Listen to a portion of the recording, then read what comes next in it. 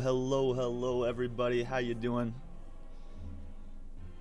How is everybody doing this fine Thursday? As always, good morning, good afternoon, and good evening, everybody. Hope you're having a fantastic day so far. It's good to be back. Good morning, Unbuzzed Bee. As always, my friend, it's a pleasure to have you. And it's been a pretty good week here, guys. I hope you guys have all had a nice week as well. Pretty excited for today. Pretty excited indeed. Couple fun tidbits here while we get started, just to announce a little bit of news. First and foremost, a reminder that of something I'm really excited about.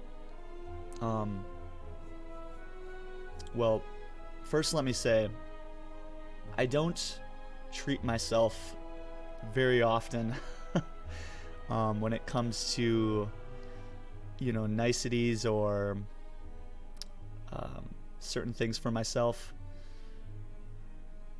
Let me... How's it going, Zoosh? Good to see you, my friend, as always. Lucas, how's it going? Good to see you guys in here, bright and early. Time-appropriate greetings and all that. So yeah, guys, I don't treat myself very often, but pretty exciting stuff. Got a brand new pair of headphones. Right now I'm using a really old pair that I've had for years. They don't have very good sound quality. They are just getting old. So I decided to go out and scoop some new headphones, which I'm really excited about. So a nice upgrade there. Those should be hopefully here and ready to roll by this weekend, depending on shipping and all that stuff. So excited to debut those here in the next stream or two. And I guess the big piece of news today here, guys, is that we may be doing a little double stream today. Interestingly enough. A little bonus stream today.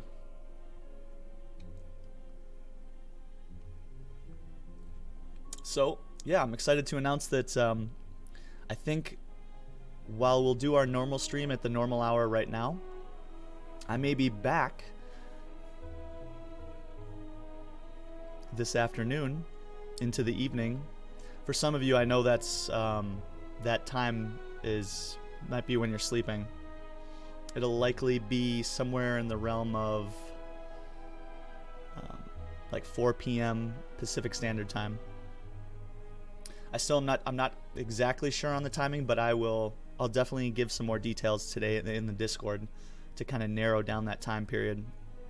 But I'm excited to get back and with a little bit of a double stream today, get back in the into some action for an extended show today. So that'll be cool. What time do I have now? Yep. So it is for me, it is 4 a.m. or about 4:11 a.m. Central Time. That's the time zone that I'm in.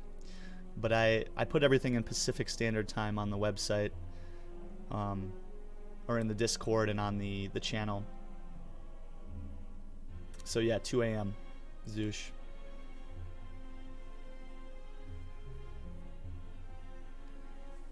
Yep. So yeah, excited for some extended Spire action today. We might get into some other shenanigans. I have my shenanigans shirt on. I don't know how easy that is for you guys to see, but I'm feisty today, guys. I have a feeling that today is going to be a great day. We're going to get some A20 runs down. We might even get into some ironcladder action at some point. Gonna have some fun though. You guys know, people familiar with the stream, you guys already know what it is. We're gonna have some fun today. But yeah, I hope you guys again are having a fantastic week. why don't we go ahead and get started? And what better way to start than with a nice little A20 ironclad run to kick things off? All right, let's see what our bonuses are here, guys.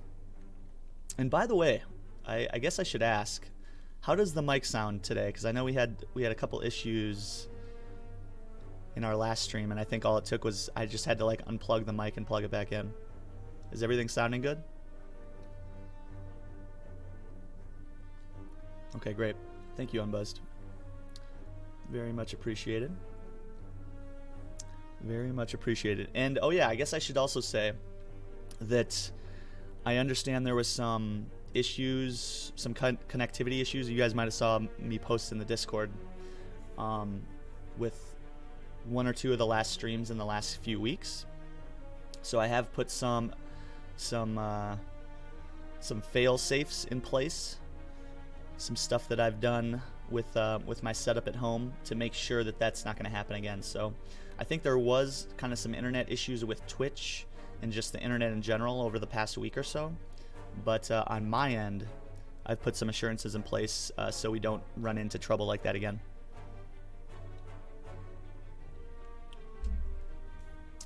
All right, guys, I'm ready to roll. I got my hot tea ready here. I got a great attitude this morning. I'm stoked. I'm ready for this, guys. I'm really excited. So, starting bonuses. Right now, we are looking at Transform a card. 3 random potions can be solid. Sometimes, should be noted that sometimes all you need to get past the first few elites in any given act is a good set of potions. We could choose to go for a rare colorless card, but lose some of our max health, or the boss relic swap. Let's take a peek at the act, shall we? Gonna be fighting Hexaghost here at the end of the act. Ooh, and I kind of like this path here to the right. Could take a fire elite, and then another elite, followed by another fire, followed by another elite, and a late shop. Kind of like that, and we could actually just take 3 early combats, a couple events, and then hopefully at the end of the act, maybe transfer some power, or transfer some of our gold into power.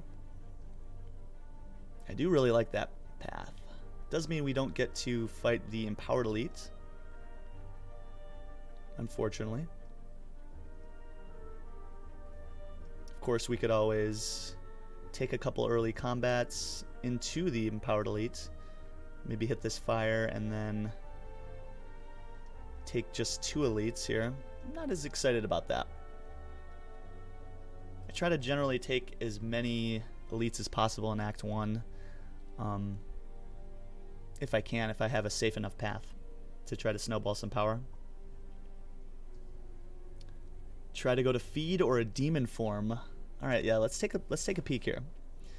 So a rare colorless card means unfortunately we can't get to a rare normal card, so feed and demon form would be off the table, unfortunately.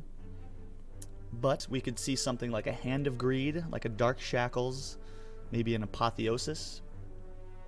Those would all be potential cards we could find. I do think I kind of interested in this potion. Oh, no need to apologize, Lucas. That's easy to, honestly, it's easy to overlook that it says colorless here, so there's... Ooh, you prefer the transform. Yeah, the transform is actually kind of spicy too, right? We could transform a strike right away. Could totally transform into like a demon form or a feed for sure. I think I am going to take the potion start though, guys. Sometimes 1 or 2 spicy potions could kickstart us against some elites, and we are going to be taking 3 of them. We are going to be taking 3 of them. Ooh, okay. We could take a Liquid Memories. We could take a Snecko Oil. It's not incredibly good in our starting deck as most of our stuff costs 1. So we're going to be re-rolling all of the costs of the cards in our hand, and we basically draw to full on some turns. But it is good card draw. So we'll take it. Okay. It's not an amazing start. Not a terrible start either. We'll take what we get, right? I like the liquid memories for sure. Do like the liquid memories for sure. This allows us to essentially play a card for free from our discard pile.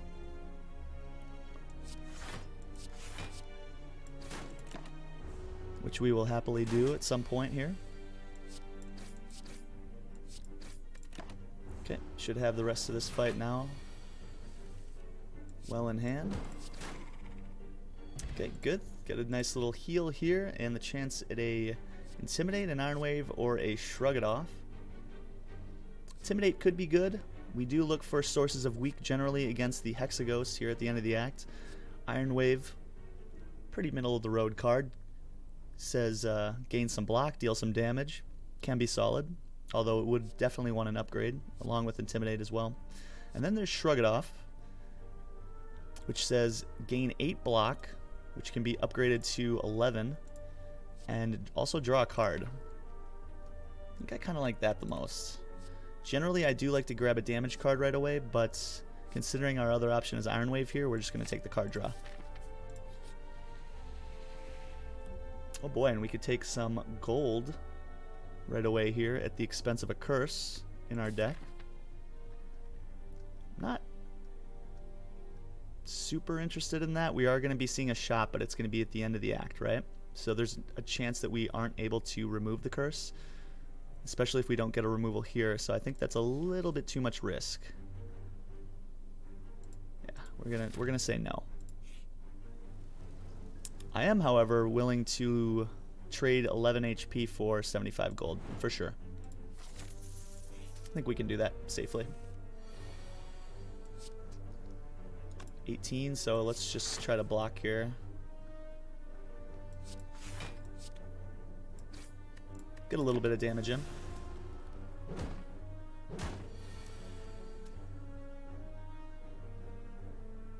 Ooh, 18 again. Okay, so we could block 6 by killing this guy. And then we take 7 more. I think we're gonna just block here.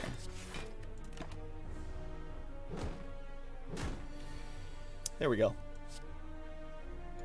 There we go, that's better.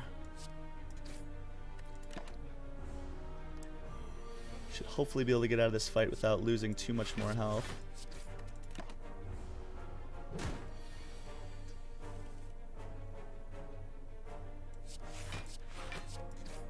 Okay, slow and steady wins the race.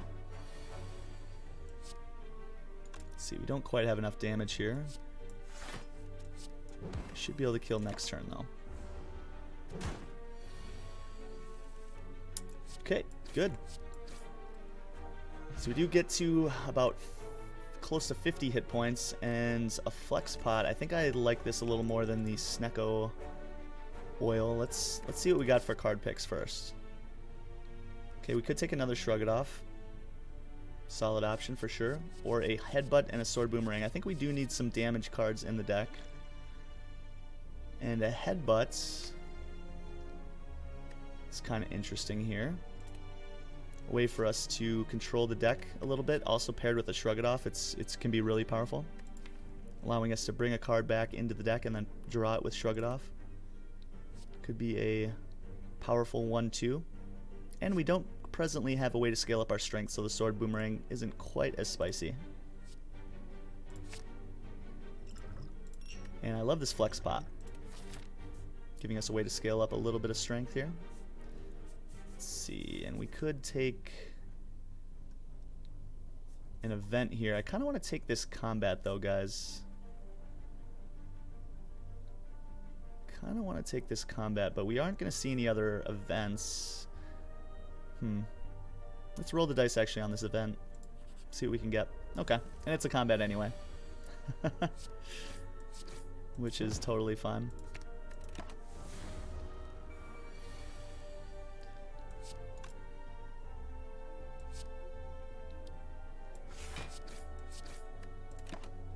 Okay, I may have wanted to play 3 strikes there, but since we do have the Shrug It Off, I think this is fine. Take 3 damage here, and then we should be able to kill. Yeah. Good. Good fight. Oh boy, and a blood potion. So this is the only downside to taking a potion start here, guys. Right away we've found in our first, what is it, 3 combats? 1, 2, 3. We've found 2 potions, so if you're not using the potions, right, then you're just replacing them and you're not getting quite as much of a bonus out of that first starting bonus. And I do really like this blood pot. Ooh, there's the feed. There's the feed that we talked about, Lucas. Love it. It's tempting to take this clothesline just because we are going to be seeing Hexaghost here, but I don't think I can pass up on a feed. The spot weakness is also really nice to have, giving us a source of strength early on. But feed is a card that you can't normally pass up on. It's a rare. It's going to be adding scaling to the deck in the form of raising our max HP when we're able to put fatal damage onto an enemy. And I think I put a little bit more of a preference on the blood pot over the liquid memories presently. So we'll take that. We'll take that. Let's see. And if I'm upgrading a card, let's see this. What's going to give us the best chance against this next elite to where we don't take a billion damage? The feed would be a great target here. Could also just upgrade the bash, leading to some extra turns of vulnerability. Usually pretty good. Shrug It Off is also a decent consideration here. The chonky ironclad coming. Absolutely. Lucas, you like the upgrade to feed? Yeah. This is, I mean, upgrade to feed would be super fine. We deal a little bit more damage with the card. We also gain more HP. I'm just a little bit worried about our damage output in this next fight, and I think we're probably going to be using the flex pot here. I think I want to get the bash upgraded first, and then we'll go ahead and try to get the feed upgraded as well. Probably here. Okay, we are going to be fighting against the Tri-Sentries here. These guys are going to be adding Dazed into the deck, and then they're going to be attacking us for 10 every other turn. Okay, now I want to try to whittle down one of these outside sentries with the thought that potentially we can kill one of them next turn, hopefully.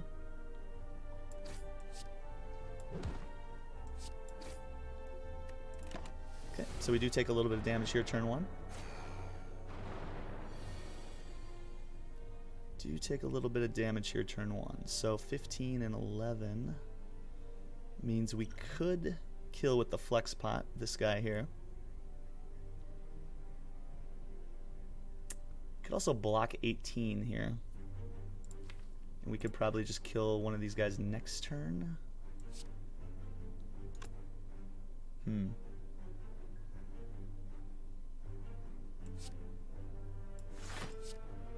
Okay. Alright, so let's see. 5 added strength to this gives us 11 and 15, which is just a kill on this sentry.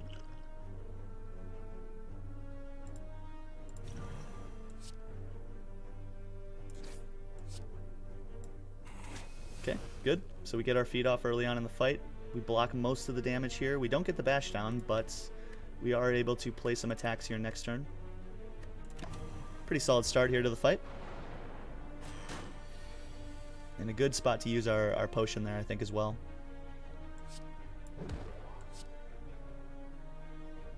Let's see if we can mitigate some damage here. I did want to get the bash down, meaning next time we do see the bash, we'll be able to inflict a lot more damage here on this middle sentry. And remember, guys, we have the blood pot, so we can heal up should we need to.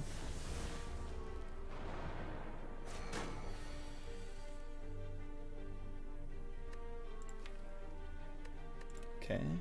Could get the bash back if we want. Kind of like that.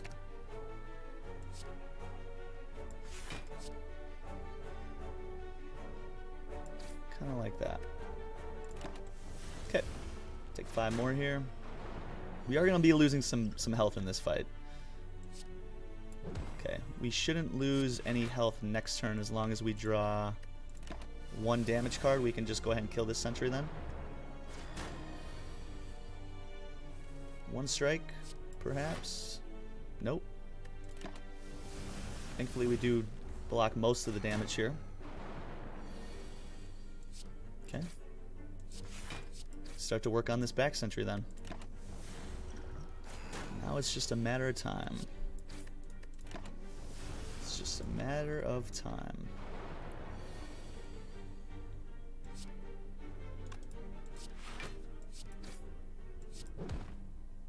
Okay, and it's not going to be attacking next turn, so we definitely want to grab back a strike to make sure we have some damage.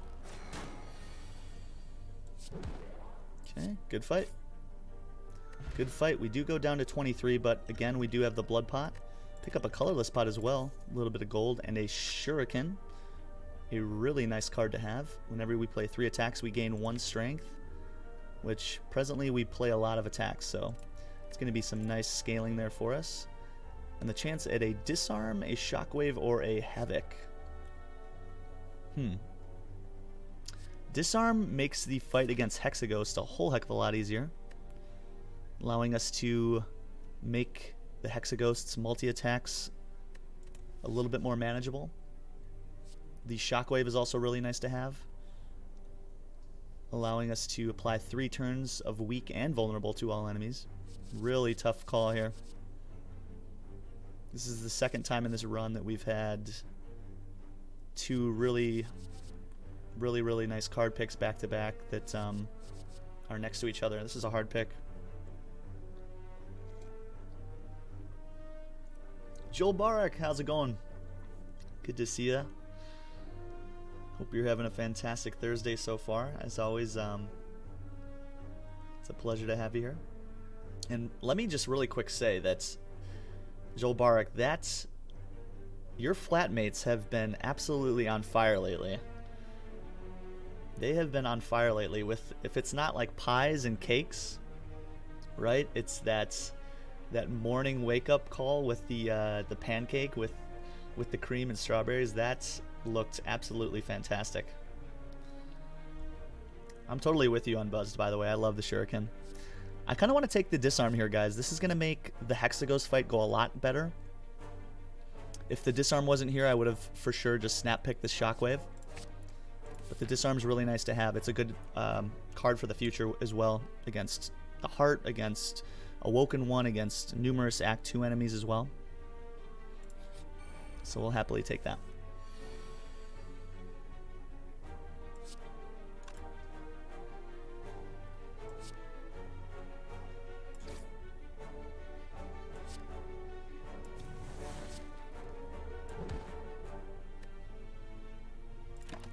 That's fine.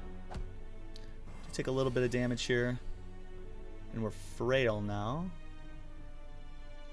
Can we just kill you? Not quite. Yes, we can. Okay, good. Okay, so we do have lethal on the slime here, which we want to always try to kill the other enemy, not the fungi beast first, because when we kill the fungi beast, he inflicts vulnerable on us. So we do take 8 damage here in the first 2 turns of this fight, but we shouldn't hopefully take any more damage in this fight. And now we just want to go ahead and land our feed. Okay, there it is. Perfect. Fantastic. And the chance at a weak pot.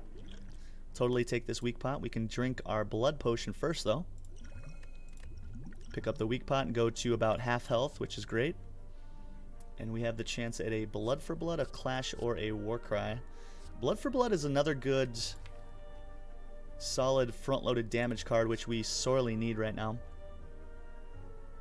When we take damage, it continues to tick down. If we were able to get it upgraded, it's even less. It costs 1 less each time we lose HP in this combat. Happy to take a blood for blood here in this run. Oh boy, and a prayer wheel is really nice to have, giving us an additional card reward from normal enemies.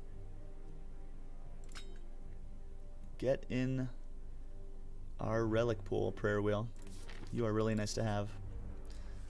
Okay, we are going to be fighting against the gremlin knob here. Right off the bat, we can pop this colorless pot if we want, see if we can find something that'll aid us in this battle.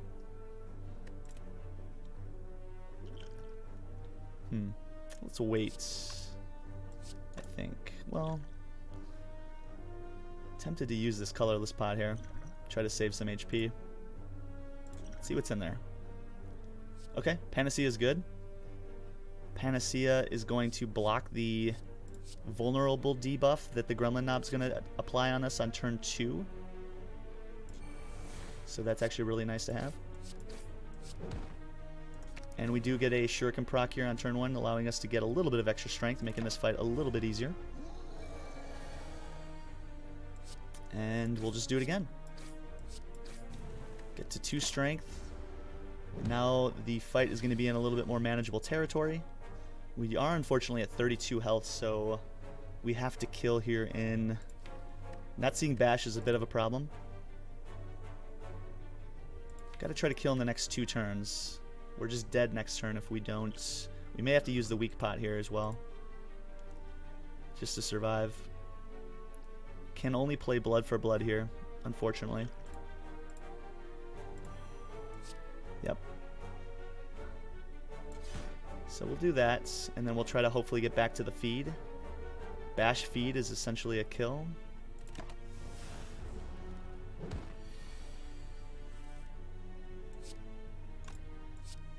Okay. Bash is pretty much a kill. Blood for blood is a kill as well. Go ahead and defend here to try to conserve a little bit of our HP. Nice, and we do see the feed. There wasn't a guarantee that we were going to see the feed there, so that's good. Fantastic. Go to 84 total HP. We pick up a rare relic in Unseizing Top. That sometimes can help us. Sometimes. And the chance at a cleave, a bloodletting, or a barricade. Some interesting card picks here for sure. Barricade giving us a way to stack our block as it's not removed at the start of our turn. Should we be able to get to a good amount of block on any given couple turns. Hoping humanity is restored. Oh man, that sounds like a fantastic start to the day, Jill Barak.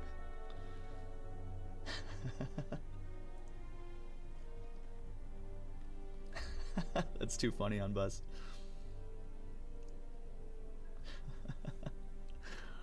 Love the banter here, guys. So I kind of like Cleave here, guys. It gives us our first source of AoE damage, which is a really powerful thing to have going into Act 2, where we generally do see a lot of multiple sets of enemies and bosses.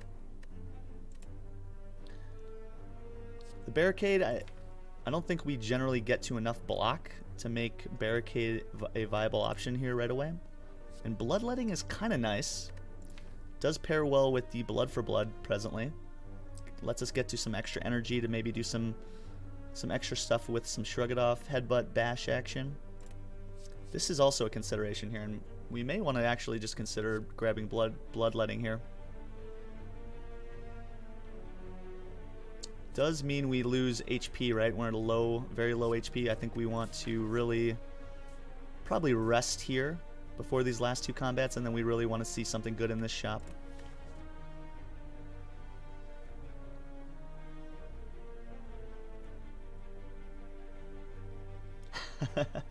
That's so true, Jill Barak. Yeah, it can be a pain. The Unseizing Top. we'll definitely have to be cognizant of the unseizing top at times for sure. You know what, guys? I think I'm going to take this bloodletting. Plays well with our blood for blood presently, and I think we could use a little bit of extra energy at times.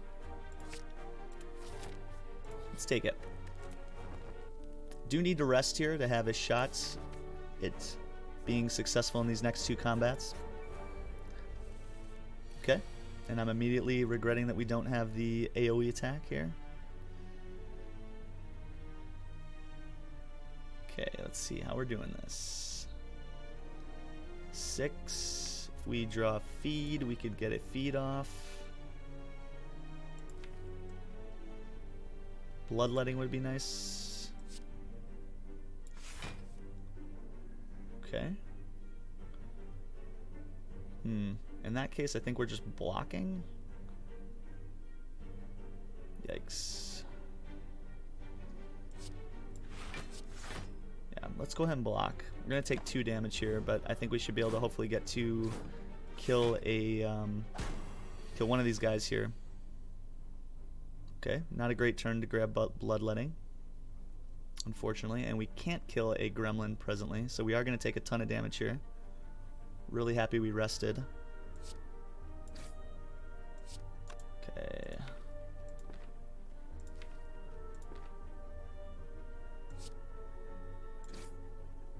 I'm going to go ahead and put you within killing range next turn, and then we can start working on the shield gremlin as well.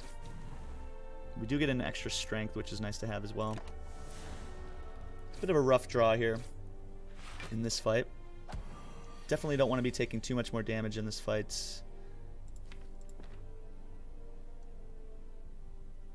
As that could leave us vulnerable for our next combat, which is an elite.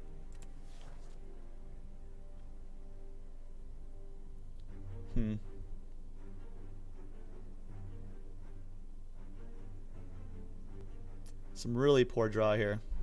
Definitely needed this feed.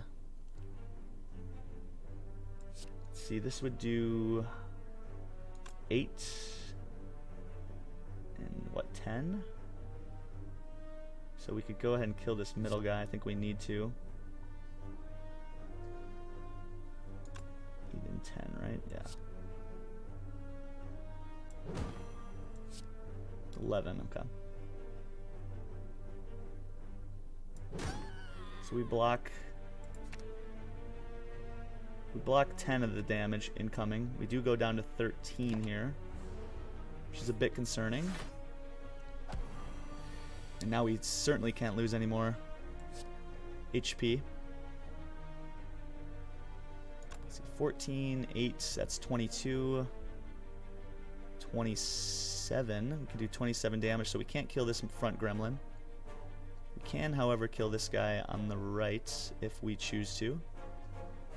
Let's see, 8 and 5, that's 13. 5,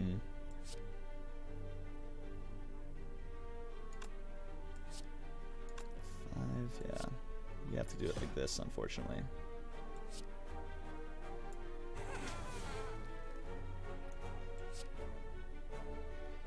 I'm wondering if we need to double block here, or if we're allowed to strike this guy. I think we just double block here. Try to conserve our hit points as much as possible.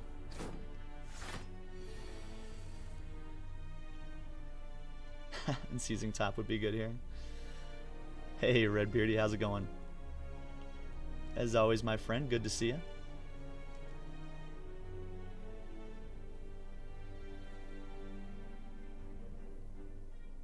Yeah, that's a great question, Joel Barak. So, yeah, thankfully that was a shield. That was a shield gremlin. So the wizard is, you definitely want to try to get some damage in on the first few turns. Yeah, Redbeardy's got you covered, it looks like. Yeah, and it just depends on your front-loaded damage as well. Let's see. So 11 and 15 again is not enough. 26. We just don't have enough damage, so we are going to be taking 5 more damage here, unfortunately.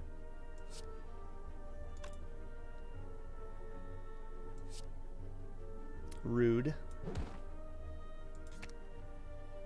Rude for sure. And I don't want to actually hit him because he becomes angry and gets 2 more damage on us.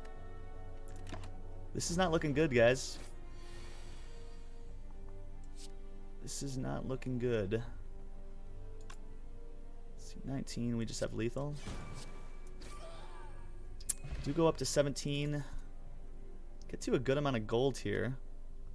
But now we have to potentially fight an elite on 17 health, and we're in really tough shape here. Okay, so we could take a thunderclap. None of these cards say block. Could take a rage. Rage allows us to block a lot of the time. I think we actually are probably required to play this. I mean, excuse me, required to grab this just so we have a way to block. It also plays pretty well with the unseizing top and with the shuriken as well. I think we do need to take this rage, and I think it's probably just thunderclap here as well. Could take a dual wield for the feed to give us extra copies of feed or extra copies of blood for blood at 0 cost.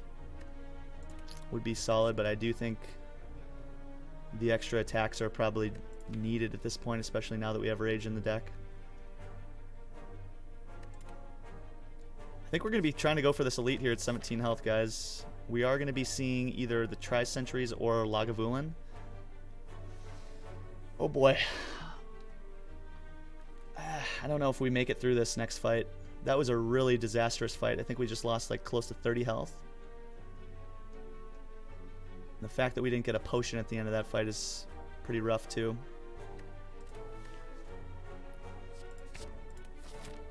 Gonna need our draw to be perfect in this next fight. I don't know if we make it past 2 regular, like hard fights here either. I think the elite is probably our best bet. Just gotta hope for some good draw.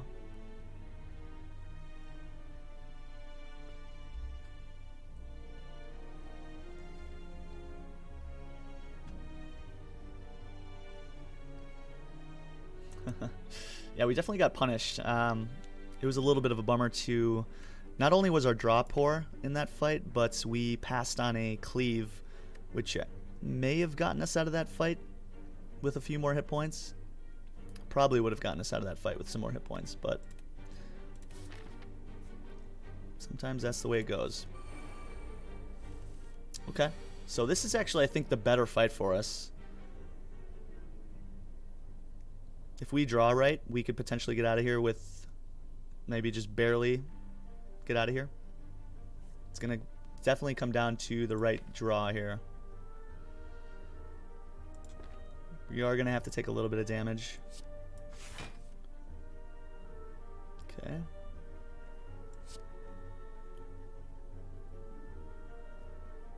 Yeah, we're definitely in trouble here. Definitely in some trouble here.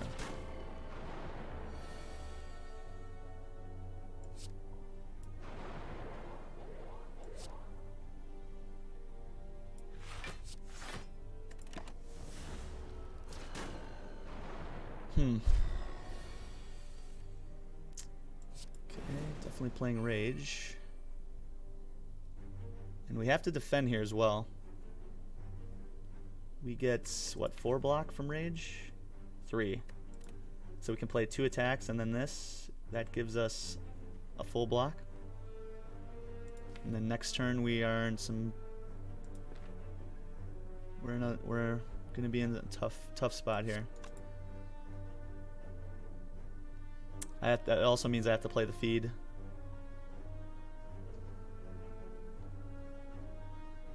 Second bash. Kill you. Then we take too much. We take damage. 6, 11. We'd go down to 1. Wonder if we have to do that though. Wonder if we have to do that. So what I'm considering here, guys, is since we played the rage, if I bash this back sentry, he goes down to 15 health, and then we just kill him with headbutt, and then we get our blood for blood back for next turn.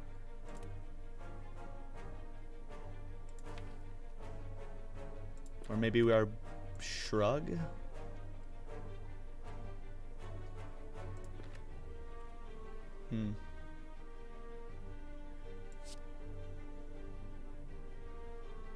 See, we could also bash defend. No.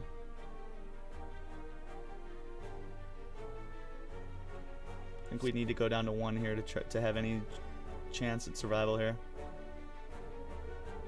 Can't afford the dazed.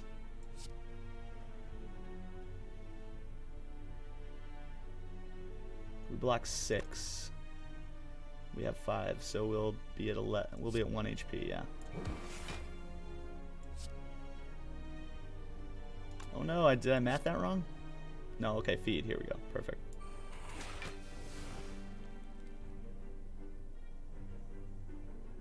So we go down to 4 HP, rather, too. Alright, I gotta wake up a little bit.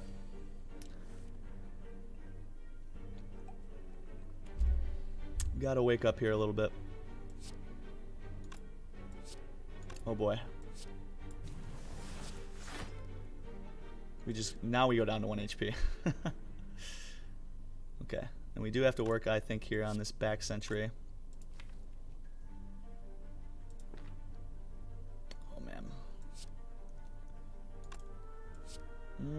Okay, I am going to hit this sentry because we're going to have to try to block here no matter what, and I don't think we're going to be able to successfully block 2 turns in a row. So putting this guy at 34 means we give ourselves a shot at trying to kill. Not next turn, but the turn following.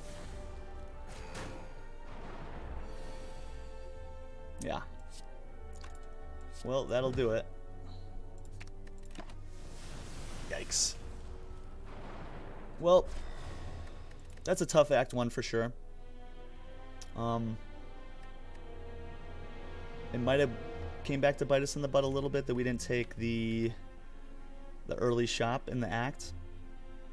We kind of saved up to try to get a big shop there at the end of the act.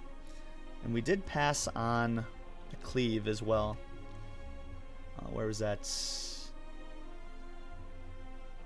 Here, we skipped on the cleave when we grabbed the bloodletting, which the bloodletting we didn't even get to play it, so I think that was also a mistake.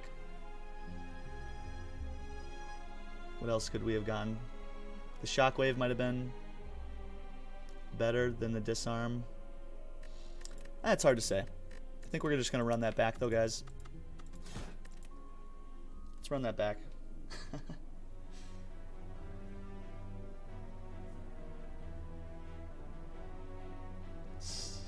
Who's the worst fight for me to run into with this deck? Yeah, it sure is. And that's why you got to be so prepared, right?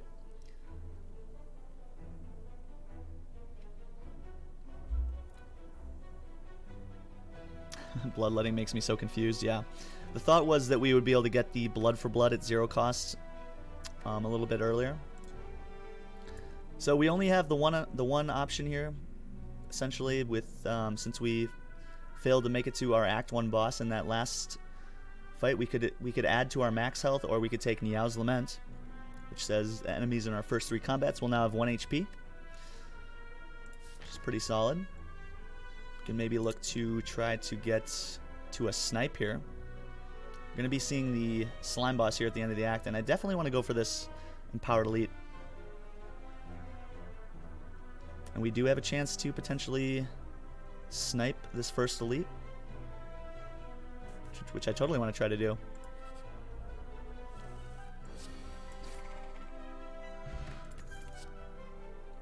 Okay, uppercut's great.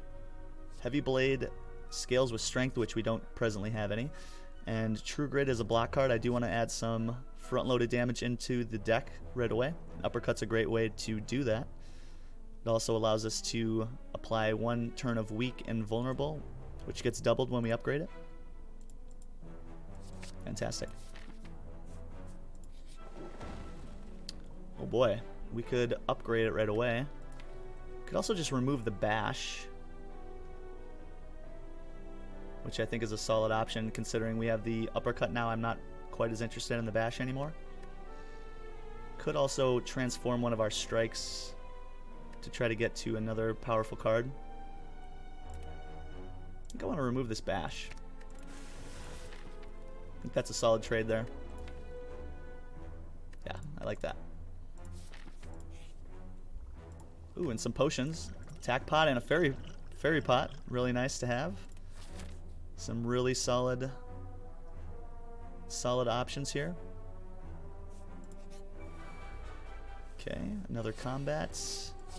Giving us some more card offerings here is fantastic. Could take the Blessing of the Forge. I think I like the attack bot just a little bit more, giving us some extra damage push when we do start to fight elites. And some extra card draw with Battle Trance is fantastic.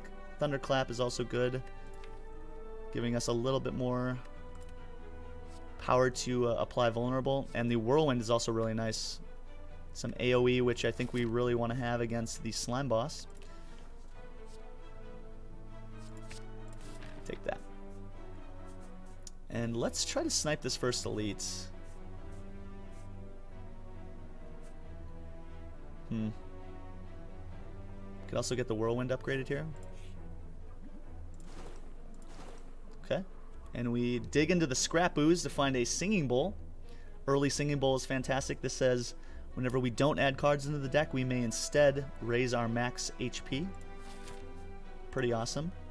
Super happy to have that. And I think a Whirlwind upgrade here is what we want, especially after that last Act 1. This is going to prevent any more shenanigans with all the gremlins. It's a great upgrade there. And we'll go ahead and dunk Gremlin Knob here, turn 1, thanks to our Niao's Lament. And we pick up another Shuriken. Fantastic. Leading us to some extra strength. Super happy to have that. We could take a Twin Strike here, which scales really well with strength. Could also take a Thunderclap, another bit of AoE damage. Could pair nicely with the Whirlwind at times.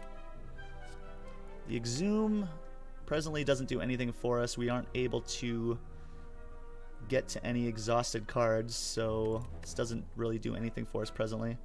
It's always got to be Thunderclap or Twin Strike, and I think I put a little bit more emphasis on having some more front-loaded damage in the deck presently.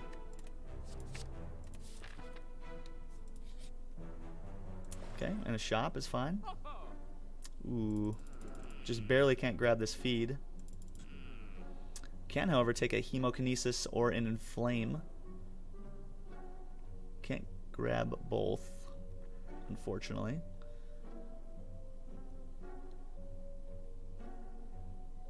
Really like this Inflame here, giving us our first source of strength. It scales really well with Twin Strike and Whirlwind.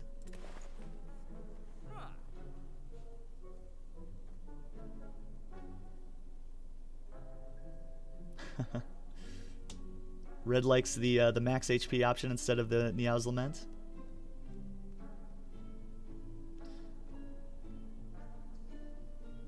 You like to take a Lament to speed things up. Yeah, I like the option to maybe have a snipe.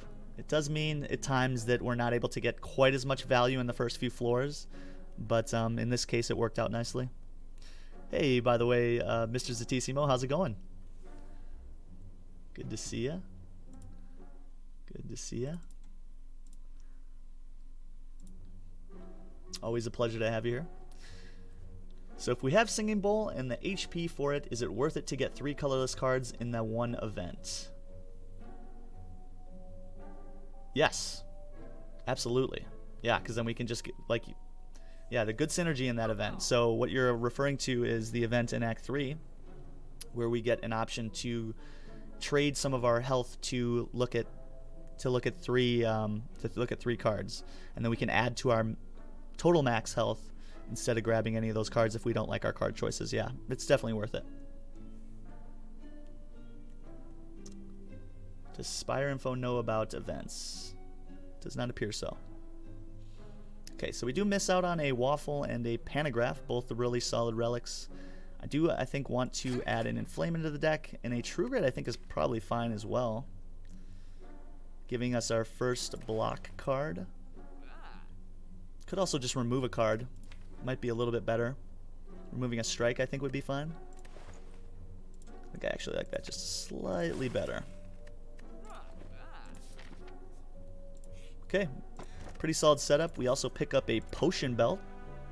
Really nice to have, giving us 2 extra potion slots. And we do have some excellent potions already, but we can certainly add to that. Super happy with what we got going on here, guys. Right away.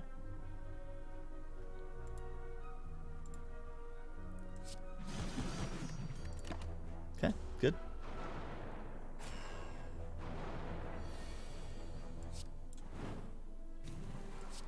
Okay, twin strike. We are probably going to be using the attack pod here. Just perfected strike, probably. Just to dunk one of these guys here right away. Means we're also able to full block. Or we could try to kill one of these guys. Let's see, 13, 6, 19. Yeah, we can. So we're allowed to full block here. We'll go ahead and kill the middle sentry next turn. Should be a solid fight from here. Okay. Whirlwinds and a myriad of other cards just kill sentry here on turn 1. Perfect. Okay, good. Really solid fight. We actually get a heal out of that fight. Pick up some extra gold and a tiny chest, saying that every 4th question mark room is a treasure chest. And the chance at a Shrug It Off, a Pummel, or a Warcry. The Pummel is going to scale really well with our Shuriken and the strength that we have already in the deck. The Inflame. Pretty solid option. We could also take a Shrug, giving us some card draw. And again, a card that says block is nice to have since we don't presently have one. These are both really solid options. I think I probably just want the front-loaded damage right away here for the fight against Slime Boss and this Empowered Elite. I think that's going to be just a slightly more valuable pick for us. With the Inflamed, it's doing 16 damage unupgraded. I wonder if we're ever just taking this hallway fight, considering how strong we are. Take 2 fights here, get some more card picks, potentially get some higher max HP with the Singing Bowl. I think we're good at hallway fights right now.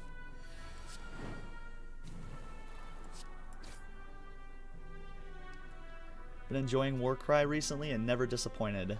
Yeah, Warcry it can be really, really strong, right? Absolutely. Absolutely.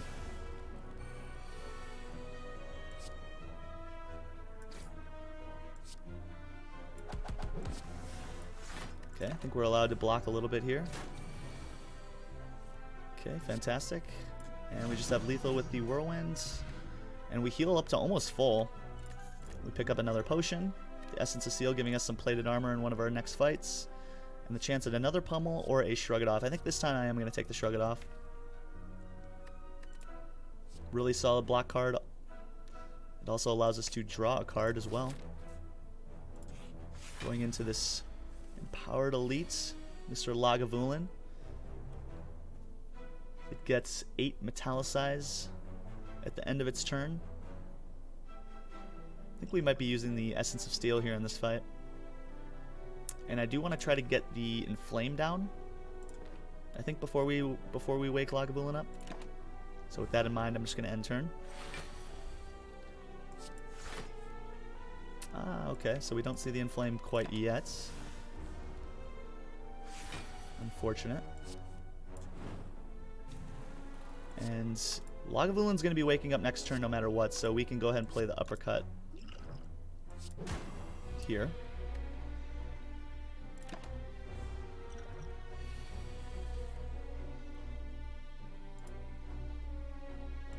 Could play the plated armor here to try to mitigate a little bit of damage. Yeah, let's do it. Why not?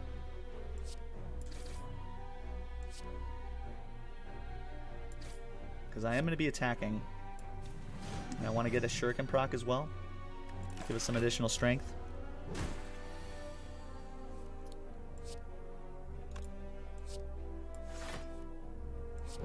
Okay, perfect. Mitigate a little bit more damage. Can get another Shuriken proc here as well. Should probably have the fight in hand at this point. Pummel's gonna almost kill. 16 and 8 is 24. It's lethal. Good. When we pick up a Mercury Hourglass, really, really solid, and that's going to help out a ton in the slime boss fight. This deals 3 AoE damage at the start of our turn. More importantly, obviously, we get the Emerald Key, one of the 3 keys we need to get into Act 4. Power Pod is great to have as well. And there's a Cleave. Could take a little bit more AoE damage to go with our Whirlwind. Could also consider the Blood for Blood that we tried to have work in our last run. We could also just take the max HP here.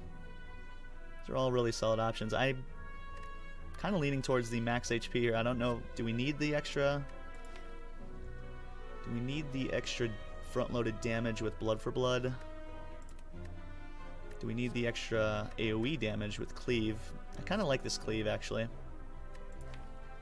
It's a little awkward sometimes. It's probably pretty appreciated against Slime Boss, although we do have our Mercury Hourglass now, so maybe it's not necessary.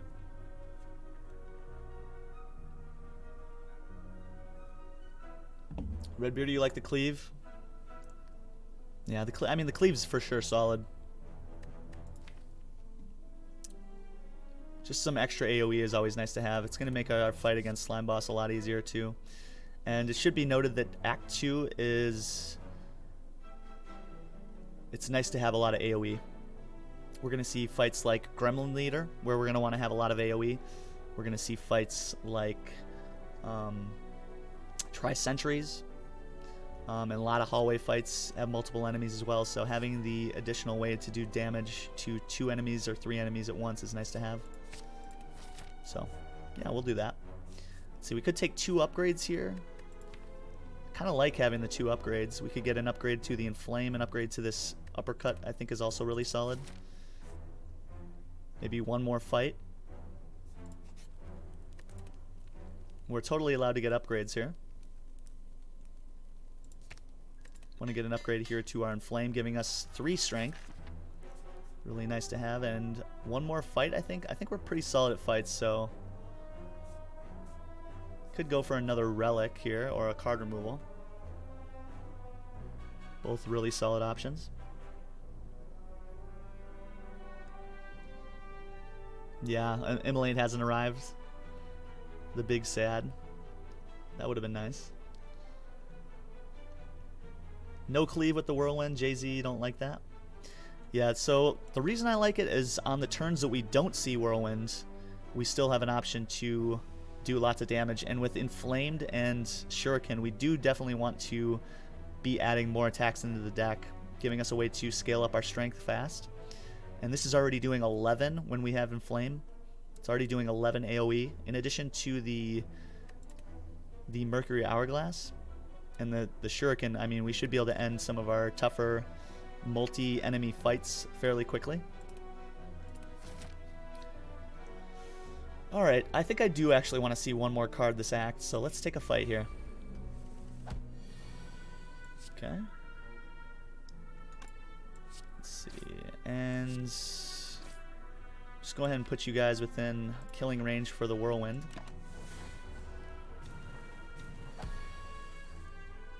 Or Cleave. Is that just lethal, right? Not quite. It's really close, though. So that's 8. That is lethal, right?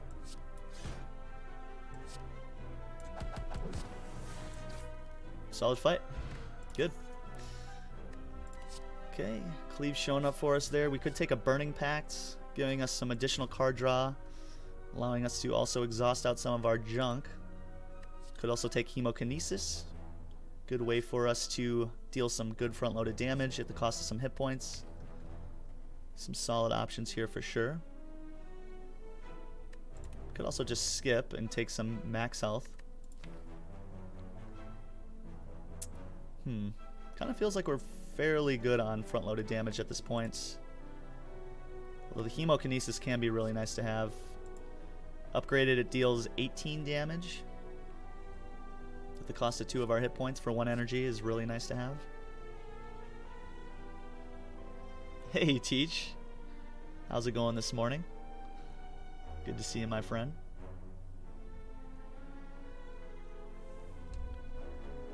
Redbeard, you think we're good on the front-loaded damage? I kind of tend to agree with you, right? And with the amount of tax in the deck, I think we're presently getting to a decent amount of shuriken value. And I think that means we probably want to just be adding cards that give good value for the strength that we're going to be getting to. So I tend to agree with you there. Totally grabbing another upgrade here. And an upgrade to uppercut I think is fantastic, giving 2 turns of vulnerable and weak. Really happy to get an upgrade to the uppercut there. Fortunately, we don't get a shuriken proc here turn 1. Not a huge deal. Okay, we do get our inflame down, which is awesome. Again, no shuriken proc here. Might just be tanking this first hit to try to get a better split. Let's see, so we could do 28 here.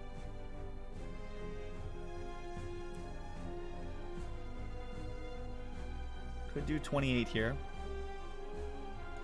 Let's put you at, what, 64? 64 is not terrible. I think it's better for us probably to just strike. We could just block too. Let's strike here. Get him down to 78. This is a good, pretty good split, pretty good place to be to guarantee that we get to a good split next turn.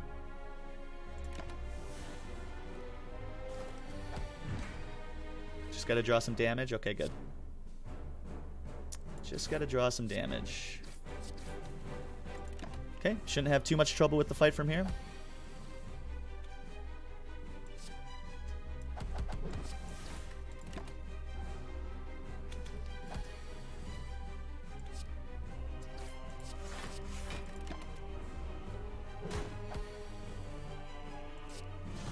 Okay, really nice fight. Pick up some extra gold, getting us to almost 200 gold, and the chance at a demon form, a brutality, or a fiend fire. Some solid options for sure. Demon form, maybe. Fiend fire is a really solid, big chunky damage card that also allows us to exhaust cards out of the deck. Demon form, of course, allows us to gain strength at the beginning of turn. I think with the deck we have presently, I think that would be really powerful. And that's generally a card that we like to have in the deck at some point, especially in a strength build. Adversely, the brutality gives us a little bit more card draw, which I think is necessary sometimes.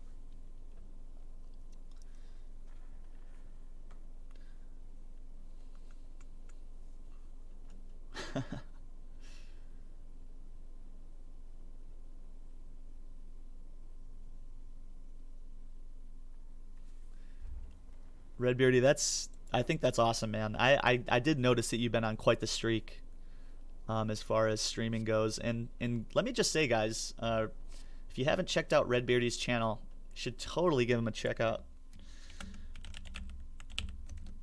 It's a really, really fantastic Slay the Spire player and a really nice guy as well. Give him a look-see. Check out his channel sometime when I'm not around. Let's take this demon form here, guys, giving us a little bit of extra damage push. And Snecko Eye pairs really well with demon form, right? It also pairs really nice with the whirlwind and our uppercut.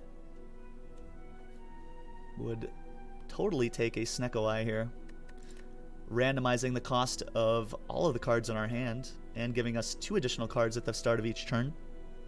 Really nice card draw to have.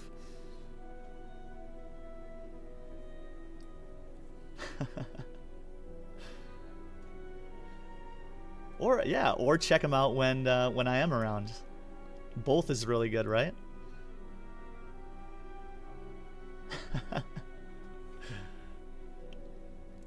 That's funny, Red. And we could take a Sacred Bark, guys. Sacred Bark is really powerful here as well, considering the potions, the amount of potions we can get to. Really, all three of these options are really nice to have. All really very nice to have.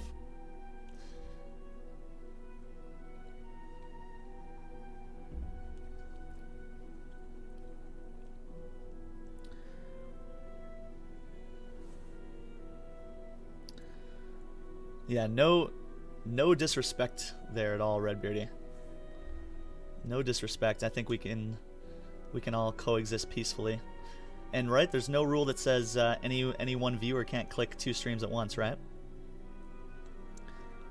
Definitely send some love over to Redbeardy McGee. Exceptional Spire player. Very generous buddy, and just an overall nice guy. Can't say enough about him. He's also going to be participating in the charity event that's coming up on the 27th, guys. Slay the Virus.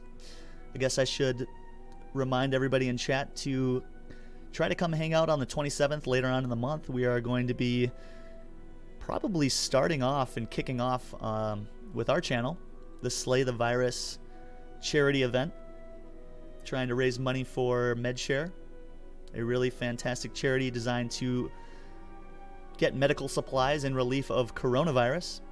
Really worthwhile charity there, so you guys should definitely come by for that. We're going to be doing some fun stuff on stream there on the 27th, so come on by. Yes, and a very exceptional beard to boot. Okay, let's take this Snecko Eye, guys. I really do like the card draw that we can get from Snecko Eye, and it pairs really nicely with the Uppercut and the Demon Form, and with our X cost cards, which don't notably get a reroll and energy cost since they are X cost. Solid start for sure. And guys, I'm bouncing in my seat a little bit. I'm gonna quick use the restroom. I'm gonna take 2 minutes here. I'm gonna stretch, use the restroom, refill my water, all that fun stuff. Don't go anywhere, guys. I'll be right back. Appreciate the patience.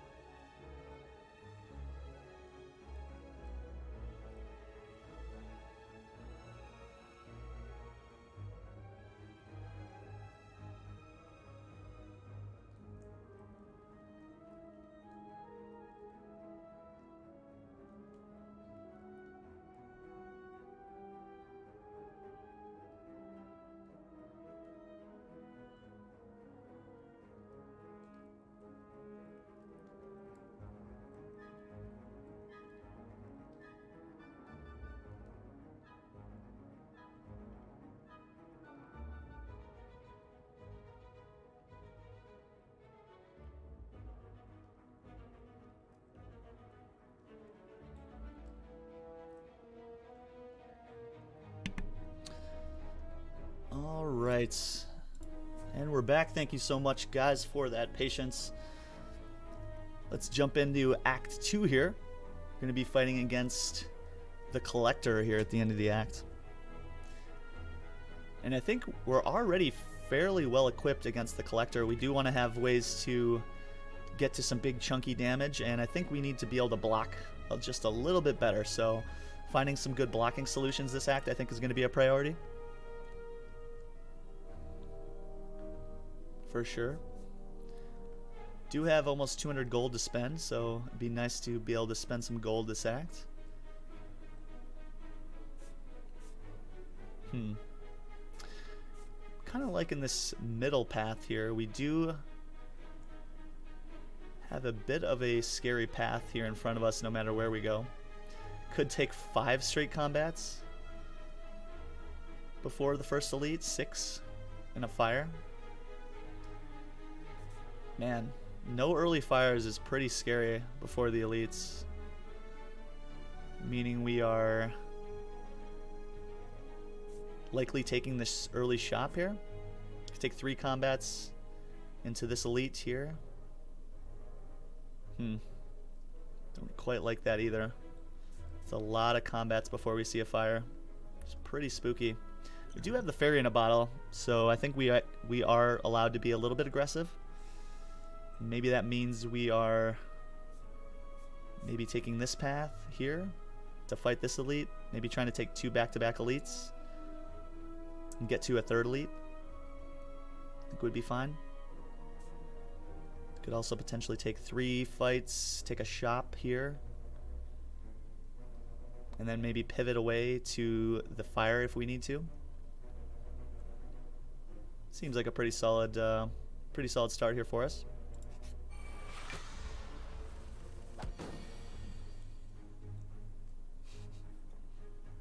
Did I wash my nails? I'm not telling. I'll never tell. Okay, now we do get to remove 2 counts of artifact from the Spirit Guardian here, and deal a pretty good amount of damage as well. Pretty solid turn 1 there. And Demon Form for 1 is fantastic. That's the kind of stuff we're talking about here. Giving us a little bit of strength gain. Also block a little bit. And we are continuously doing damage with the Mercury Hourglass as well, which I'm really happy with. Get a bunch of free attacks here, which is awesome.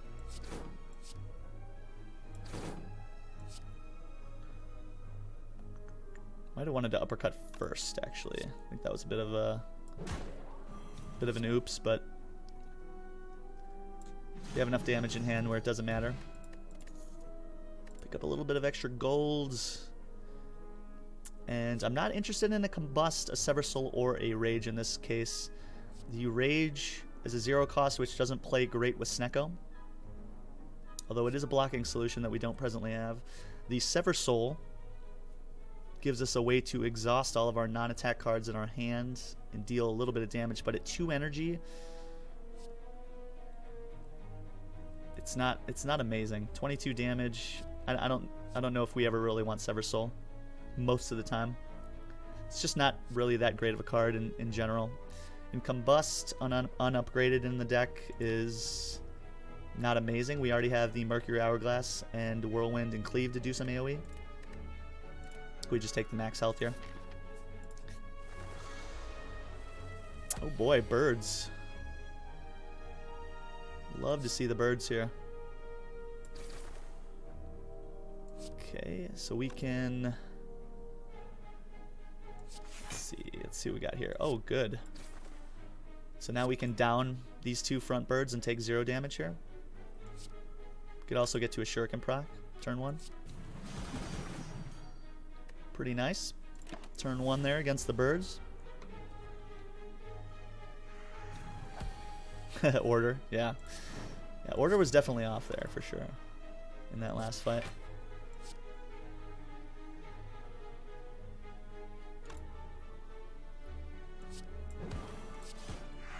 Okay, nice fight. We almost healed a full, and we pick up a regen pot. Adding to our pool of potions is really nice here, and the chance at a upgraded Thunderclap. Upgraded Thunderclap, huh? Giving us another way to apply Vulnerable.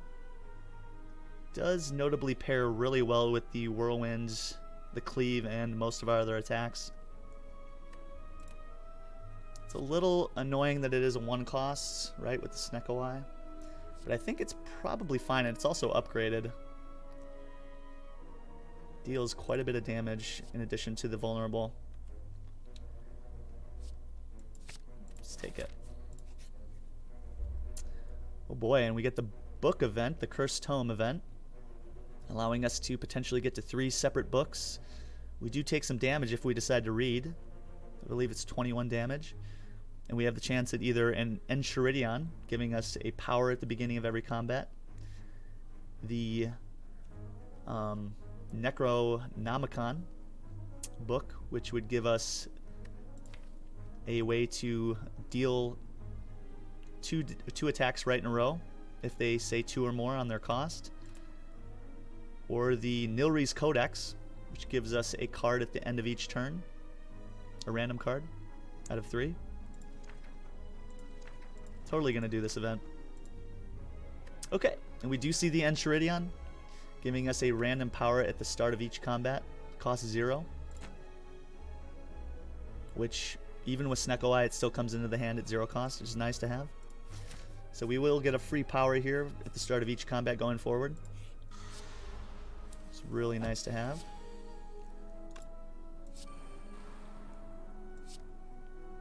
Okay, and this is a bit of an ouch turn. A little bit of an ouch. Let's just block. Could think about using the regen pot in this fight, too. This fight's going to go on for a while, so I think we're going to get good value out of it. Definitely want to get our Inflame down.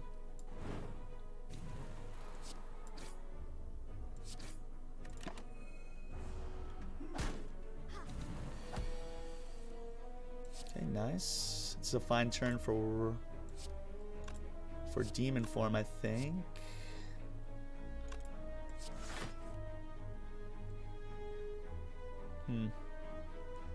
Might just be better to Whirlwind here, meaning we have a chance to get the Sentry dead next turn. Yeah, I think we're okay on the strength that we presently have. And I really don't want to take too much more damage if possible.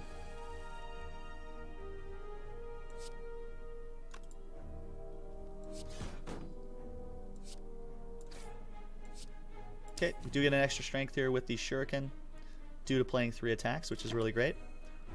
And we're putting ourselves in a position to be able to kill the Centurion next turn.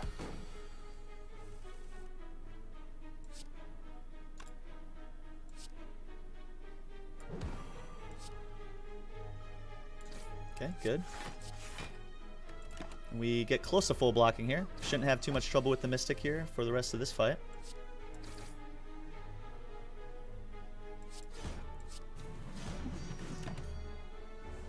And we do get the full value out of that potion too. I think that should be noted. Okay, good. We're at a good amount of HP presently, almost 50, going into some elite combats. Pick up a little bit of extra golds and chance at a Sword Boomerang, a Thunderclap, or a Blood for Blood. We already got an upgraded Thunderclap, I believe, last fight, so we don't need that. Could potentially take the Sword Boomerang. It scales really well with Strength, which we presently get to a decent amount of. Could also think about taking the Blood for Blood to give us a way to deal some big chunky damage. Plays well with the Snecko Eye as well. Solid options, both of those for sure. Could also just take the max health. Hey Dandelion, how's it going? Good to see you. Hope you're having a fantastic Thursday so far. Always good to have you back, Dandelion. How's it going, Wrong Guy? How you doing? Nice to have you here. Okay. Kind of like this Blood for Blood here, giving us a way to deal 18 damage. Sometimes this is going to cost 4, sometimes this is going to cost way less than that. Doesn't scale well with our strength, though, which is a little bit of a concern. The Sword Boomerang does. With the upgraded Inflame, this is already doing 18 unupgraded. And once we do get it upgraded, it's doing, what's, 24 damage? Or 22 damage, rather. 6 times 4. No, 20. Yeah, 24. I can do math. 24 damage for potentially 1 or 0 would be nice. Could also be more than that, obviously. It would want an upgrade. But it is a strength scaling card that players really well with the strength gain that we have. Let's take it.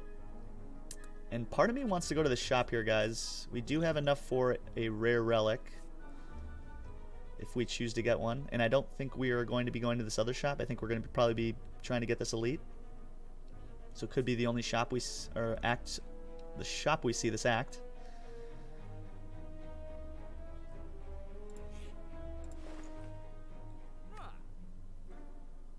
Okay. This would have been fun. White Beast statue would have been nice with our potion belt. Could think about taking a Omamori, allowing us to negate the next 2 curses we potentially put in our deck. Spot weakness is also pretty solid, giving us another way to get to strength. Or could potentially just remove a strike from the deck. I think is also a really, really solid option. Was hoping to get to some block cards. Would really love to pick up something like an Impervious if possible. Or maybe another Shrug.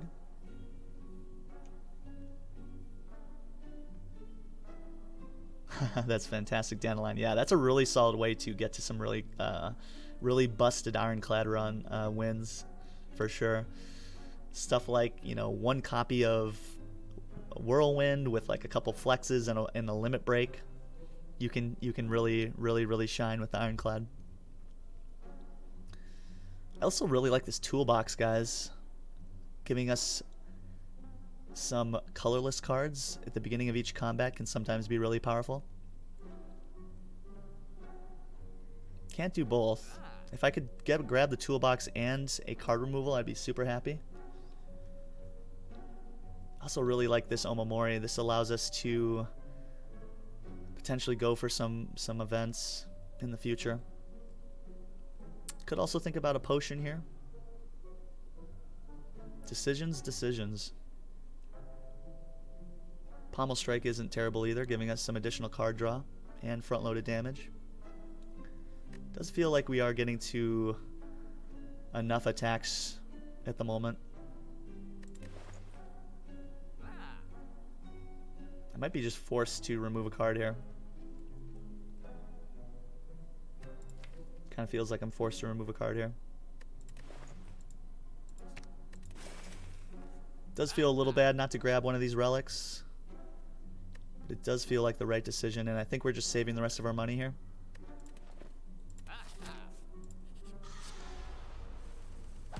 Okay, Juggernaut. That's fine. Turn 1, allowing us to deal out some damage even when we block. Happy to have that in the deck. Try to block a little bit here, see what we can get with the Shrug.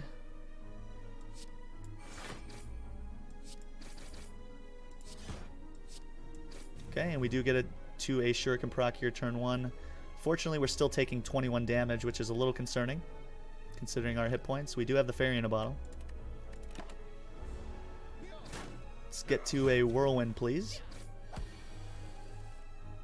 Okay, there's Whirlwind. Doing 27 damage here, which is going to kill both the front and back line. We do take 8, going down to 19.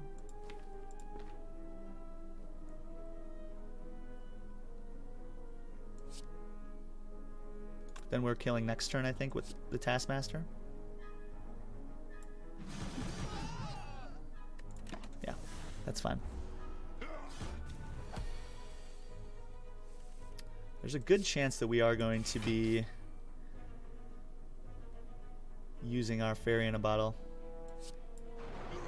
in our next combat. Okay, but we do pick up an Art of War, saying if we don't play any attacks during our turn, we can gain additional energy. Really nice to have.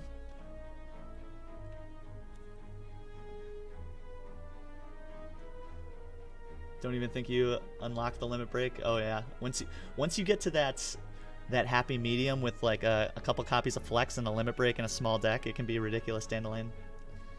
Yeah, I agree, Redbeardy. That was a tough call.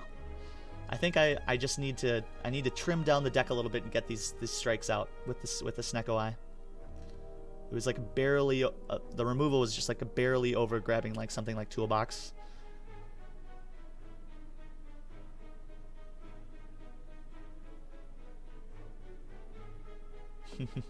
Yeah, very true. Very true. Oh man, and we can grab a feed here, giving us an additional way to scale. It's really nice to have. Feed says that when we're able to land fatal damage on a non-minion enemy, we can raise our max HP with this card. If it's upgraded, we get to 4 more max health. Super nice to have. We'll just take it. And we could offer some of our gold for a relic. Could also just take a curse and keep the gold. I think I like just trading some of our gold here. We still have enough for some more card picks, maybe when we get to the next shop. And we find a pen nib. Really, really solid. Saying every 10th attack we play deals double damage. Really happy with that. And we are at 25 health, so this makes this this next elite combat pretty scary. We are going to be seeing either Book of Stabbing or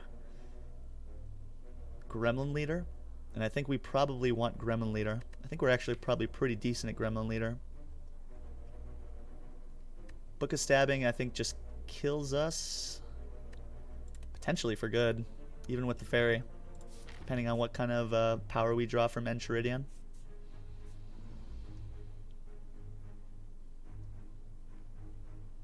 Could also go to the combat here and dodge for this fire, but I think with the fire, with the fairy in a bottle in hand, I think we do have to risk it. Okay, good. Good, good, good. This is a solid, solid combat for us, I think. Combust here. Do we play the combust for the extra damage? Would really like to get demon form down as well. Could do both and just try to rush this fight. We don't block very well, so I do it does kind of feel like we do need to rush this fight.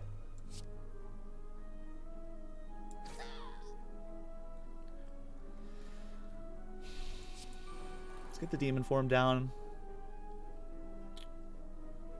And I'm not sure we're yeah, let's play it. Let's play it.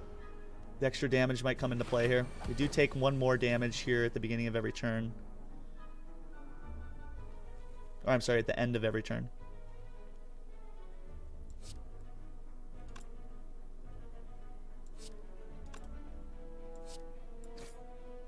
I think I'm going to save the pummel here. Maybe not. Maybe we just pummel here right away. Try to get our pen nib up to win.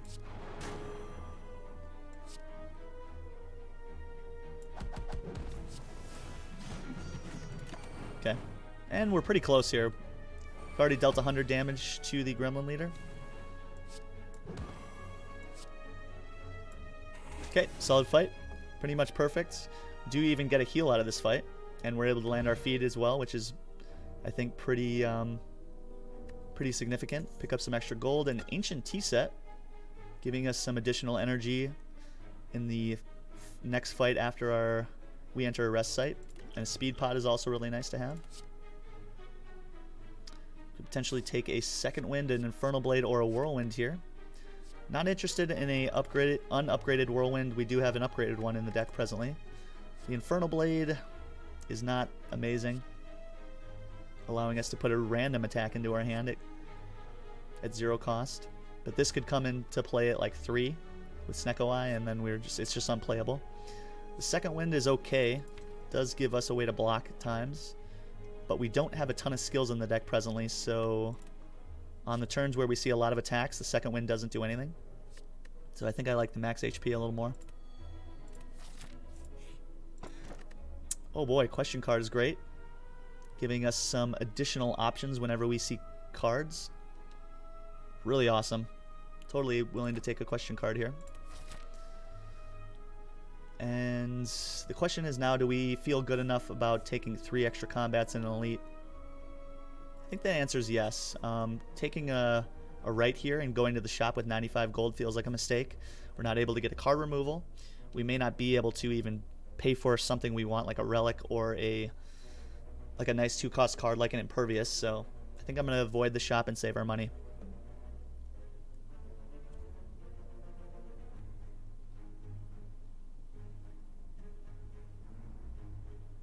Yep, you were right, Redbeardy. That combust did some work there, didn't it? Okay, Juggernaut's fine. Want to get this strength down early.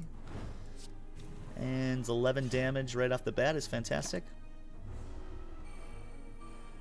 These guys are going to be doing 6 damage here this turn.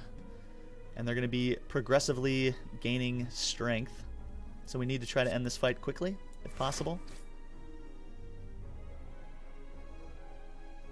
Okay, and we can set up a pen nib for next turn. So I think thunderclapping here is just fine. Whirlwind is going to be a kill to all three of these guys. We can also try to feed next turn. Do take a little bit of damage. Okay, good. So we can definitely get our feed off here.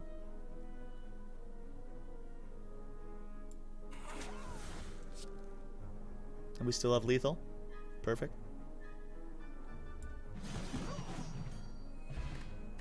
Might have been able to min-max to get an extra pen nib charge there, but I think that was just fine.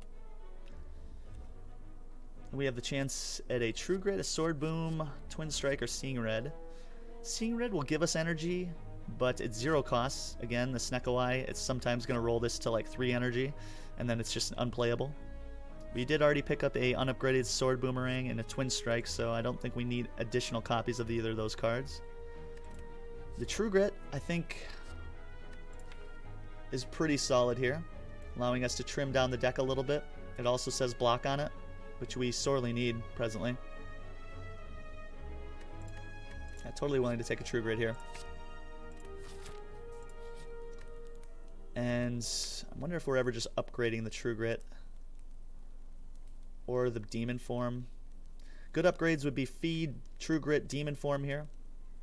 We are at 33 HP. I wonder if we're ever meant to rest and then hopefully get an upgrade here.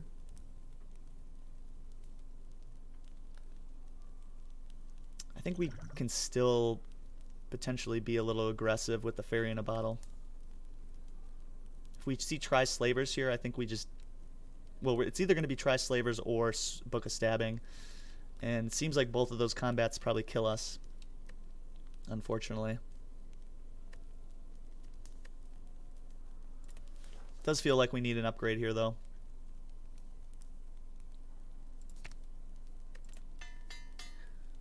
We're going to risk it a little bit here, grab an upgrade to the Demon Form. I think that's going to be probably necessary in the fight against Collector, since right now we are pretty much not blocking at all. Okay, turn 1 Barricade is fantastic, allowing us to save our block going forward, and we do get 2 additional energy with the Ancient Tea Set. Nice to have.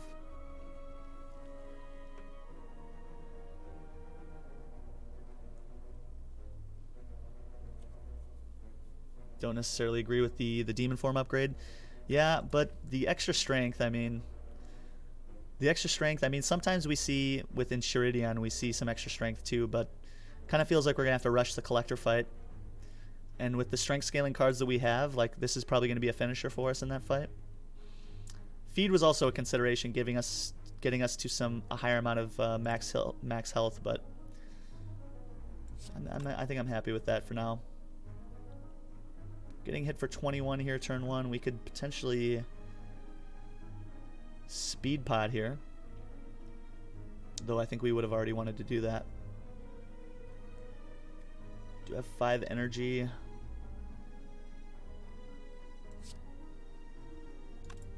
Kind of a rough draw here.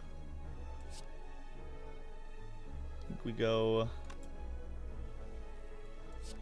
Cleave, Sword Boom.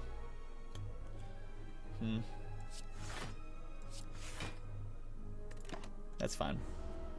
I think slow and steady wins the race in this fight.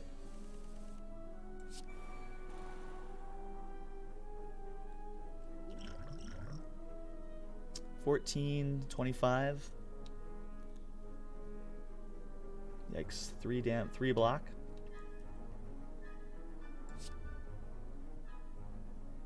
Could kill this Fungi Beast.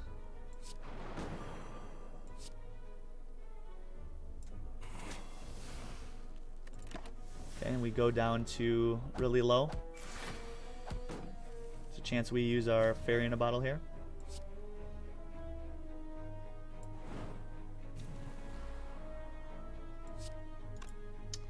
$22, $27.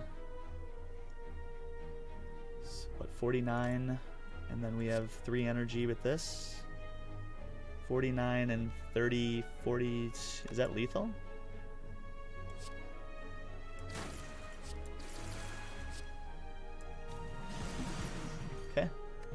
Nice fight. Do get to save the fairy in a bottle, thankfully. Pick up some extra gold and a gambler's brew. Really strong potion, allowing us to discard any number of cards, then draw that many. Really nice to have. Oh boy, and we could take a limit break, metallicize a heavy blade, or a perfected strike here. The heavy blade is super appreciated with the amount of strength gain we presently get to. The limit break makes us even faster too. Limit break makes us really fast. Maybe that's just what we need. Heavy blade's also really, really nice to have. Doesn't come in upgraded. I think it's always just limit break here. We play that limit break pretty much once or twice in a fight, and we're at a ridiculous amount of strength. Paired with the pen nib and the amount of strength gain we have, I think this is probably close to a win con for us. Now we just want to, start to see some extra block. Yeah, let's take this limit break.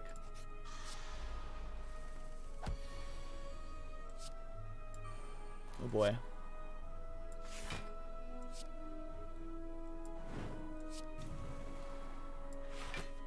Could have potentially used the speed pot there to try to save some more health. We are going to be taking 13 here to go down to 6. Pretty scary. Could just play strike here. Yeah, I think that's fine, because then we can get to a shuriken proc, giving us a little more strength. Pen nib for next turn. We're gonna go down pretty low here, looks like.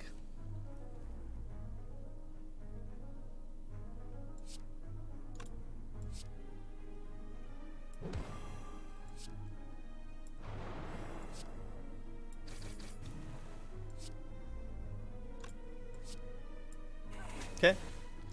Solid fight. We get to land the feed. Again, pick up a little bit of golds, and Warcry and Reckless Charge both say 0, which doesn't play well with Snecko. The Warcry can help set us up for some goodies on the following turn. The Feel No Pain, we're not exhausting a lot of cards presently. Other than the Pummel, the Feed, the True Grit sometimes exhausts cards, and the Limit Break. Could take the Feel No Pain for a little bit of extra block. It's not terrible. Metallicize also gives us some block. Neither of them come in upgraded.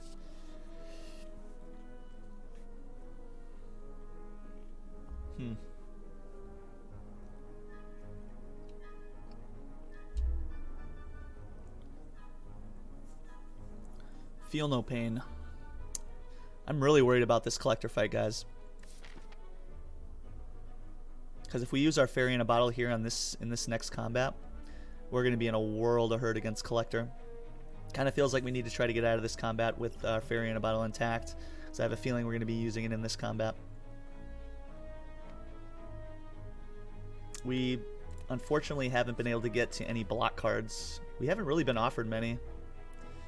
Something like a Flame Barrier or an Impervious would be super appreciated in the deck. We're pretty much just attacking every turn and just taking damage.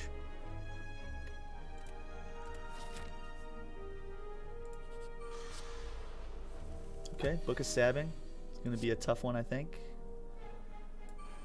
We do damage with our blocking now. Let's see, we can block 11 presently.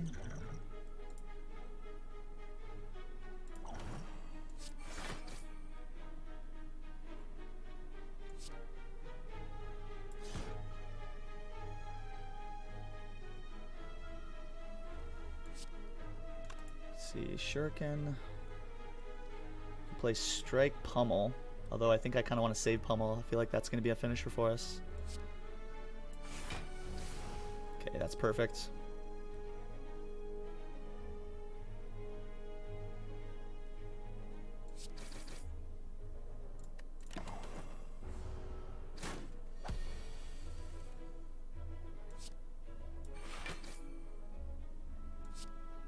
Don't have any strength in play yet, so the limit break isn't doing anything for us, unfortunately.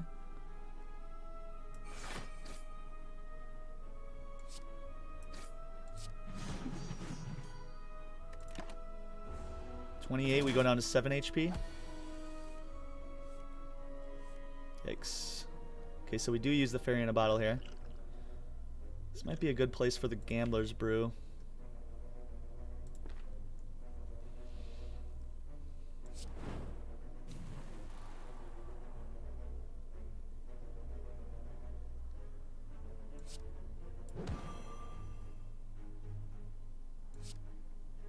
Thunderclap feed. To get a shuriken proc here, we do miss out on the feed then. I don't think there's ever a way we can get to lethal. 19. It's 34. I don't think we ever get to an additional 60 damage with that, no matter what. With Limit Break played, maybe we get there close. We might just die in this fight. Not sure what even helps us here. Might have been meant to play the power pot at the beginning of this fight.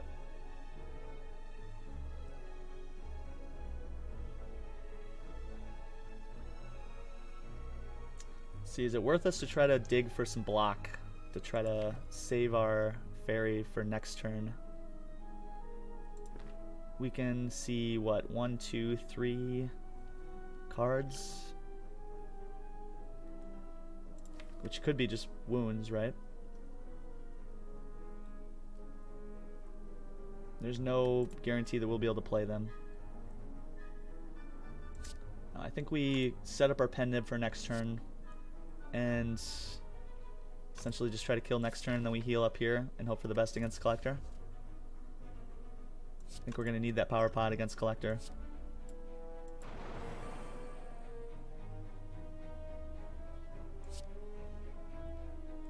To do 40 damage next turn.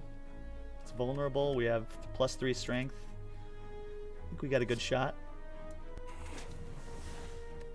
So we lose our fairy here.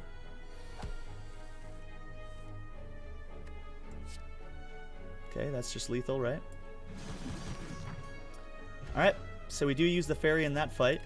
Pick up some extra gold, and then Chaku, giving us some extra energy every time we play 3 attacks, is fantastic. Also pick up a skill pot, which is useful for sure. And we could grab a clothesline here, allowing us to apply some weak. In addition to the uppercut, I think that's going to be fairly useful for us. It's kind of a way for us to block sometimes.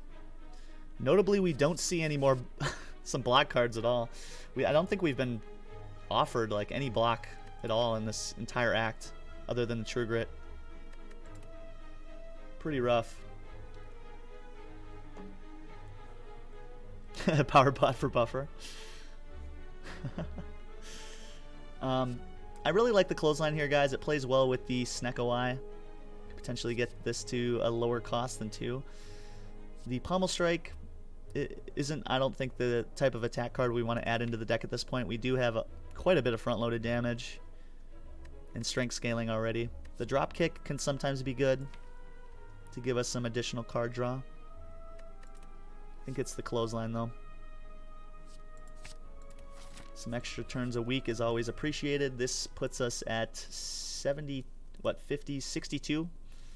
62 health, which I think is necessary for us to be able to get to survive in the next fight. Totally have to rest here. Okay, and a fire breathing. Not amazing by any means. I do think we are also popping this other power pot here. You get a free demon form. Really nice to have. Really nice to have. Gotta save this pummel here. I wonder if we're ever Gambler's Brew to try to get some more stuff into play. Fortunately, we can't play 2 more attacks, which unless we play this pummel, which I think we have to save the pummel. So we unfortunately don't get to an additional strength this turn. A little bit of a feels bad. A little bit of a feels bad. Okay. We burn our Inflame, which I think is just fine.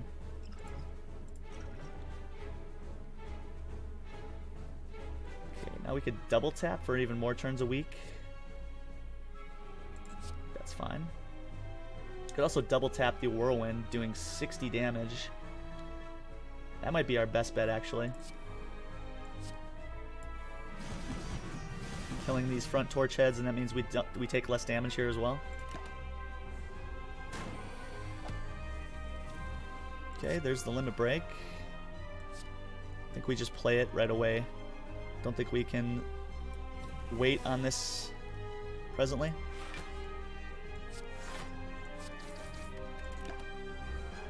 Okay, now we're in a good place to go ahead and rush down the rest of the damage that we need here in this fight. 2 turns a week is fine. You can also put down some vulnerable. Want to try to win in the next 2 turns here, if possible. Okay, Shrug is good. Thunderclap, Strike, Twin Strike. We could go Thunderclap, Twin Strike, Sword Boom just kills. Good. Strike kills too. See, we can't get to feed. We could potentially try to greed the feed for next turn. Does seem a little greedy.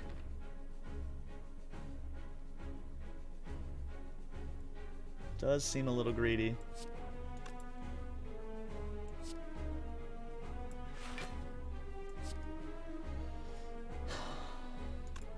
Do we greed for feed? I mean, we always have a way to kill next turn.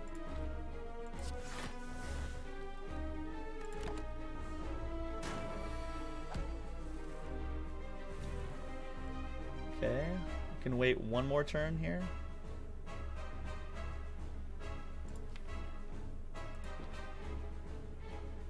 Although we don't have Vuln down then.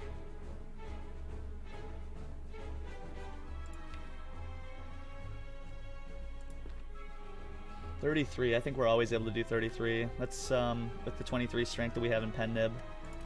Let's go ahead and greed one more turn.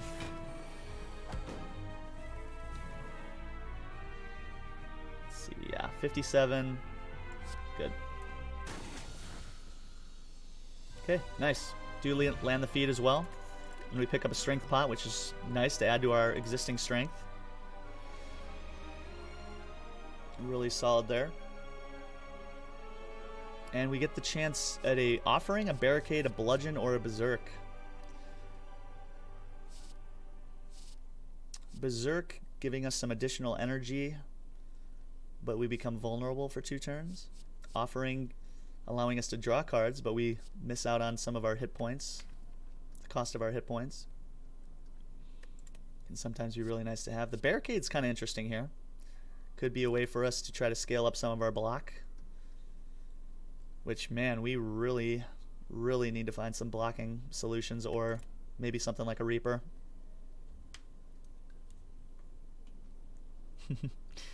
What's up, Gato Ranchero? How's it going? Glad to have you here.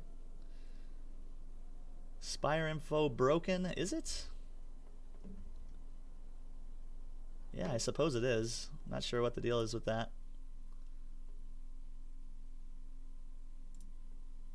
Let's see something here.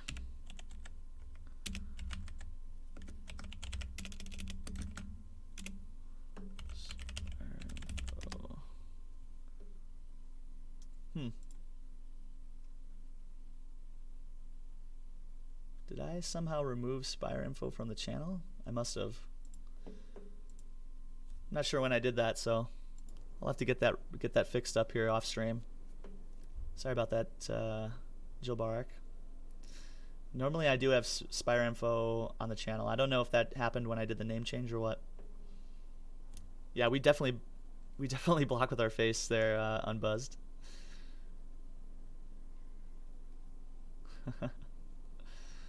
You like the barricade here? What's up, Cameras? How's it going? Yeah, Bludgeon is good, giving us some additional front load. Works well with the Snecko Eye. We do already have quite a bit of front-loaded damage, though. I also like the barricade here. I think it gives us another additional way to scale if we can find something like Entrench. If we can find a couple big chunky block cards, that's a way for us to have a little bit of sustain in some of these next fights, because we don't have a fairy anymore. So we need to be able to block. Hey, Shabanak, how's it going? Good to see you again. Welcome back. Hope you're having a fantastic Thursday. Yeah, we do need the block for barricade, right? That's definitely true. Definitely true, and I think we are hopefully going to be able to get there soon.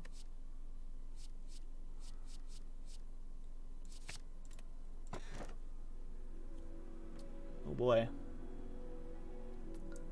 Well, we could take a Pandora's box, potentially leading to some block for us. It also gets rid of all of these one-cost starter cards, which is pretty solid. It's truly solid. I really like the Pandora's box here. Could also take a Runic Pyramid, but the Runic Pyramid doesn't generally go very well with Snecko-Eye. If our hand gets clogged up by big cost cards, like 6 or 7 3-cost cards that we're not able to play, then the Runic Pyramid just ends our run.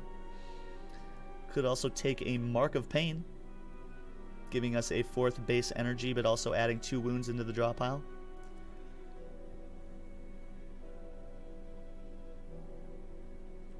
Kind of like this Pandora's box. We get to get rid of the strikes and the defends that aren't good. Does mean we don't necessarily block as well if we don't find any block cards. So we got to really hope that we roll some block here. I'm really interested to see what's in this Pandora's box here, guys.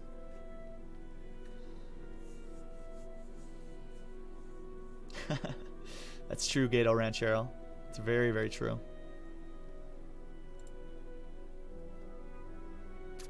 Okay, awesome. Get an Impervious. Totally wanted that. The Juggernaut's pretty good as well. The Berserk, the Rage aren't amazing. I'm not in love with the Cleave or the Havoc here. Perfected Strike is also not good.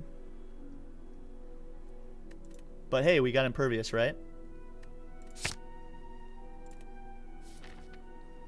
And we're going to be seeing Donu and Deka here at the end of the act. Definitely going to want a way to block here by the time we get to this fight. And I think we're going to for sure have to get to a shop and start to remove some cards out of the deck. Want to get rid of this Rage. Want to get rid of this Perfected Strike. Want to maybe try to find something like a Reaper this act. A Reaper could solve our problems a little bit. Could take an early shop here. Could also take an early shop on the left. Either way, we have the chance to take on 3 elites, which is, I think, really solid. Can see a ton of fires this way. We also notably get to a lot of events on the right here, which plays well into Tiny Chest. Let's see, we could get a chest here. Chest here and a shop here early. Fight 2 elites. We could choose to fight a 3rd elite. Take a fire. Only 2 fires on this path here to the left. In this path, we have the optionality to take a right and go for the fires instead.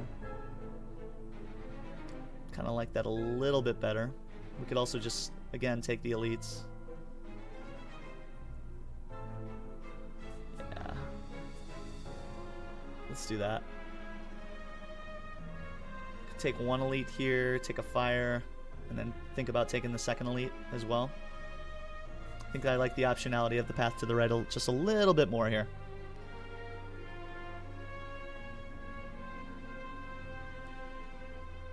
That Pandora's nice, yeah. It's not bad. It's not bad. It's not great, but it's not bad. Truly, it's honestly better to get rid of those strikes and defends. I would have been happy with like maybe an upgraded Impervious, but Juggernaut Impervious is still really solid for us. Still really solid.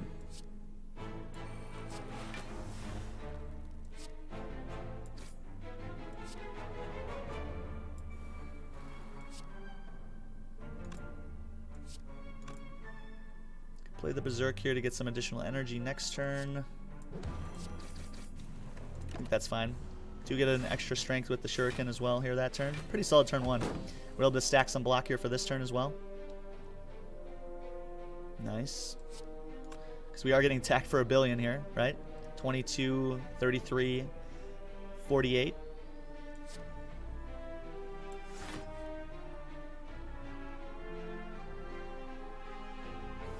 You get to 2 strength. The limit break, sure, why not?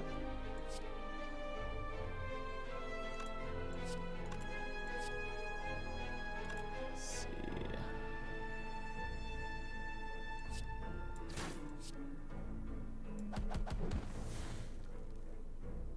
Guess we could have raged there, but we're already full blocking. Probably did want to rage there. It's a little bit of a misplay there. Could have saved a little bit of block there.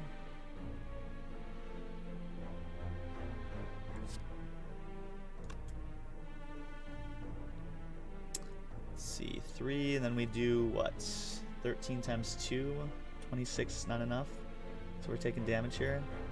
Just weaken you. It's a way to block, right? Also Gambler's Brew here. I do really want to try to save as much HP as possible in this fight. Kind of feels like we need to hold on to the Gambler's Brew for a more important moment. Let's see, we're taking how much? 21 presently? Can we ever kill you? Thunderclap, Cleave, no. 9 and 15, unfortunately not.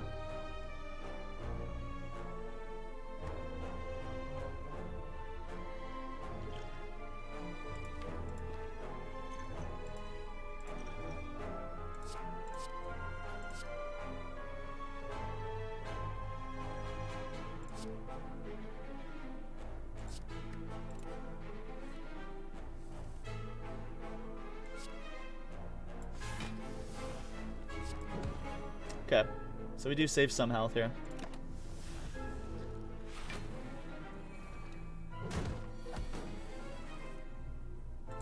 Okay, some extra strength is great. Extra strength is awesome.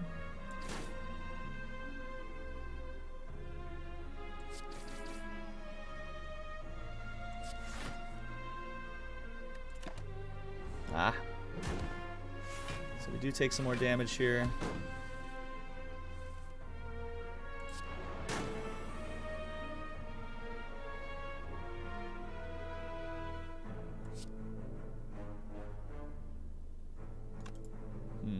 Kind of feels like we're gonna have to play our feed here to try to mitigate some more damage.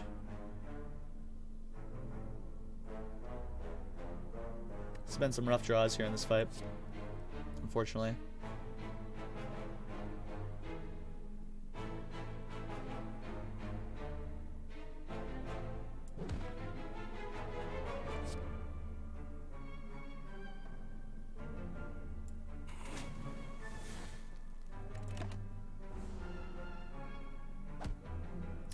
Okay, we go down to about half, but we just end the fight now. Really got to find some better block here. Ooh, Shockwave is really nice. Upgraded, this gives us 5 turns a week and vulnerable. And it's a 2 cost that plays well with Snecko. Totally happy to take that. I think we're going to be really happy that we took this path to the right here, guys. I think we're going to want that optionality to potentially heal. For sure.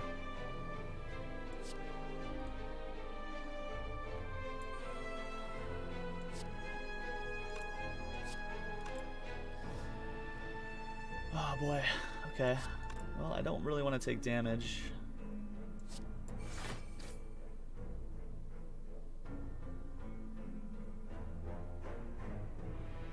Can't cleave here. Can't feed here. Don't really want to berserk, although it gives us a ton of damage or a ton of energy next turn. But we do become vulnerable.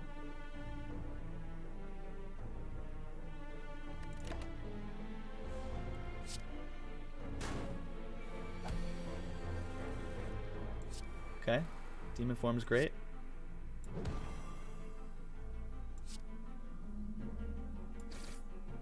kill you. Don't play the limit break yet.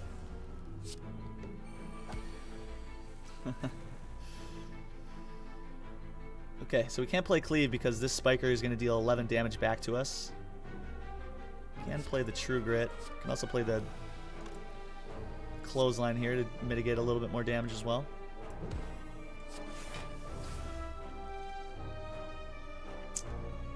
Okay, it's still not worth it, right? Kill this guy, which saves us 9 damage. We take 4, 13. Otherwise, we take 11.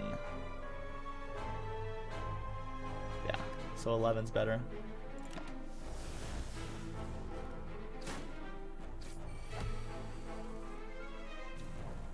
Okay, let's get the barricade in play. Start to deal with some of this. Okay, fine. Start to work on our pen nib and our nunchaku for next fight. And we just want to try to stack up some block here to be able to have enough block to kill this guy.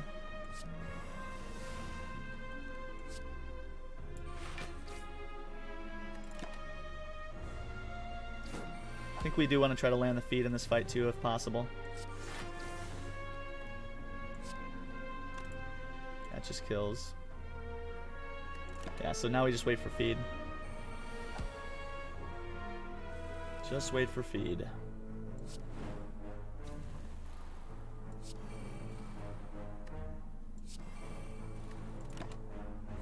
Okay, we also have some extra energy now as well. Nice. Okay. Do pick up a explosive pot, which is really nice to have. And some max health.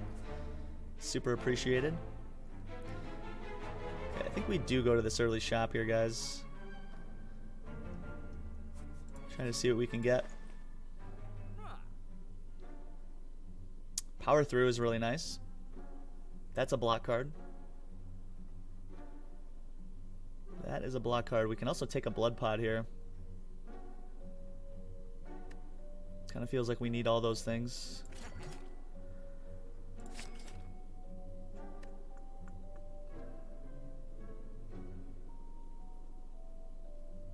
Could also remove a card. Yeah, totally have to remove a card here. Perfected Strike is terrible. But at 2 costs, it's like sometimes okay. It scales with the Twin Strike that we have. Which isn't that great. I think I like the removal to probably either Berserk, Rage are good removals. These 3 I want out of the deck.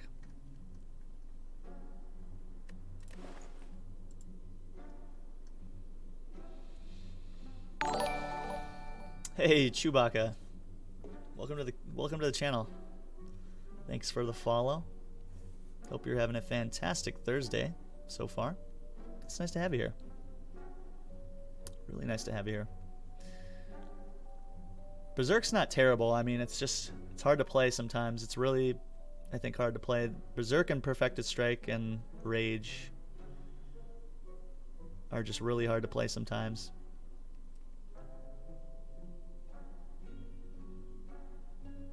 Perfected Strike right now is dealing 8 damage for 8 damage. Yeah, this is awful.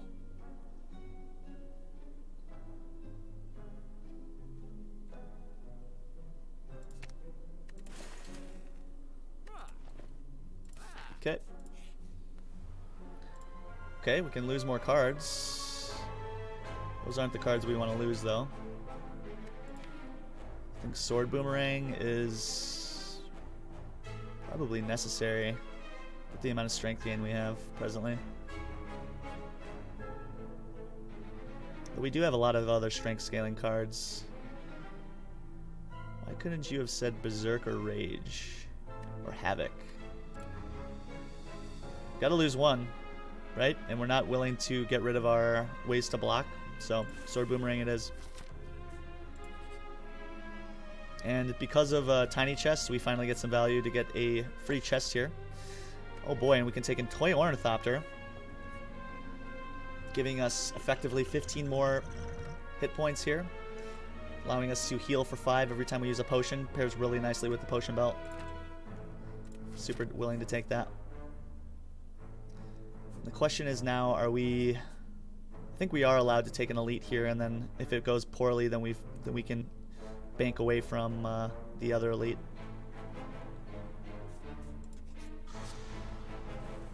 Uh-oh. This can be a tough one. This can be a tough one.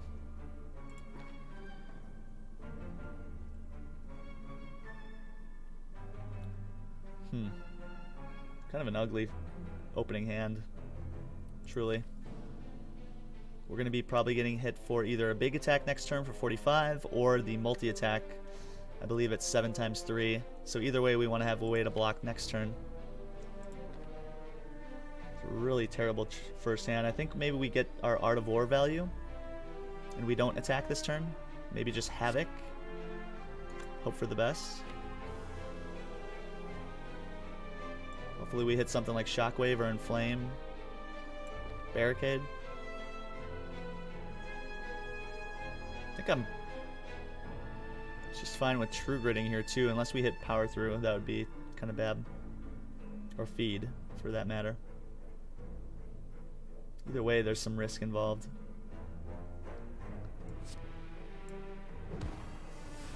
Okay. That's actually fine, because then he's weak for next turn.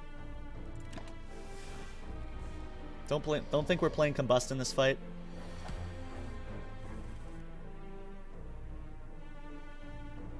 Okay, Barricade and Impervious. Unfortunately, can't play them both.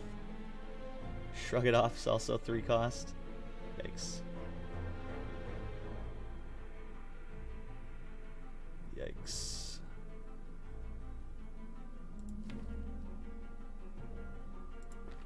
Some 2 back-to-back really tough draws with the Snecko Eye here. See, we block most of the damage with Shrug It Off. Block all of it with Impervious, but we are overblocking.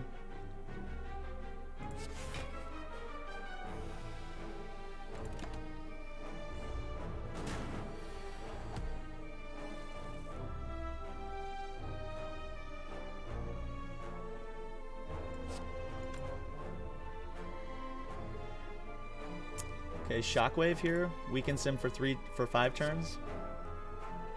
Does mean we don't get the Demon Form in play. Could adversely play the Demon Form and Clothesline to weaken him for 2 turns. Yeah, I think we need the Demon Form to get out of this fight.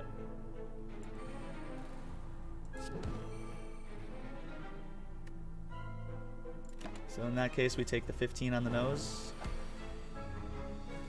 Okay, and then we have Pen Nib for next turn.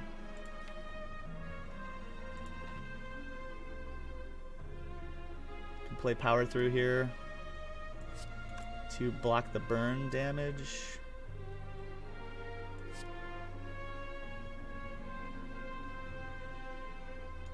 Yeah, 4 is actually fairly significant in here. Right here.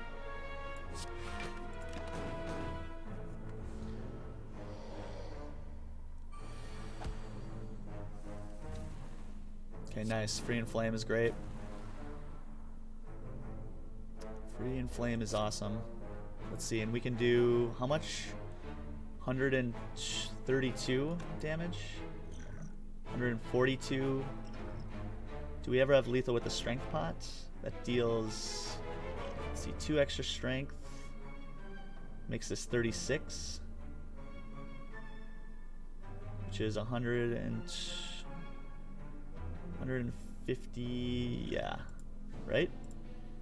Let's see, 4 energy, 2 extra strength, 36 times 4 is 20, 140. No, it's not lethal. It's close though. It's close.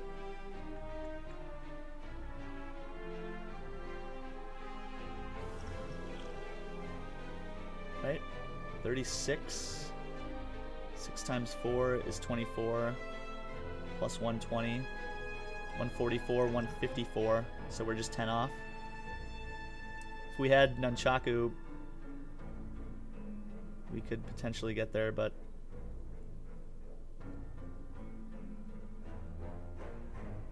so we take 21, 23.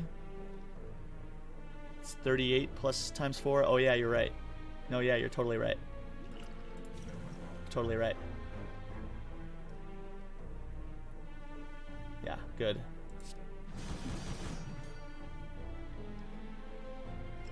Which still isn't lethal, but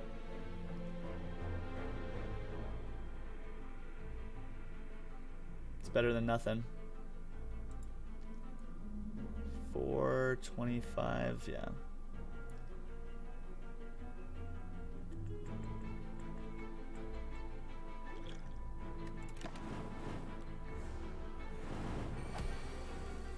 Okay. Should be able to just kill in the next couple turns here. Let's see. Twin strike, that's 1, 2, 3. Yeah, should just be able to kill next turn. No, maybe not.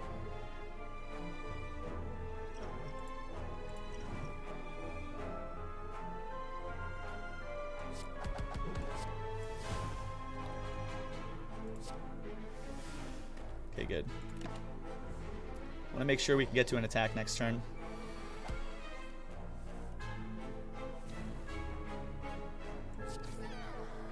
Oh boy. Okay, smooth stone is really nice to have here, giving us some extra dexterity. There's the Reaper. Oh man, that Reaper is so much appreciated. Yeah, 152. For some reason in my head I was like, oh, that's enough, right? I think we were always going to do that play anyway, though. Just to make sure we could kill within 2 or 3 turns.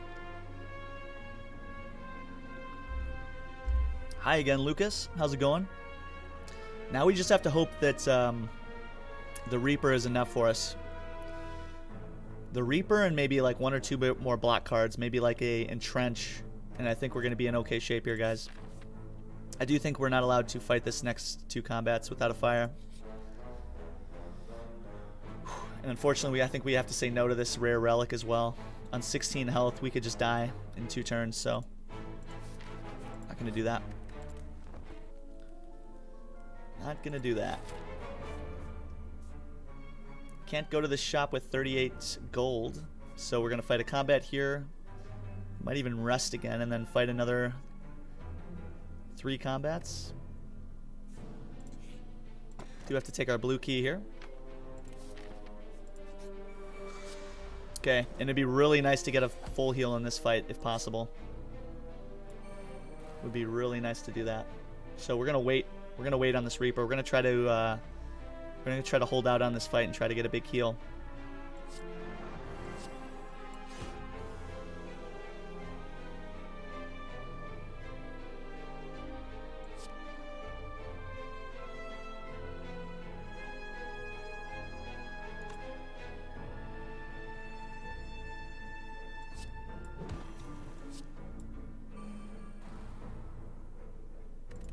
Yeah, we're going to wait to try to get a big heal in this fight. Getting a ton of strength already. Okay, impervious is good. Could also cleave here.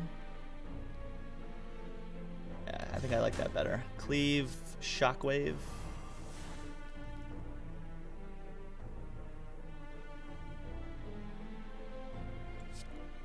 Could also just kill this guy to take no damage. Yeah, that's fine. Strength scaling attack that we want is Reaper anyway, going forward. We're getting really close to Pen Nib. So I think what we want now is like a Pen Nibbed Reaper.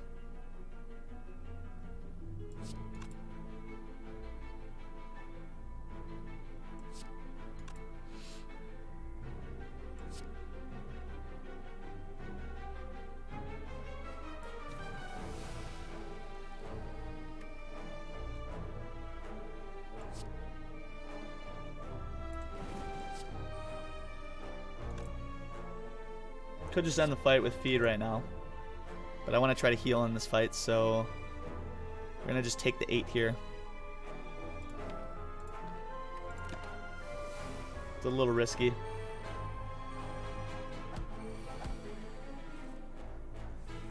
Little risky. Risky bisky. Taking 28 presently.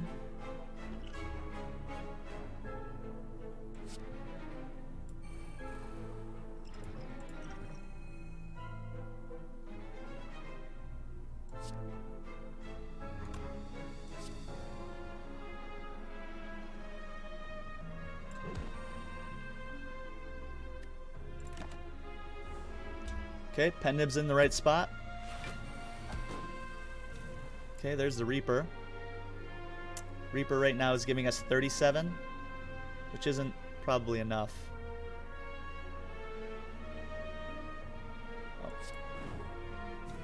Not nearly enough.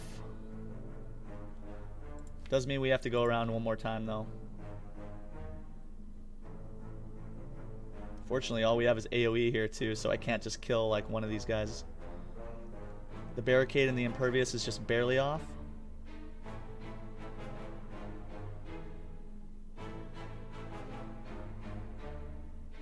$37, that puts us at 72, which is solid. 72. And then we can upgrade here, or just get our recall. 72. I would like a full heal if possible,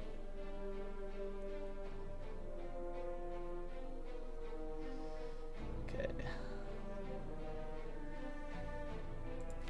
Could just potentially die, though, if we don't mitigate this damage.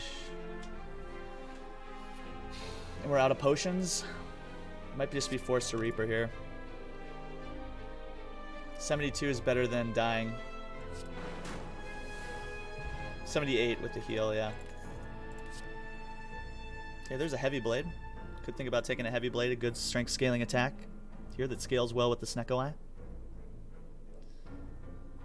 If the game offers you Reaper, you shouldn't have another option. It should just be put in your deck. Yeah. Yeah, I agree, Lucas.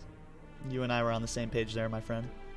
How many rare cards do we have? We have quite a bit, right? The Demon Form, Barricade, 2, 3, 4, 5, 6, 7, 8. Quite a bit of rares. We Pandora's boxed into a couple rares. The Berserk, well, 3 actually. The Impervious, the Juggernaut, and the Berserk. Found the rest of them along the way. Take a heavy blade here. And we're only going to see one more fire, and I want to have the option to heal in that. So we're going to recall here, giving us our final key and a way to get into the 4th act of the game. Okay, Juggernaut and Demon Form down. Turn 1 is fantastic. Getting 2 turns a week down, I think, is also great. Can also get a Shuriken proc here.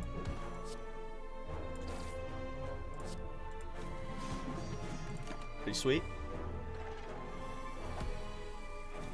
Pretty sweet.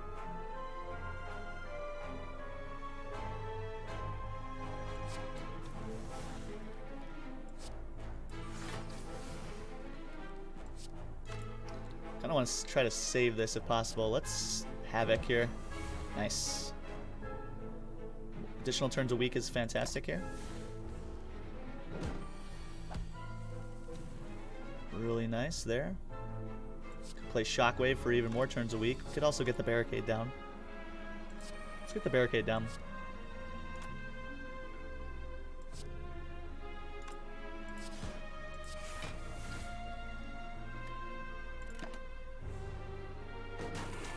Although we're probably not going to be stacking much block in this fight. It might just be just enough. Sometimes. Let's see, that does 50 damage. We could also do 25. Could just pretty much kill. Let's try to wait to get back to Reaper. If possible next turn. Pendib Reaper next turn would get us to full. Nice. Perfect.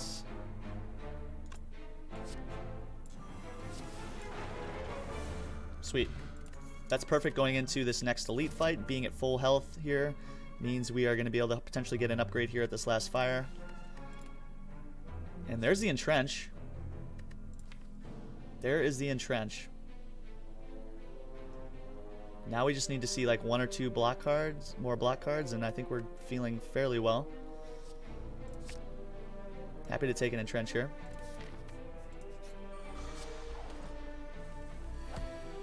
Nice, 0 cost barricade, 0 cost feel no pain. Solid, solid, solid. Very solid. Okay, we can just kill all of the torches here. We can also weaken you for a couple turns. Okay, solid turn 1 against Reptomancer here.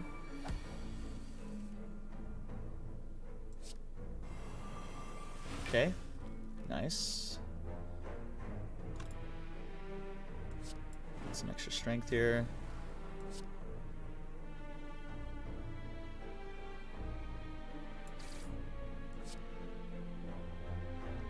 Let's see, that kills this torch, right? Not quite. Could play the Sneck Oil here. I think we save the Sneck Oil probably. I think we're going to want to save that for later on.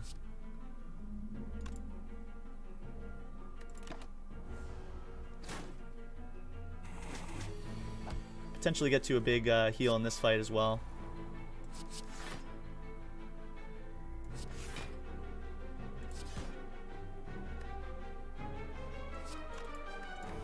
Yeah, we're going to try to get to a big heal in this fight too if we can. Would really love to see something like a headbutt in this deck from now on. That would be nice.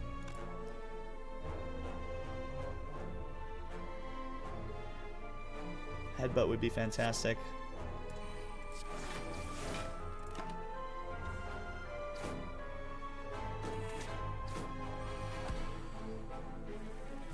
Okay, Whirlwind is what I wanted. Nice. Could also get a huge heal here.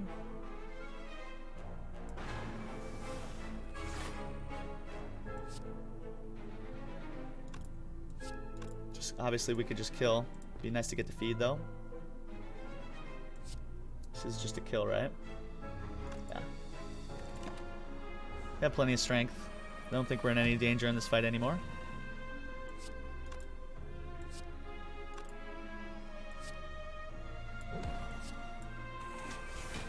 Okay, nice fight. Pick up a Maw Bank. Floor 47 Maw Bank. Strength Potion is really nice to have. And another Reaper. Nice. Really solid. I'm not even going to look at the other options, honestly.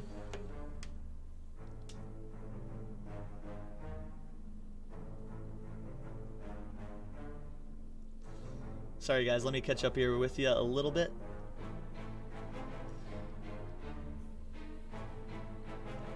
Have to think about getting more block cards. 100% Lucas, definitely. Cameras, yeah, the Berserk. Sometimes I don't play that, guys. If you ever see me not playing Berserk, it's because I want to avoid being vulnerable. How many rares are you guaranteed to get? That's a good question. It's not a guarantee, it's just a percentage.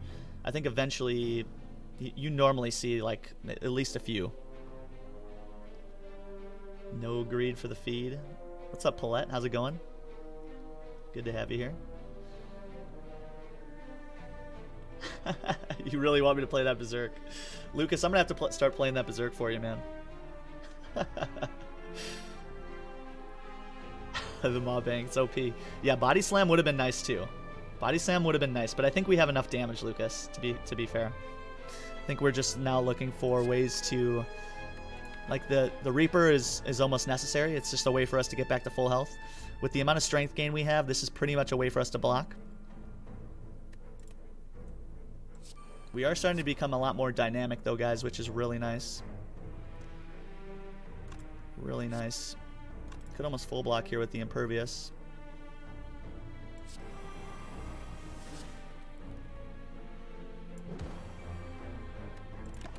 This is another fight where we can probably just get to full. Would really like to get to a feed in this fight as well. which we're able to do right now, thankfully.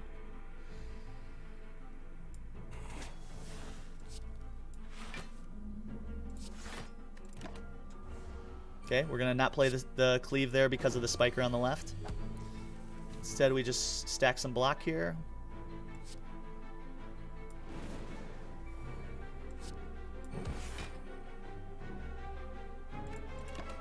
And now the rest of this fight should take care of itself. We just wait to get a little bit more strength, and then we Reaper to end the fight.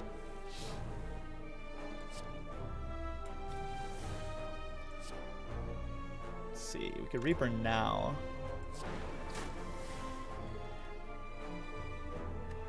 Fight ends next turn because of Mercury Hourglass. Okay, nice. Perfect fight. We also pick up a Flex Pot. Again, really nice. These pair really nicely with the Reapers that we have in our hand. And another Impervious. It's all coming together, guys. It's all coming together. Alright. Now, an upgrade to Heavy Blade would be really nice. Could take an upgrade to one of the Impervious as well. Both really solid options. An upgrade to the Power Through is also solid. Upgrade to Clothesline is nice. Kind of feels like Heavy Blade, just for our damage output, would be really nice to have. This scales 5 times with the strength then instead of 3, dealing a ridiculous amount of damage.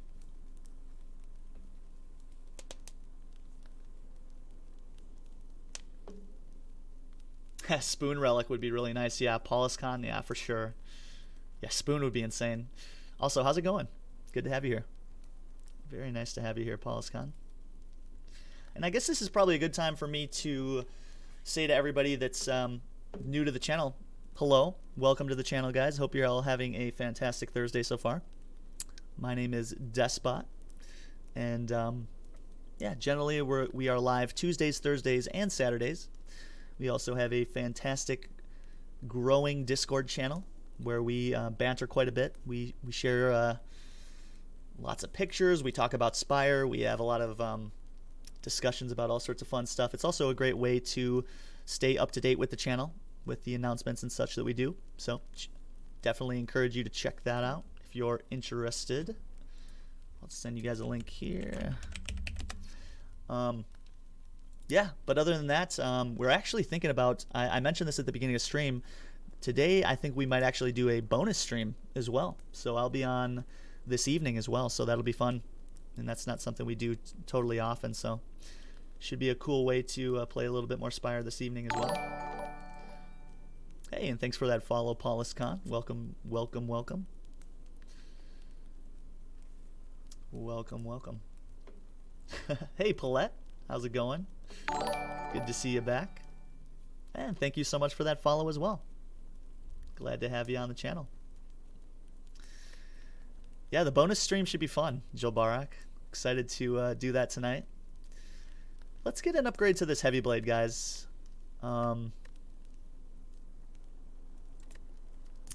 Right? Giving us a way to potentially kill one of these jerks a little bit quicker, I think is going to be good to have. Pen Nib, it can sometimes do just an astronomical amount of damage. And before we go into this boss fight, guys, I am going to take my second break here. Been plowing through this water, meaning I really have to take a quick break. Should be back in about 2 minutes. I do thank you so much for the patience. Don't go anywhere. When we get back, we will be fighting our first boss of Act 3, Donu and Deka. Be right back.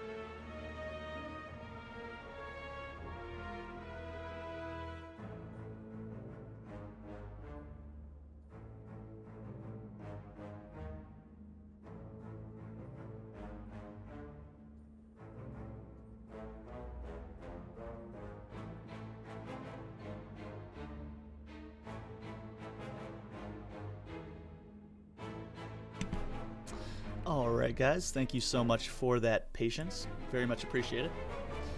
And yeah, so Jolbarik, that means probably early morning for you, yeah.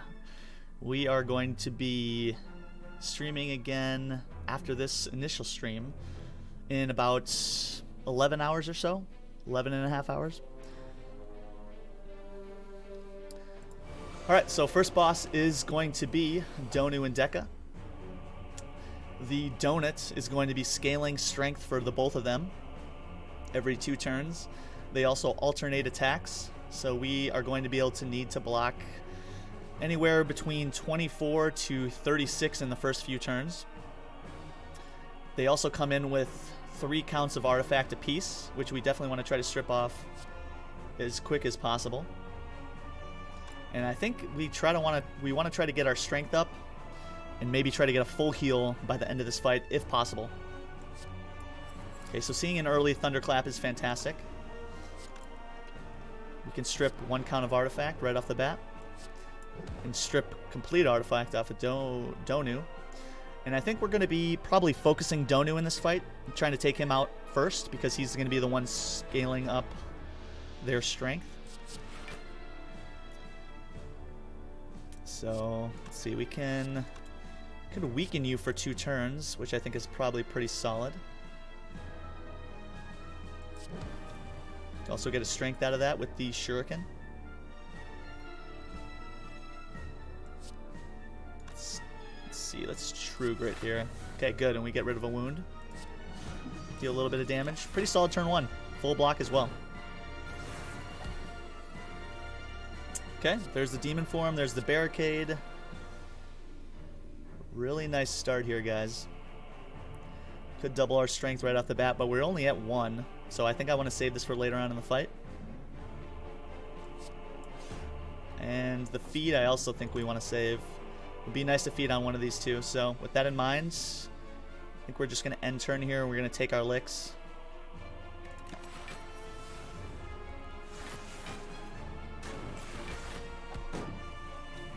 We're going to take our licks.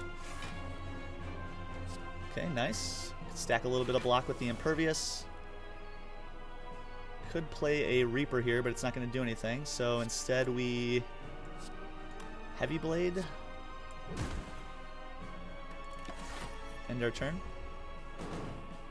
Do have a little bit of block left over thanks to Barricade, which is really nice. Okay, removing the rest of the artifact on Deka is fantastic. We can also get the Impervious in play. And double our block with Entrench. Really nice. Get some extra strength going as well. And just for you, Lucas, I'm going to play this Berserk to get some extra energy as well. There it is, Dandelion.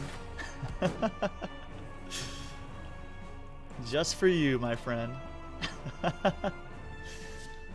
Okay, so you're already weak for 4 turns. I think we can pass some weak around here. And we do have our Pen Nib up as well. Could think about just completely dunking Donu here, which I think is fine. Can just kill Donu, actually.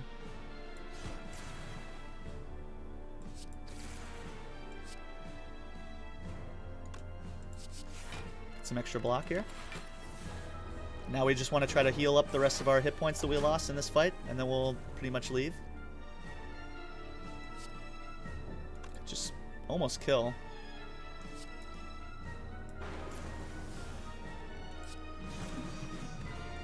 Okay.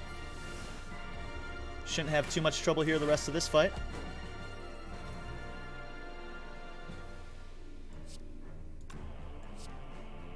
Okay, we can just kill. Do we want to get Pen Nib up, though? We might want to get Pen Nib up for the next fight.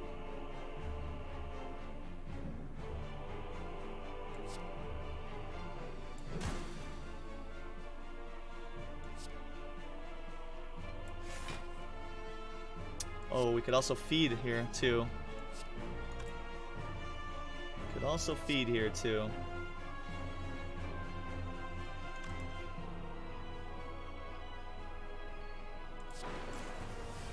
Let's get the Pen Nib up.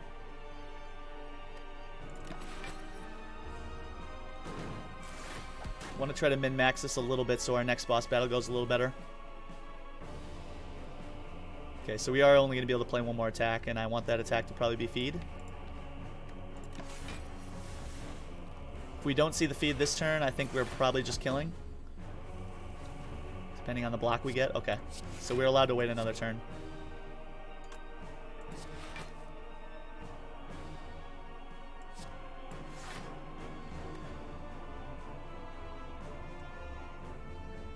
Yeah, we're allowed to play one more turn. Would have been nice to have played one more thing for 1 energy. Let's see, the feed already kills, right? 10.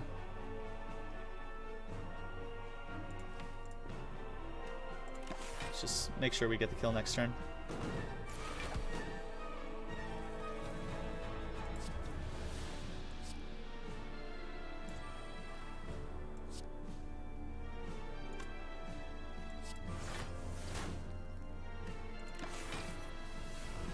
Okay, pretty solid setup we have here. Okay, feed is just a kill. Fantastic. And we get Pennib on 7 and Nunchaku on 6, which are okay. But more importantly, we head into this next battle with full hit points, which is, I think, going to be really nice to have. Okay, and we're going to be seeing the Time Eater. I think this is probably a solid battle here for us. Could potentially get the Berserk down here right away, giving us some extra energy.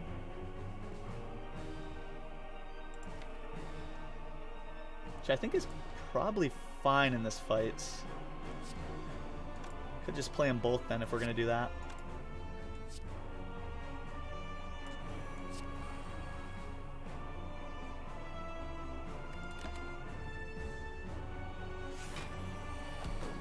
The Madman.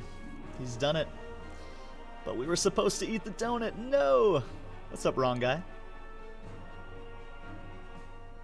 Yeah, I agree, Cameras. It's all for you, Lucas. It's all for you, my friend. It's all for you. Okay, so I think it's always just power through here. And then entrench. Instead of playing our impervious here, we can save it. Also means we are able to weaken for 5 turns. Solid. We don't want to play unnecessary attacks until we can get the strength in play.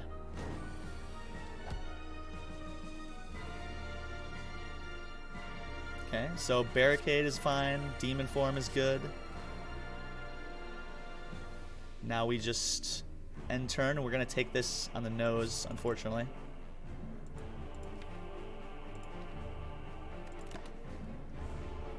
A little bit of a bummer there. Soon it's not going to matter, though. Soon it's not going to matter. We'll take a little bit more damage here. And get our Pennib up a little bit. I think we're probably allowed to play one of the Reapers now if we choose to. We can also stack a ton of block now that we're not weakened, or frail rather. Fortunately, we're only able to play 1 because the Time Eater ends our turn forcibly after playing 12 cards.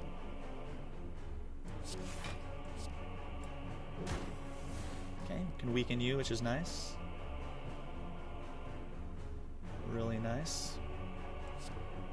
We can just do a ton of damage here. Which I'm totally willing to do. You also get to an extra strength there as well. Okay, so we just want to play Limit Break now.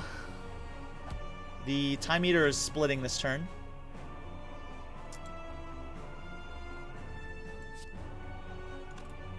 Could play Thunderclap. Reaper for a heal. Could stack a little bit of block for next turn. Fortunately, we can't kill, so he's going to go ahead and heal back up, which is just fine. Can also get the Barricade down in this fight.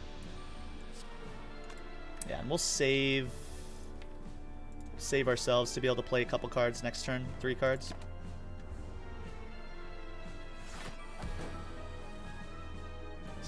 This is going pretty good. Okay, 38 strength is fantastic. Could go ahead and just heal the full here.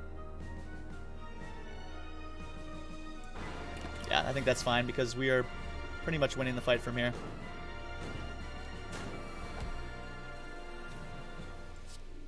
Feed. Let's see. Twin strike feed. Okay, nice fight. Do get to add to our max hit points, which is fantastic. And we also saved all of our potions, which is really nice. Two thump, two thump, two thump. A deep pulsing dread can be felt throughout the room. Is this the heart of the spire, the source of this evil? We ready our blade and deal some damage. Heart squirms and bleeds, but ultimately is still pounding. Are your mightiest attacks not enough? Alright guys, welcome to Act 4. Pretty solid couple boss battles there. Those went really, really smooth, which I'm really happy about.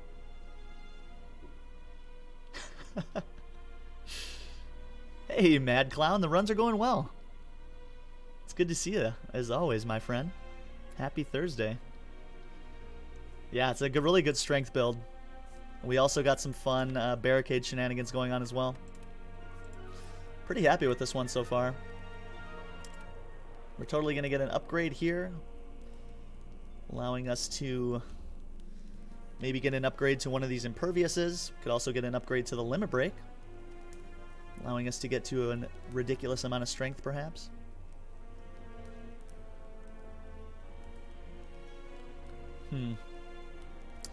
Limit break, impervious, impervious. I kind of think the impervious is worth it here. Giving us 10 additional block, I think, is going to be pretty nice to have, especially against the Spire elites that we're going to be fighting against here pretty soon. Barricade makes me happy too. Challenge me to get to 999 strength versus the heart. I'll try. Do I think that the elites in Act 4 are more powerful than the hearts? It depends on the consistency of your deck. Sometimes you can be really good against the heart and not so great against the elites. The elites are going to be hitting us hard and hitting us fast. So we want to make sure that we are able to get down as many of our powers early on in that fight, and then we want to probably look to try to heal with Reaper. I think that's going to be our goal. Seeing an early copy of Barricade, maybe an Impervious, would be really nice. Allowing us to block the big turn 3 attack that the Spire Shield is going to be dealing to us. And we also get attacked for a ton on turn 2 with the multi-attack that the Spear hits us with. So we're going to need to find ways to block. With upgraded True Grit, you can get of the Heart, get rid of the curses. Yeah, that's true. Yeah, True Grit's not a bad upgrade either. That's a very good point. I just need, at this point, I get one more upgrade, so I want it to be very high impact. Limit Break means we can play this more than once. But I don't know if we really need to play this more than once. Kind of seems like Impervious is going to be good for us, because even when we're weak, it's still going to give us tons of block. Yeah, I like having at least one of the Imperviouses upgraded. Oh boy. Could take an Apotheosis. Could take an Exhume. Oh man. Okay, so both of these are insane. Panic Button's also good. Headbutt's also good. Obviously, we could take another potion as well. That's 5 max health plus 12 block. I would have kind of liked to... We could also take a Dex Pot. Dex Pot, 2 extra dexterity in the heart fight, I think would be super appreciated. Kind of like this Apotheosis, though. Like, upgrading all of our cards is kind of insane.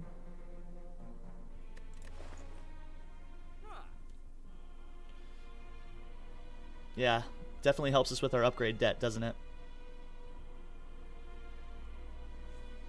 The Prism. Just for the memes. We do get one more card offering after the elites, right?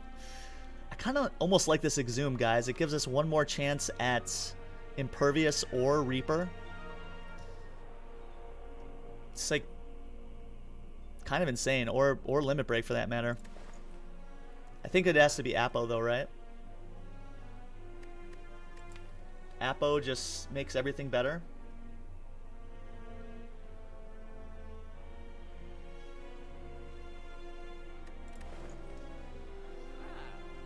Both really, really, really solid options.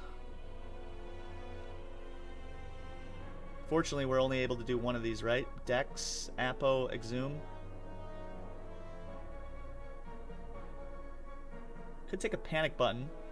Panic Button works really well with Entrench. It's another big block card, giving us some extra ways to get blocked from into Barricade. Remove the Berserk. Does feel like Apotheosis is the way here. Upgrading all of our cards is nice. I mean, it stinks a little bit when we see it towards the end of the deck. And I do think we have most of the upgrades that we already want, right? Energy upgrades aren't really helping us much. But an upgrade to Impervious is nice. Upgrade to Juggernaut's okay. Upgrade to the True Grit is good. Upgrade to the Shrug It Off is good. Which aren't super high impact. The extra turns of Weak is nice with Clothesline. I don't know how good this Apotheosis really is. It almost feels like getting a Panic Button and a Dexterity Pot is a little better. Truly. Because we kind of already have the upgrades that we want. Right? Demon Form. Barricade upgrade doesn't do anything. Really, the only card that it really... Cards that it affects really are like Power Through, Impervious, True Grit. Maybe Clothesline, Shrug. 3, 4, 5. I guess it does... It is kind of nice to have. There's a chance that it comes into the deck at 3 cost though, and we're not able to play it when we have our other powers. Part of me wants to just grab this Panic Button in this Dex Pot. The Dex Pot represents 5 health and additional Dex for us for the Barricade. Panic Button is just another huge block card, which should be noted that it plays well with the Entrench. If we're able to get Barricade down.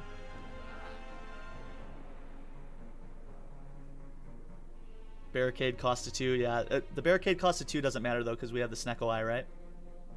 So the Snecko Eye, it's actually kind of good that the Barricade costs 3.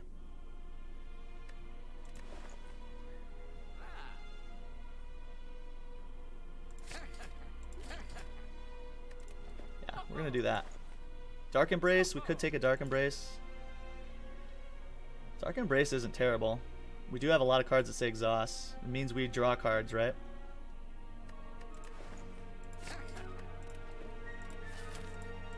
Okay, good. I think that's solid. I think that's going to be solid for us.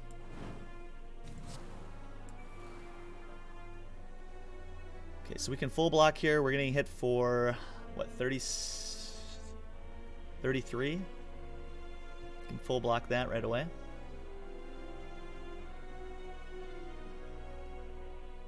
Let's see what we play here first. Okay, good. So, no need to play this other upgraded Impervious now.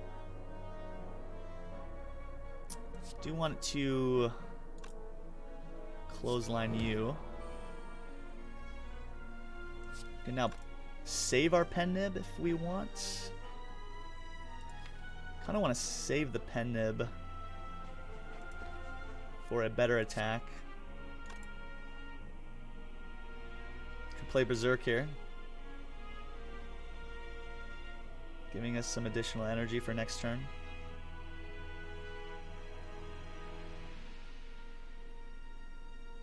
$14 and $18 is $32, right? It's the same.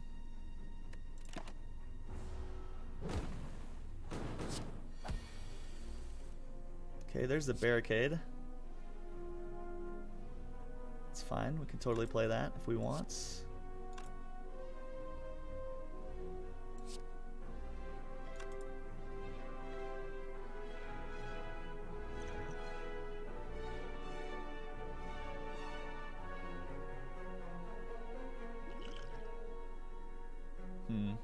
This might be a Snecko Oil turn for us. Kind of want to try to kill the Spire Shield now.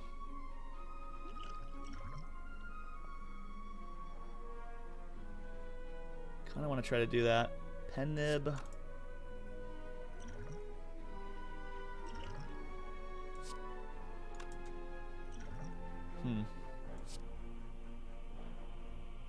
This is going to strip artifacts. I don't know. I think we got to strip it from the shield, though.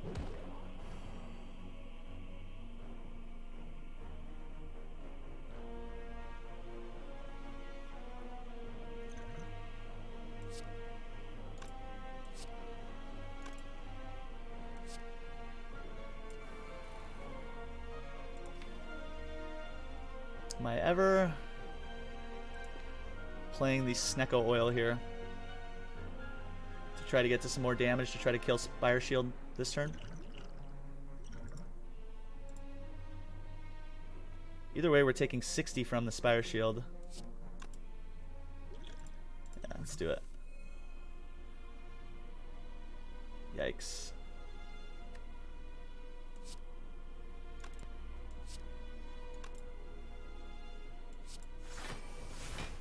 And we get rid of one of our Reapers. Okay. Not the best Snecko Oil there. A little bit of a calculated risk there. Okay, the panic button is definitely in play here. Get some additional strength. Play our panic button this turn, I think, for sure.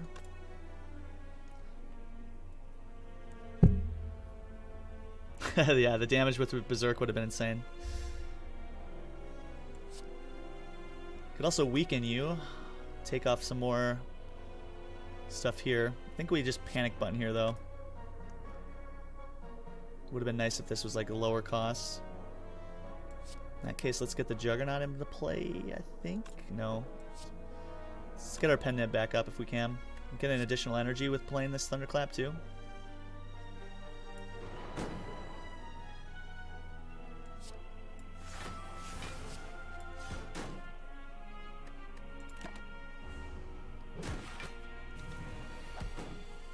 Really missing the demon form here. Really missing the demon form here. 16 and 24. 40 damage. Yikes. Okay.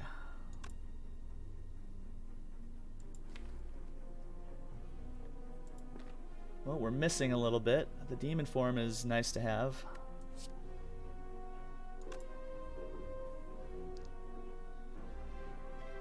Missing a little bit here.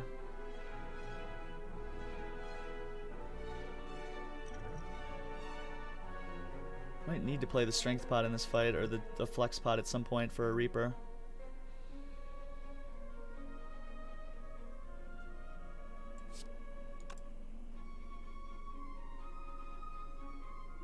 Are we ever required to play demon form now? It kind of feels slow.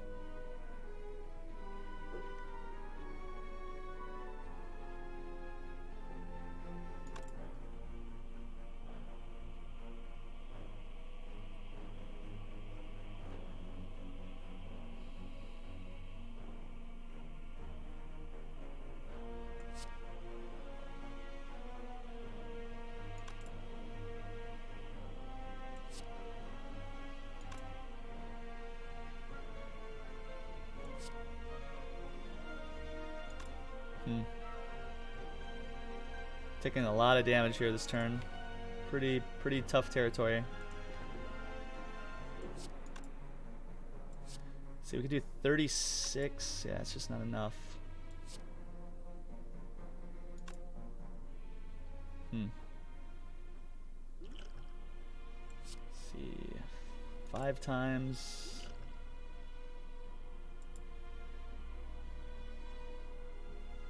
I think we use some potions here.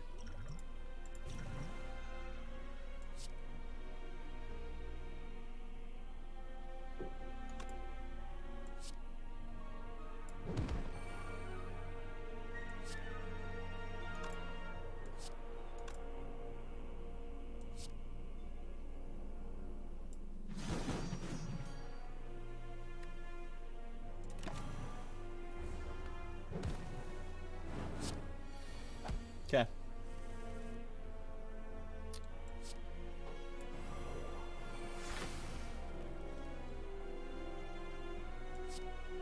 Sec 48, 37, 45. Are we just dead here?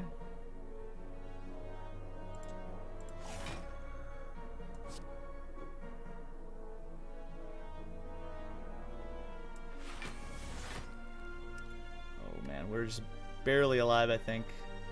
4, 52, 50, yeah, 55.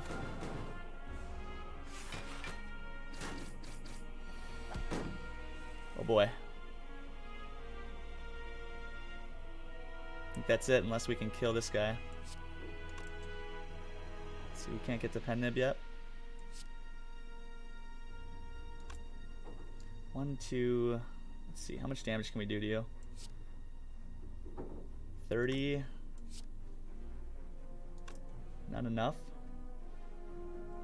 So we have 4 energy. We can play 1, 2, 3. Juggernaut.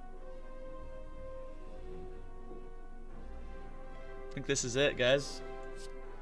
Fortunately. Thanks. Just terrible draw in this fight.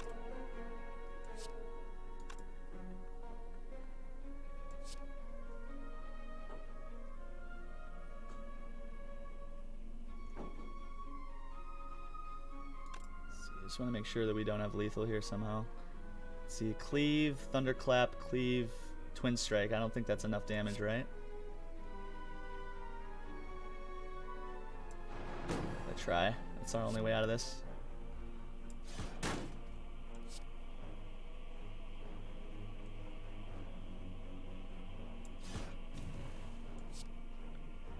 Oh, we're so close. So close. All right. GG, guys.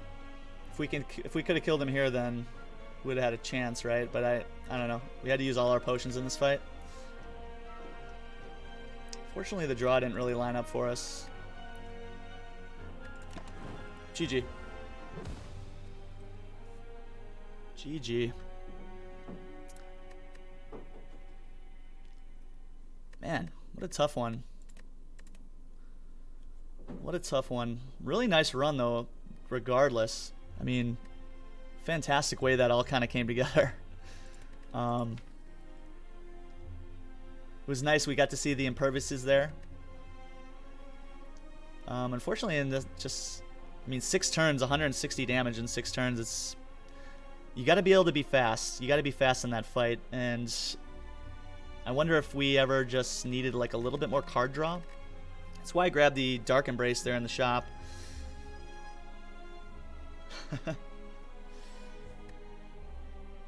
So close. So close.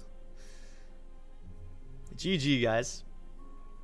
Yeah, that was really close. I think, honestly, I think that fight in some instances goes completely different, but you know, that's the way it goes, right? That's the way it goes. It was a good fight regardless. Got all the way to shield and spear. Still really happy with that run. We'll move on to the next character in the rotation, the Silent. And give it a go here.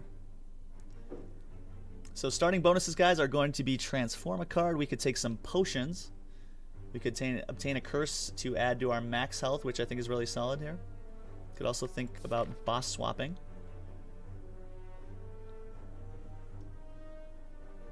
Let's take a peek here. We're going to be fighting against the Hexaghost here at the end of the act. Sounds good. And we could take some elites. Could potentially take quite a bit of elites in this act if we choose. I kind of like the optionality to this path on the right, allowing us to take some early combats and early elite. Could also dodge the elite for some fires. Take a couple more elites perhaps, with another couple fires potentially. I think I want to take this curse too. An early curse, but we can add to our health. It's kind of interesting. We can also just boss swap. I think those are my 2 preferred options here. Potions are also always nice to have as well. Sometimes that is Just what we need to kind of push us over the edge in a fight against some early elites. The swap pipe? The swap pipe, huh? Is that what we're hoping for? Yeah, I mean, boss swap on the Silent isn't terrible. We lose our bag of prep, or our Ring of the Snake rather. It says gain 2 additional cards at the start of combat. Losing our turn 1 consistency a little bit, but I mean, potentially getting to 4 energy or something's pretty nice too. Yeah, sure, why not? Let's boss swap. Oh boy, and we boss swap into a Black Star, giving us additional relics from any elite combats that we are able to complete. Really happy with that, actually. That's an awesome start. And I think that does mean we want to prioritize elite combats here. So yeah, let's take this at path to the right here. Potentially go for 3 elites here.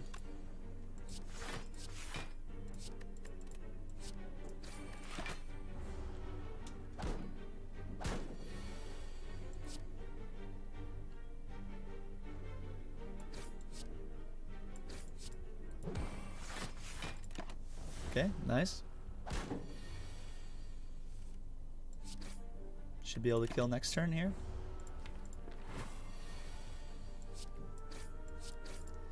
Alright. Nice combat. We only lose 1 health. We do pick up an attack pot as well. And some front-loaded damage. Nice. Could take a backstab, allowing us to do 11 damage right off the jump for 0 cost. We could also take a Predator, giving us the chance to draw 2 additional cards on the following turn and dealing 15 up front and 20 with an upgrade. Really solid. Honestly, these are both really good options. The choke I'm a little less interested in. Deals some damage, and it says whenever we are able to play additional cards on the turn, the enemy loses 3 additional health. Not sure we have enough energy or card draw to play a choke right away. So instead we'll go for, I think, probably Predator. Pretty good front load. Backstab's also nice. Backstab you think's a little better, hard champion? Yeah, it's a bit of a trade, right? We see this every turn 1, so we're able to get some initial damage down, which is nice. This allows us to be a little bit more consistent because we draw more cards. And it also does 15 damage, but it also does cost 2. You know what? I can be convinced into a backstab. These are really nice options right off the bat. But yeah, I can be convinced into a backstab for sure. Could take some gold here, meaning the shop here becomes a little bit more spicy with some extra gold. We do pick up a doubt though, making us weak. You know what? Let's give it a shot. Let's give it a shot. Could also think about upgrading 2 cards at the cost of some of our health. That I am not willing to do.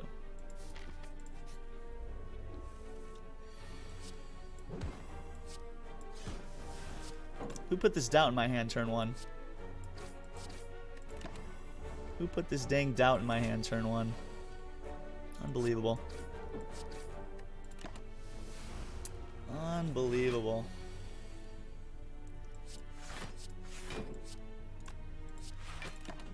Okay, so save our HP here. And we're probably always able to kill next turn. Our champion, thank you so much for the follow. Welcome to the channel. Oh my gosh. So you're telling me I got to block? 8 damage, he's at 9, so we can't kill. We're allowed to elite hunt because we're just prepping low health for Hexaghost. Yeah, that's very true. And how's it going, Metal Stoops? Good to see you. Welcome back. Always nice to have you. Always nice to have you. Playing the strike there doesn't do anything. Yes, okay. Good. Okay, so we only lose a little bit of health. And we can grab a dagger throw, giving us a way to draw and discard cards. It's going to be useful against the Hexaghost, who's going to be putting burns into the deck. Plus we have a curse in the deck that we presently want to be able to discard. Plus it's some extra front load for us. Super happy to take that.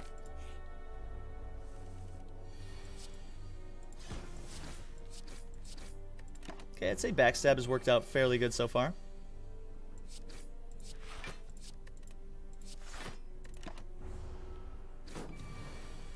The Cultist here is going to be scaling up his strength every turn, meaning we want to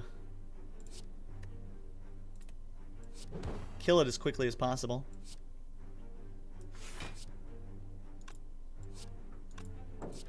We'll just block here. Should be able to kill it next turn. Okay, nice. Pick up some additional gold, and wow. Well-laid plans, footwork, and backflip. Can I just take all three, please? Can I take all three, please? Appreciate it.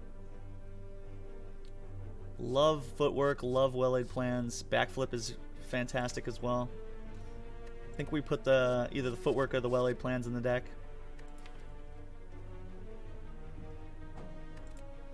Well-laid plans is a way for us to retain cards, which is pretty powerful, allowing us to set up turns. Footwork is nice too, giving us some extra dexterity, allowing us to block a little bit better. We are a little bit behind on our front-loaded damage, which means I might be skipping this elite. We might just be going to the shop first and getting 2 upgrades.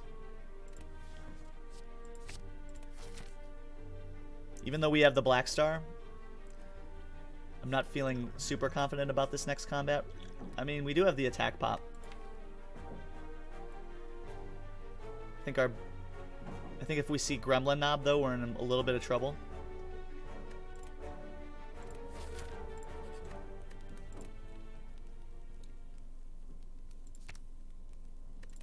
Our front-loaded damage upgraded just a tad bit.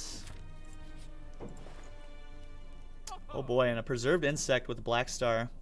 Say less. Say less. I also really like a dash. The Predator's nice. Deadly Poison's nice. Noxious Fumes is nice. 125. We can't buy both, unfortunately. Could take a Predator and a card removal. Right? 116? Yeah. Let's do that. Get rid of this doubt. Okay, good. Feeling a whole heck of a lot better about where we're at now. Get an upgrade to the Predator for some more front load. And a Potion Belt. Some really nice early relics here. Preserved Insect is going to make our path to kill elites a whole lot easier, making the elite combats, the enemies in the elite combats have 25% less HP. Potion Belt giving us 2 additional potion slots is super powerful as well. And yeah, let's kill some elites. Let's kill this small Lagavulin. Let's see. Do we want to try to get footwork online first? Yeah, I think so. Save some of that attack power for later on in the fight. Again, let's get that footwork into play if possible. Okay, perfect. Now we can think about dealing some damage here this turn. Let's get this attack pot into play as well. Unload. Unload is decent. Says 14 damage. Gotta play it last though, right?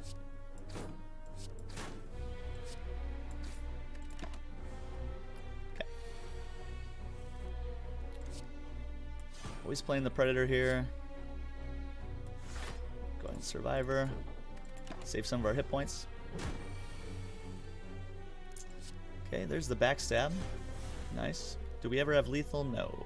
26. Not quite. So instead, deal a little bit of damage.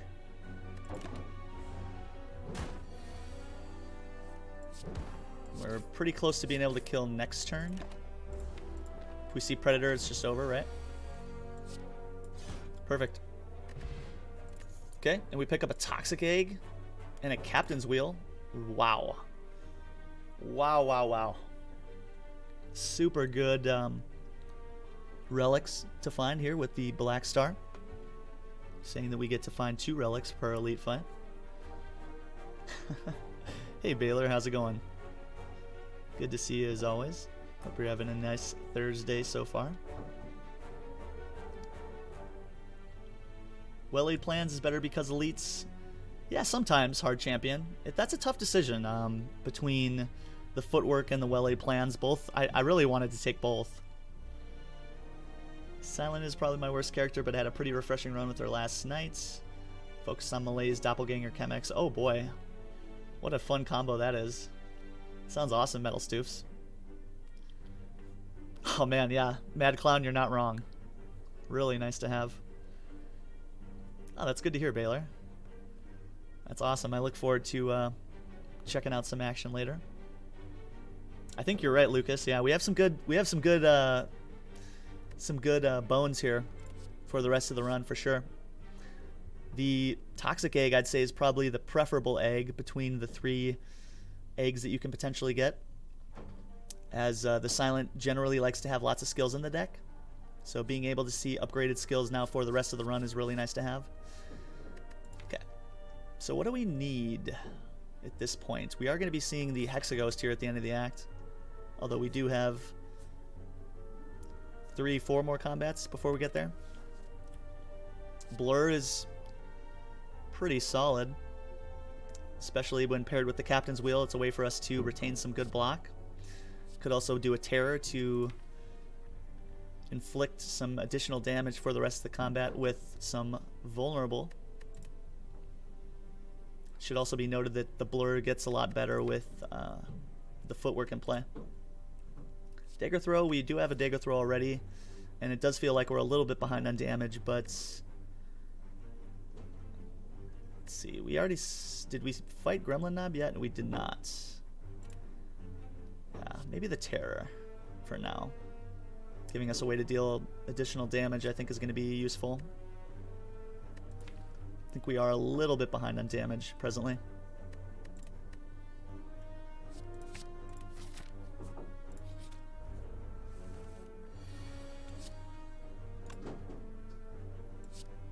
So we can just kill the back slime here. We aren't blocking anything this turn, unfortunately. Could also kill the Jawworm. Let's see, 30. Yeah, we could just kill the Jawworm here. Probably just want to kill the Jawworm.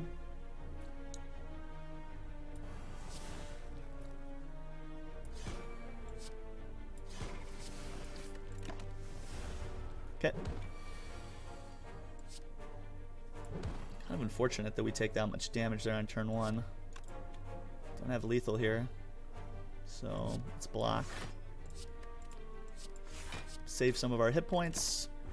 Should be able to kill now without taking any more damage. Okay, nice. Pick up a little bit of extra golds, and could take a Dagger Spray, a Bane, or a Heel Hook. We aren't presently doing too much weakness outside of one unupgraded copy of Neutralize, so I don't think we can take the Heel Hook, and we don't have any poison presently in the deck, so that leaves Dagger Spray for us. And there is a chance that we're going to see Tri-Sentries here in this next elite combat, so I think the Dagger Spray is appreciated.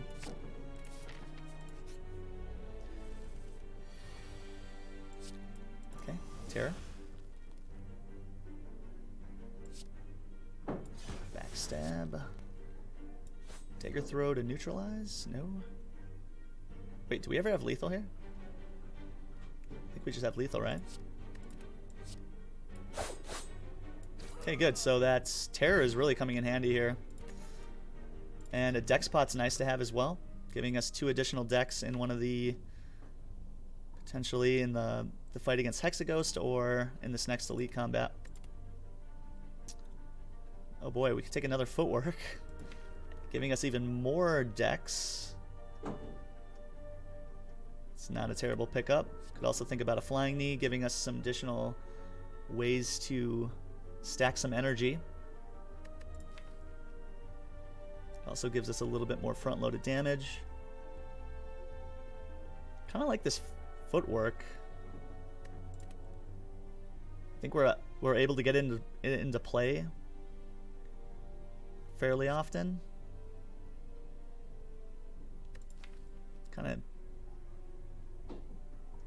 of awkward a little bit to have two footworks in Act 1. Might just be better to get the flying knee here. And that plays well with the Predator as well, giving us some additional card draw and energy. Could sometimes be just enough for us to deal the damage we want to deal and block the amount of block that we need.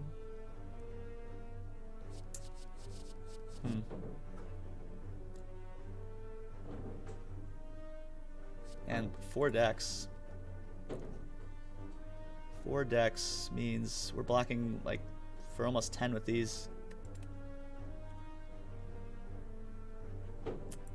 I'm gonna take the flying knee, I think, just for a little bit of extra damage. And just hope that that's correct.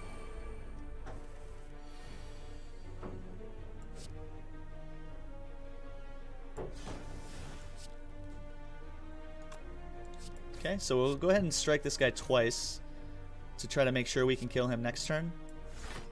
Take a little bit of damage here. Captain's Wheel is going to save us from taking any damage on turn 3.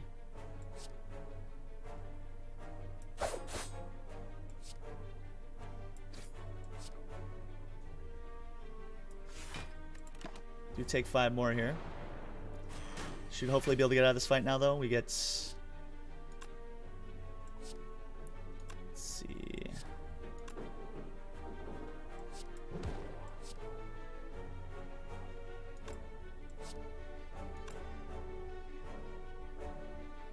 I might have been meant to do that here, actually. It's a bit of a misplay, actually. Let's see, 20, yeah. I think we're always able to kill next turn anyway. 26, yeah.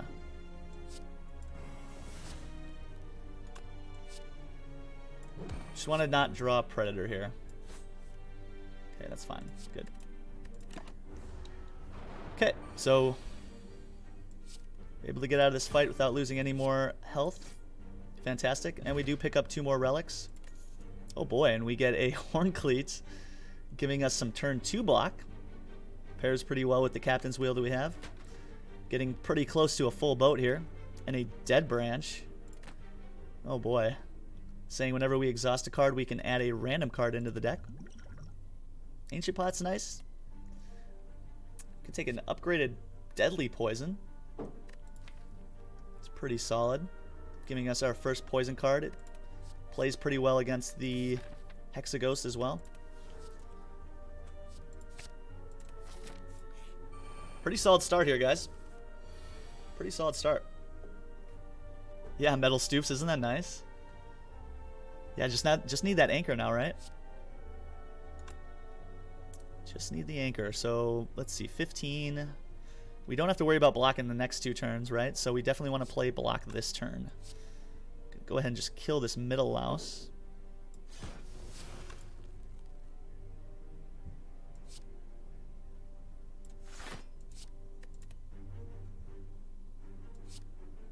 Gain 2 energy here. It doesn't... I guess. It's kind of helpful. Am I able to kill you? No, you're at too much health. In that case, we'll do that. That and that. Okay, pretty solid turn. Take 2 damage, and now we just easily kill. Nice. We are at an alarming amount of hit points, but it should be noted that the Hexaghost is going to be scaling his turn 2 attack based on our current hit points. So right now we are going to take, I think, like 1 times 6 on turn 2. Which we can already kind of deal with because of Horn Cleat, thankfully. So I think we want to kind of try to just rush that fight a little bit.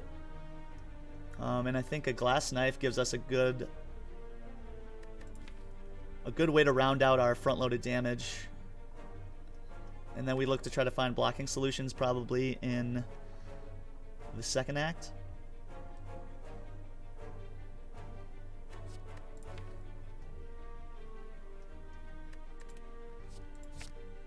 Totally down to take a glass knife here. Really good damage card.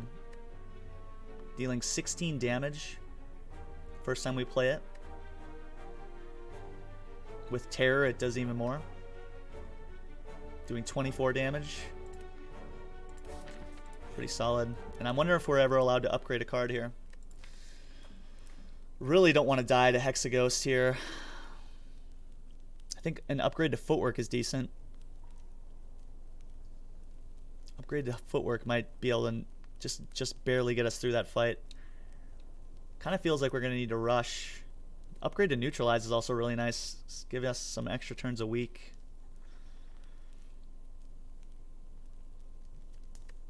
God, it might be just Neutralize. 12. Is 12 enough? Might be playing the Dex pot.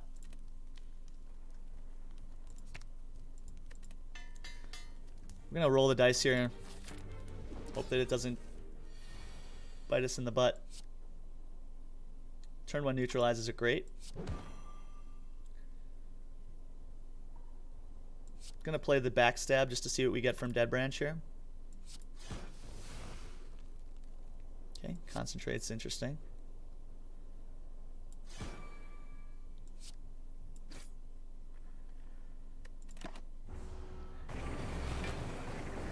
Okay, nice. Accuracy, not really doing a whole lot for us.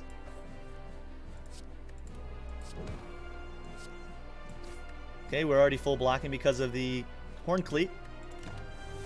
And next turn we are going to be notably blocking, full blocking as well. Totally down to get some poison down. Footwork down as well is nice. And I mean, we can really play everything if we want. No need to though. We're already full blocking.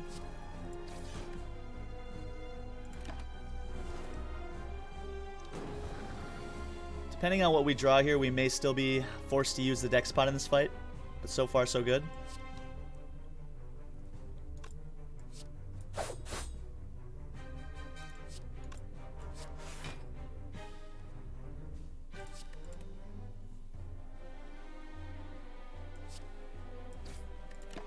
Okay, so we'll take a couple damage here at the expense of getting some of our other stuff into play.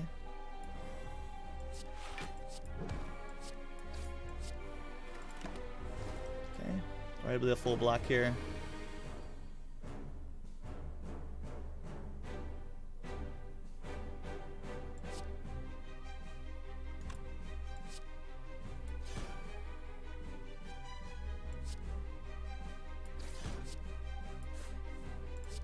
Okay, should be able to win from here.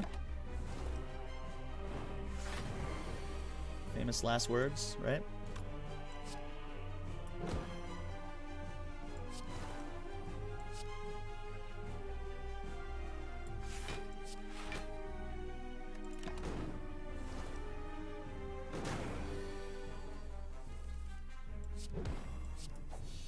Nice fight. Solid fight against the Hexaghost, and we have the chance at a burst plus after image or Tools of the Trade. Tools of the Trade obviously giving us a way to draw some additional cards. Really nice to have, especially since we lost our Ring of the Snake. Could grab an after image, giving us a way to gain some additional block. Or the burst, allowing us to burst things like Terror. I'm just kidding. The Deadly Poison would be a nice burst target. Any of the block that we have is a nice burst target. It's also upgraded, meaning our next 2 skills are played twice. This is a really, really powerful card with certain skills that we can find with Silent. And I think as a card we always want to probably put in the deck at some point. Hey, Slow Brother, how's it going? Good to see you. Hope you're having a good Thursday so far. Yeah, I think it is Burst, right? Burst Terror. The big brain plays Metal Stoofs. Hi again, Lucas. Have you been popping in and out? It's good to see you back. Rube. You're not wrong, right? So we'll take the burst here. We can get to an extra energy with Philostone, which I think is totally allowed considering we have turn 2 and turn 3 covered right now. Could think about taking a Calling Bell, giving us even more relics. Or we could take a Busted Crown, meaning we only are going to see one card from our future card rewards for the rest excuse me, for the rest of the run, which I'm not a huge fan of, right? We want to see lots of cards with the Toxic Egg. So with that in mind, and I don't really want to put a curse in the deck, I think we're just going to take Philostone here. I think 4 energy is going to be really nice to have. With a burst in the deck, with our present deck, I think 4 energy is just fine.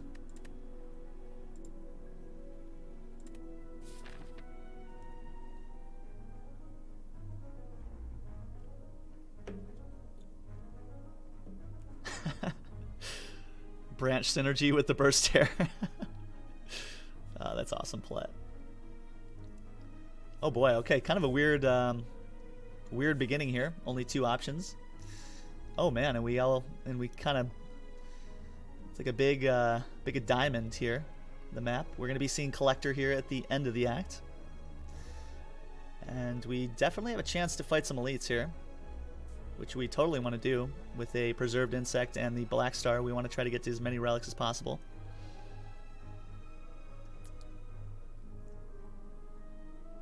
Fortunately, we have a couple rough paths, not getting to too many fires here before our elite combats. Would really like to take this path to the left, I think.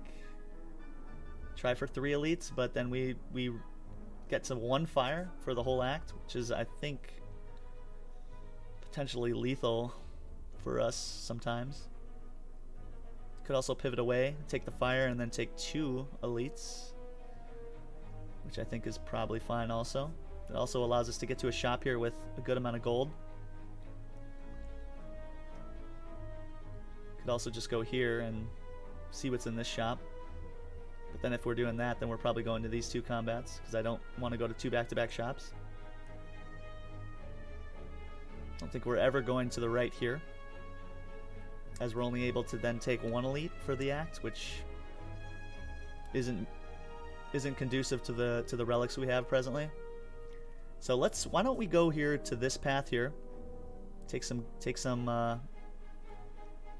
events. The Act 2 events are notably really good usually, and then we can get some value out of our gold into this first elite fight, and then we can decide from there whether we want to risk it for the biscuit and go for 2 more, or pivot away and get a heal or an upgrade. Okay, this fight should be interesting. The Chosen is going to be adding Dazed into our hand once we're debuffed. Every time we play a skill, we're going to add Dazed into our hand, and the Dazed work really well with Dead Branch. So it should be some interesting stuff going on there.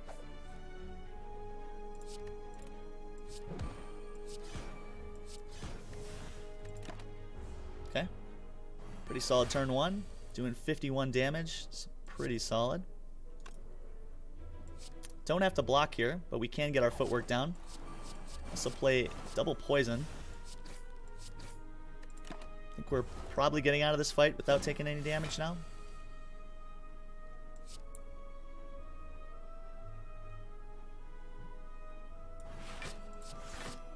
Almost. We do take 1 damage,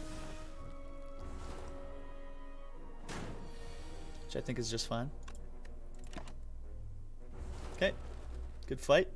Good Chosen fight there. Pick up some extra golds. And we could take a Blade Dance. Blade Dance is actually kind of hilarious with Dead Branch, giving us a way to put some extra cards in the deck and also deal damage. It also says plus on it because of the Toxic Egg.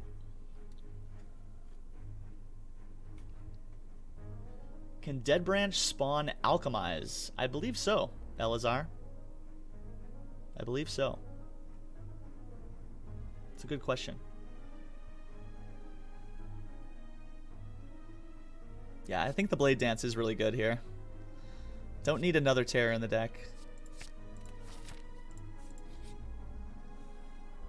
Okay, we can upgrade our strikes and our defense. Since we didn't remove any of these yet, I think that's actually pretty strong. Removing a strike would be fine too, but the value of getting upgrades on all of these, especially with the added decks that we can potentially get to, I think is pretty good. So we'll just take that option. Oh boy, and now we got the Wheel of Pain. Be nice to me, Gremlin. Okay, well, we get a full heal. Didn't really need it, but I won't say no to a full heal. We'll take it. We'll take it.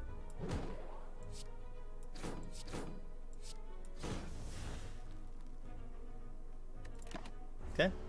Next two turns are pretty much covered, so we can start to get some more goodies down here.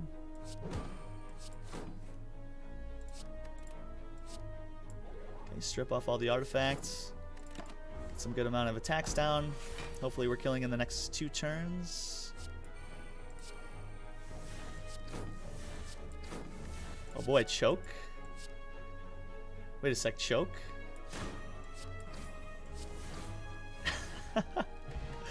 Okay, that Blade Dance is going to be doing some serious work, I think. Acrobatics is nice. Dodge and roll is nice. Really like this Acrobatics. On 4 energy, we, I think, super appreciate some extra card draw. Dodge and roll is also notably really good. Especially with 2 extra decks. Giving us 8 block on consecutive turns can be really, really powerful. I think I'd put a slight preference on Acrobatics Plus for now. But if we see Dodge and Roll again, I'll totally take it.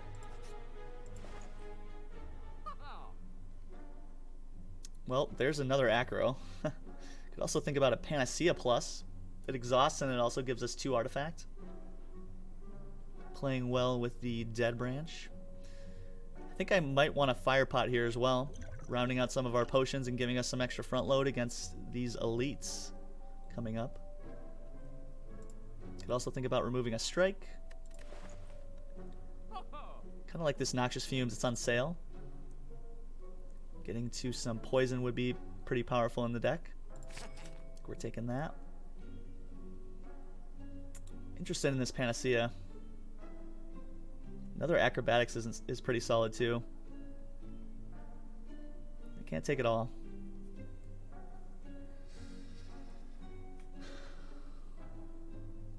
Alchemize generates healing pot and doesn't Spire never generate healing cards. Kind of. Paulette, yeah. I mean, it depends, right? Alchemize can also give us something like, was it Ghost in the Jar? And yeah, it's really nice. Min-maxing for all enemies with days would be to stall as long as possible for Alchemize. Sometimes, Elazar. It's generally just going to be to give us just more chances at more skills and maybe more block or more exhaust, rather. Does the Alchemize not generate heal? Or does the Alchemize not generate heal? I'm confused. The Alchemize, I believe, does generate, like, Blood Pots. No, it does not. Blood Pot is a ironclad only, isn't it? Okay, so Alchemize will generate regen pots sometime, does it? I can't remember if that's a ironclad only potion at the moment. If Baylor Lord's still in chat, he might be able to answer that question. He would probably know better than I do. I'm not actually sure, Elazar.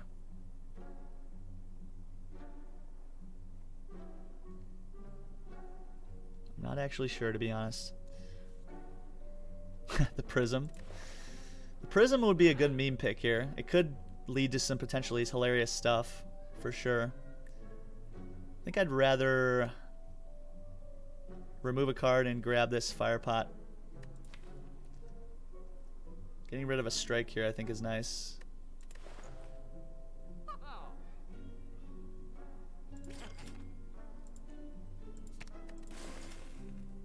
It was really tempting to grab this Panacea as well, but I think we'll be okay. Okay, we're going to be fighting against the Book of Stabbing.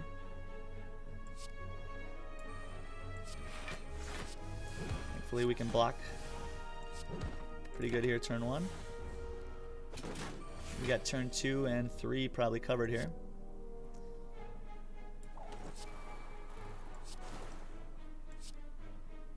Let's see. He's hitting us for 24. Let's see what we can get here. 2 bullet times. Interesting. Interesting. Okay, Terror is great. To our glass knife here. Full blocking. And put down a little bit more damage. Yeah. Nice. Some really solid turns here right off the bat. And I think we're just killing now, right? Okay, that's a pretty good indication of how strong we are when we take 0 damage against the Book of Stabbing. Pick up some extra gold. We can bottle and attack. Think about bottling glass knife here. Or Predator. Both really solid options. We also pick up an Art of War. Pretty solid silent relic.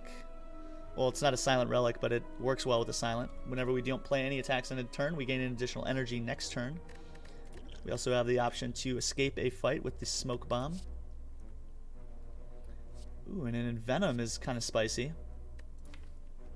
Giving us a way to apply additional poison when we do unblocked damage. Can be really nice to have at times. Skewer is also pretty solid.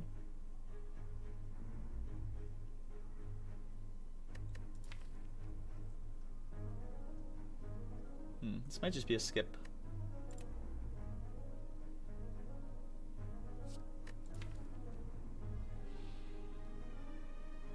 You do a lot of attacks sometimes.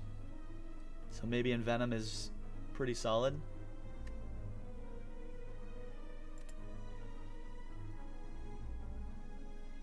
Can pair well with the Dagger Spray and the Glass Knife as well.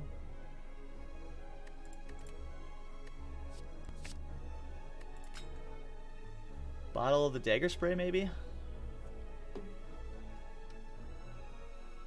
Skip is more solid, you think? Yeah. Yeah, that's why I grabbed it, Lucas. The artifact remove is nice to have. Don't draw this card on turn 1 ever. Ooh, yeah, Bottle of the Backstab, right? I think that I like either the Flying Knee, the Flying Knee Dagger Spray combo is really nice because our turn 2s, it's nice to have extra energy when we're already full blocking. Predator is nice too, giving us additional card draw on turn 2 is nice to have as well. Probably is just Glass Knife, I think. Giving us just some additional front load on turn 1 is sometimes really nice to have. Or Neutralize. Turn 1 Neutralize actually is probably the play here. Allowing us to weaken our opponent's turn 1 every time. Yeah, let's do that. And we're in a place right now where I think fighting 2 more elites is probably fine.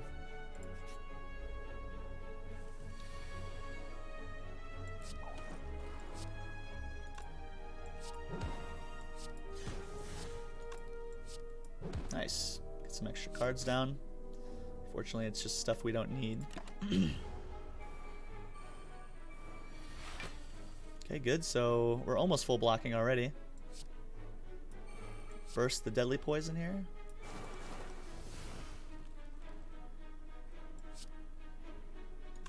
Envenom or Flying Knee?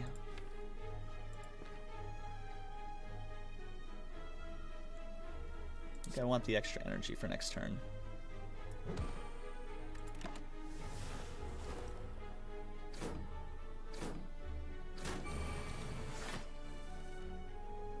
Okay, good.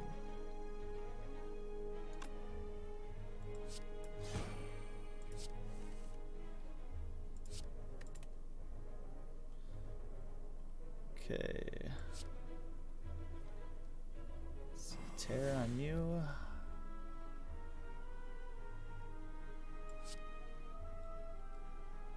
Means we kill you.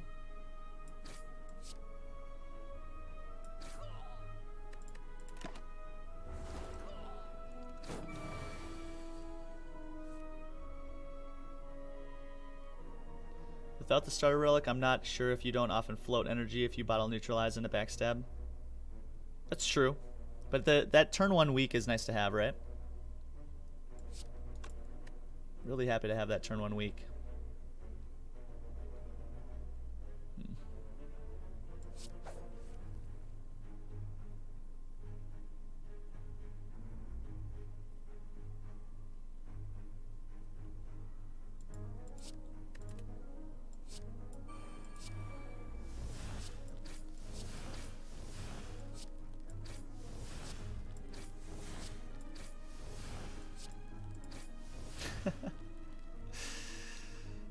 Oh man. Can't quite kill you. Could kill you with the fire pot.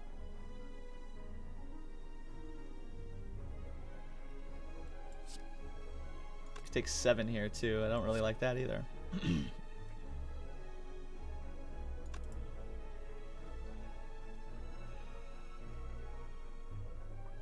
Is this an okay place for the fire pot? Saves me, what, 7 health?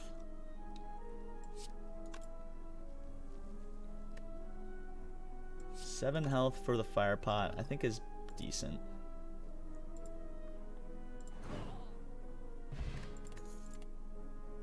Another blade dance.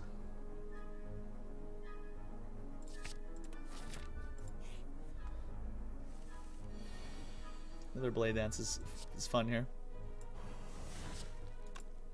Ooh, burst crippling cloud? Yes, please.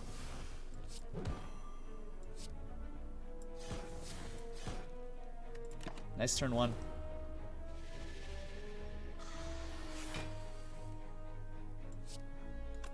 Really nice. Some really nice turns here.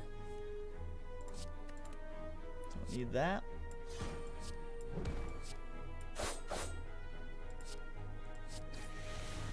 Okay, good fight against Snecko there. And another burst. Could also add another blade dance in the deck. I think we just want another burst though. Could take a Matryoshka for even more relics. Oh boy. I'm gonna say no. I think we're just gonna grab our Sapphire Key here. I think we're gonna get more value out of the Sapphire Key here going forward. Excuse me.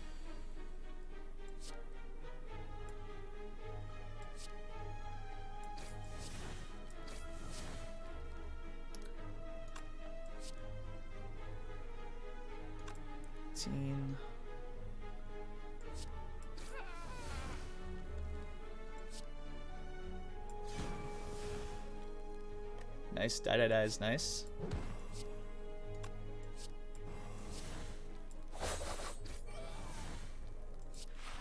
Okay, good.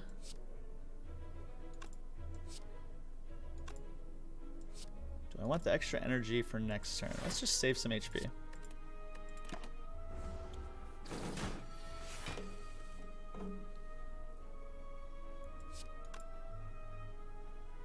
Footwork's good. Let's see what we get here first. Okay, we get our powers down here.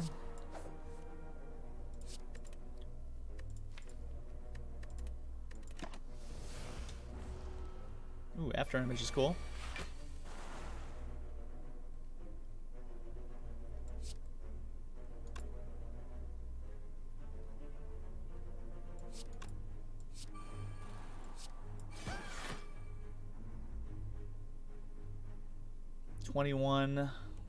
Never able to kill here, right? Wait a sec. Do we have Envenom in play? No. So let's just block.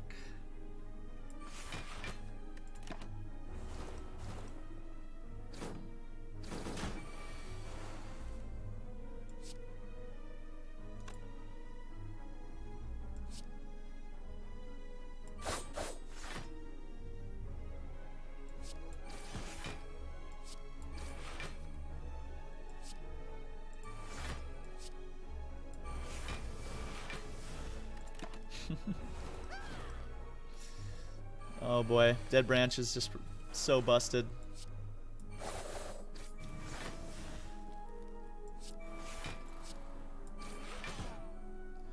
Good fight. Good fight. We're crushing these elites, which is nice to do. We do pick up some extra gold as well, and we find a lantern, making our turn ones even spicier with some extra additional energy. We can pick up a Crippling Cloud Plus, dealing some extra poison and weak. It also exhausts, which plays well with Dead Branch. Totally happy to take that. And we can upgrade 2 random skills as well, which I guess that's just 1, because the rest of our skills are upgraded. Sweet. Check out what's in the shop here.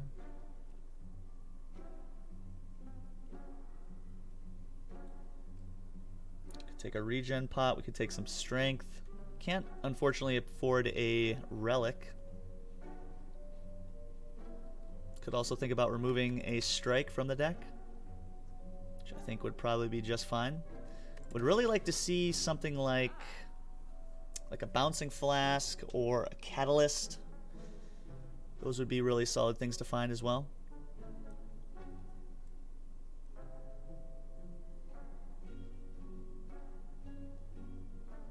Maybe like a speed potion to go with this ancient pot.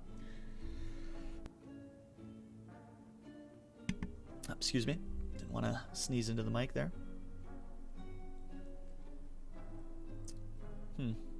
Card removal seems pretty solid.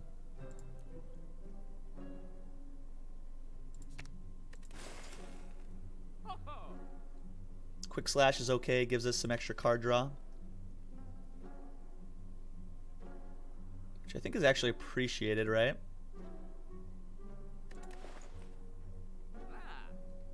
I think I'm totally down with this Quick Slash here.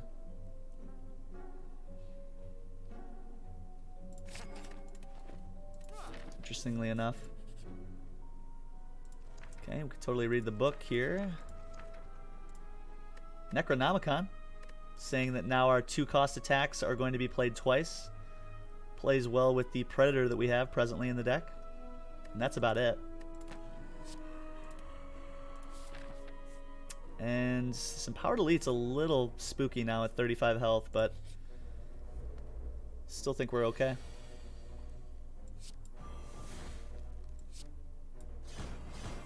Choke twice is nice.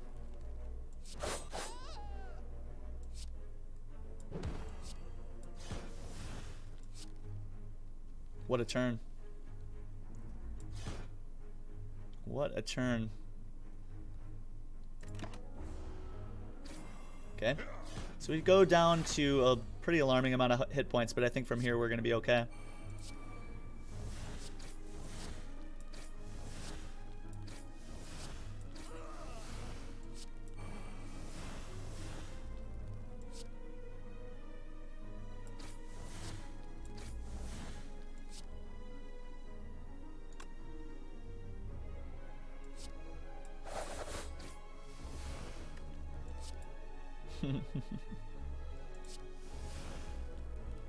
Okay.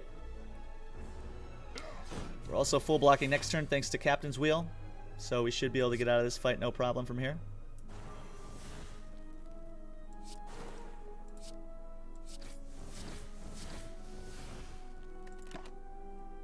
Okay, nice fight. Nice fight. We are going to pick up 2 more relics, a Snecko Skull, allowing us to apply an additional poison whenever we do add poison to an enemy, and a Ninja Scroll, adding 3 shivs into our starting hand. Pairs pretty darn well with the Dead Branch. More importantly, we do get our Emerald Key and the chance at a Dagger Spray, a Tactician, or an Accuracy here. Kind of like this Tactician. Sometimes it's pretty solid. I don't know how often we need the extra energy. I guess sometimes we do when we play the blade dances and stuff.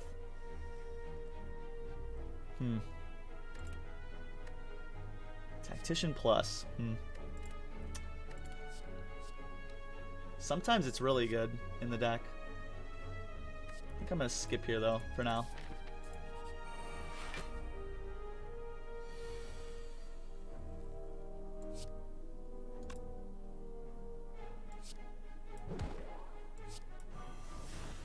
Try to get this guy down early on.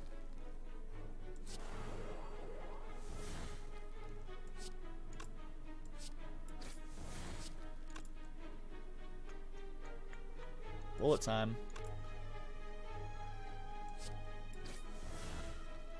Bullet time, you say?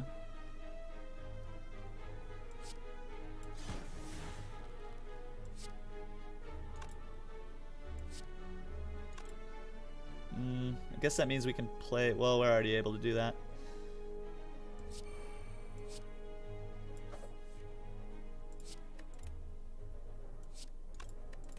Okay, that's fine.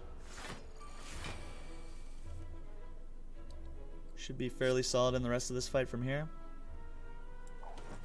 Get both of our powers down and strip that last bit of artifact.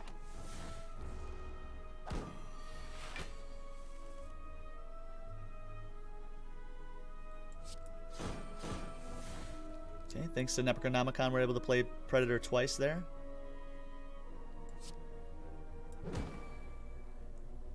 I think we're gonna be really close to lethal here. Burst? No, we can't do that. This is 24. It's not quite lethal. So we are going to take a little bit of damage here. We're going to take 6.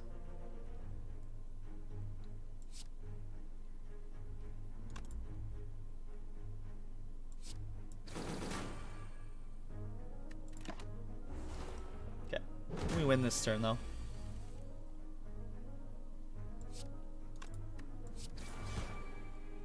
Alright, good fight. Pick up a Liquid Memories, which is nice to have. And another Deadly Poison, I think, would go probably pretty well in the deck. Especially with the 2 bursts that we have. Acrobatics is also nice. Outmaneuver might actually be the way. Giving us some additional energy gain at times. We really want the energy. Especially with all the cards we're able to exhaust. Yeah, let's do the outmaneuver. I want to see how that plays out. And I think we're just going to rest here to make sure we're able to get through this combat. All of our cards are pretty much upgraded too because of the silent or the toxic egg.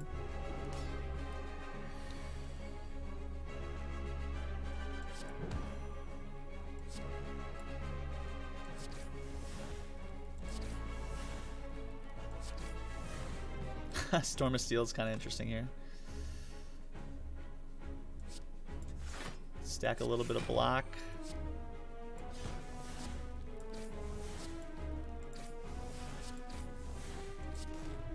Okay, Adrenaline's nice.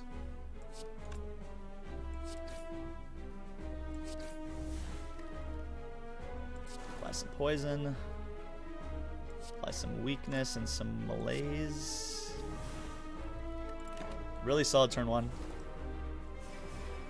Really solid turn 1 here.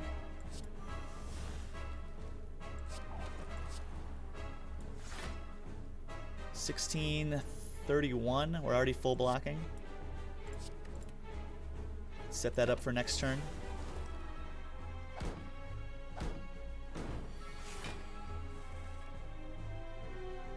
Okay, and Venom is nice.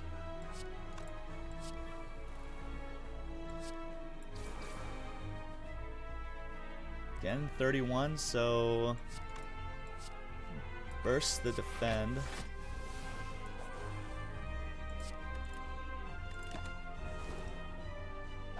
Kind of trying to focus the collector here to try to win this fight as fast as possible if I can.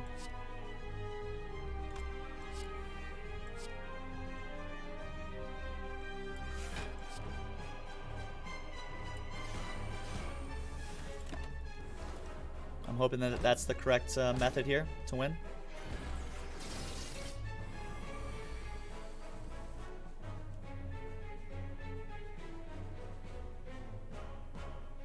Let's see, Liquid Memories, we can 18. We're getting close to being able to kill the collector here.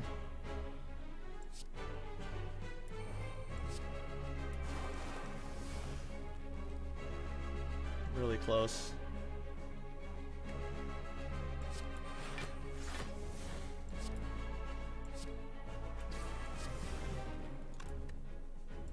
Thousand cuts.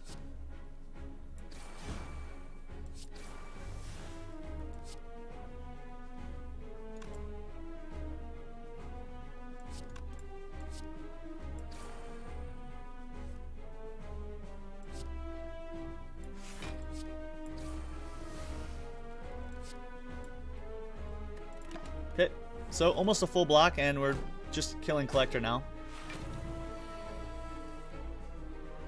Nice.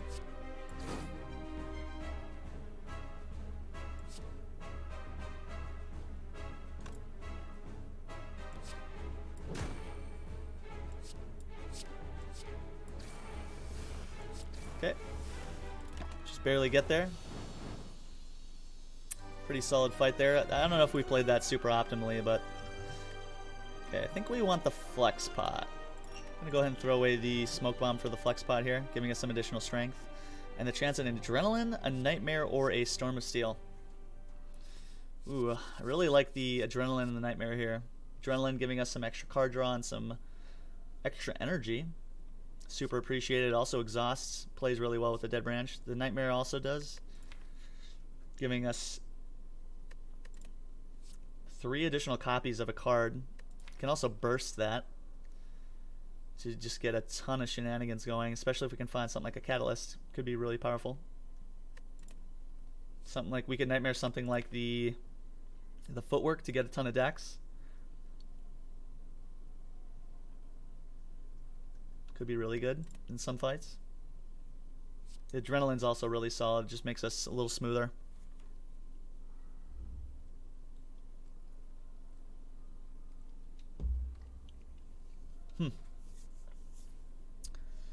Adrenaline or Nightmare here? I can see the Nightmare being just really ridiculous at times. The deck's getting kind of big though. Kind of want this Adrenaline. Oh, and Sacred Bark looks really nice here. Doubling the effectiveness of our potions. We're already on 4 energy. And sometimes, like, this gives us 10 potential permanent strength with the Ancient Pot. This would give us 4 dexterity, and this would give us the way to bring back 2 cards at 0 cost from our discard pile. Could also take an extra energy during our boss and elite combats, putting us at 5 base energy for those combats, which we are going to be trying to fight some elites for sure. Wrist Blade also notably gives us 4 additional damage to our shivs, which with Ninja Scroll, right, we're seeing 3 right at the beginning of combat, meaning those would deal out 8 damage. Our innate Neutralize and Backstab would also be doing additional damage as well, which is a ton of front-loaded damage, but I think I'd probably prefer the Sacred Bark out of all these. Just making our potions better, since we have 4 of them, is really, really strong. So we'll take the Sacred Corn Chip here. We're going to be fighting against Donu and Deka. Okay, so that totally means we want to potentially see something like maybe a Corpse Explosion at some point. Would be really powerful. It'd be nice to find a Catalyst as well. Would definitely be nice to find those. Okay. Kind of like the options that I have here.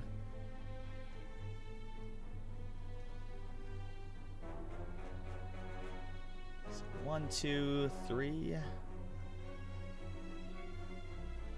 Let's see how this go to the shop here. Want to take 3 elites this act if possible. Have to find a speed potion. Yeah, speed potion would be really nice. What ascension level are you on? Yeah, that's a good question, K-Poppy. We are currently at Ascension 20, which is the highest ascension in the game. This says that at this ascension we are going to be playing against 2 bosses at the end of Act 3. I guess I'm already on the map here. So we're going to be fighting against Donu and Deka first, and then either Time Meter or Awaken One after that combat, should we make it out of that alive. Also, how's it going, K-Poppy? Happy Thursday. Glad to have you here. Welcome to the channel. Yeah, hard champion, that would be awesome. Speed pot would be really, really nice to have, for sure. For sure.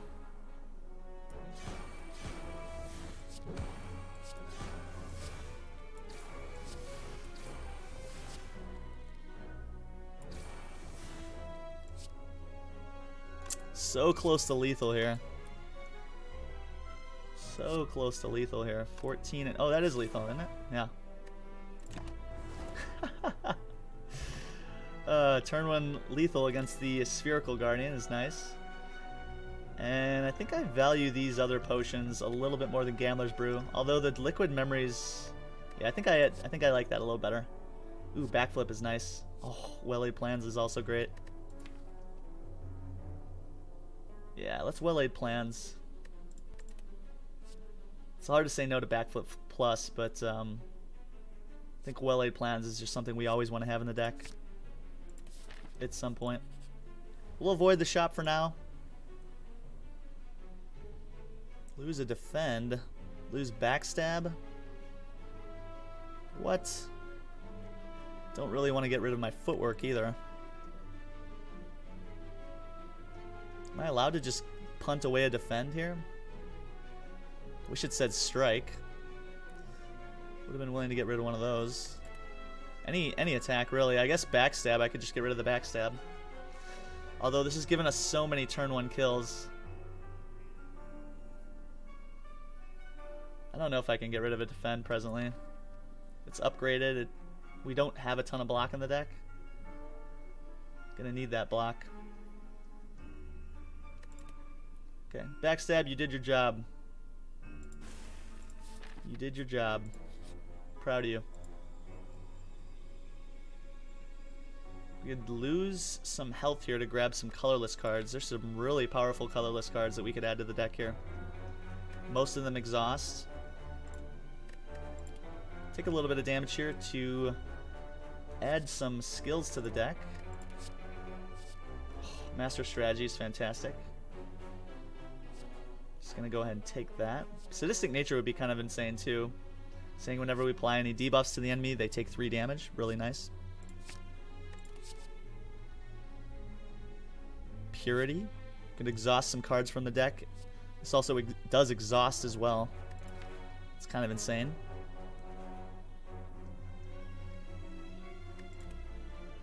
Finesse is also nice. Giving us some additional card draw and block is nice at 0 cost. Yeah, let's take this Finesse. And the blind is also really nice. 2 weak to all enemies is great. Cool.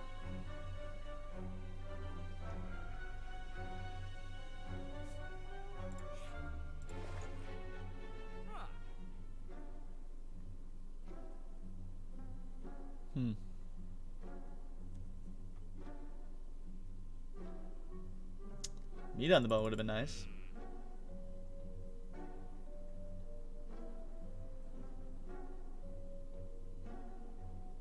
Gosh. We're not seeing a huge amount of block with this deck, are we? Means we might want to find something like a after image like Pronto. After image would be really nice.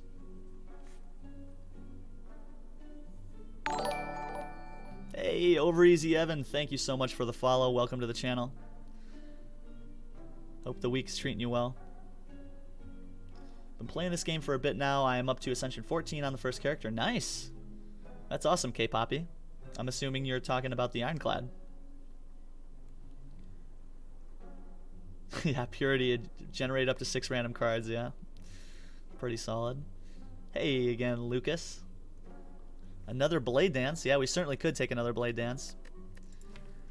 We certainly could. I mean, it's not terrible, right? Every time we play a Blade Dance, it's just generating cards for us. It's not bad. Another Blade Dance is not bad, for sure. Another Outmaneuver is also decent. With all the cards we are generating, we need extra energy, right? I also like this Power Pot. Maybe getting rid of the liquid memories gives us maybe an out against one of these next elites. Should we fumble a bit?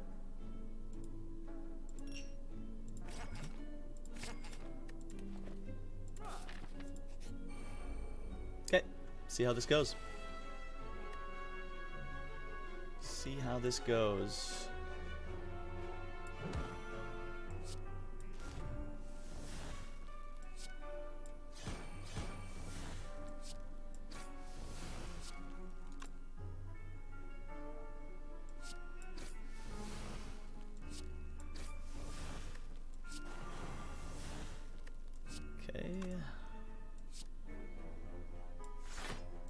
some extra energy for next turn.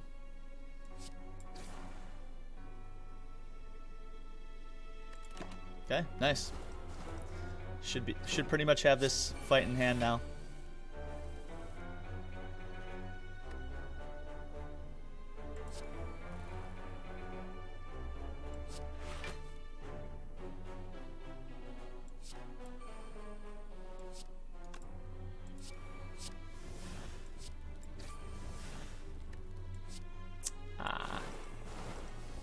Okay.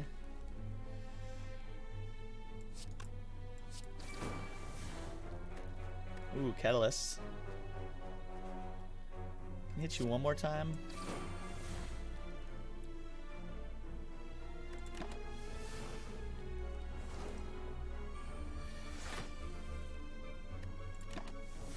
Nice fight.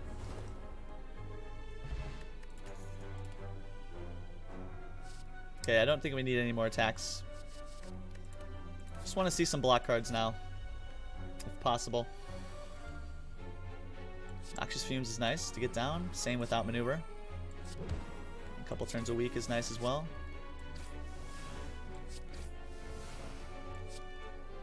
Oh, with a Bouncing Flask. Doppelganger will be nice for next turn as well.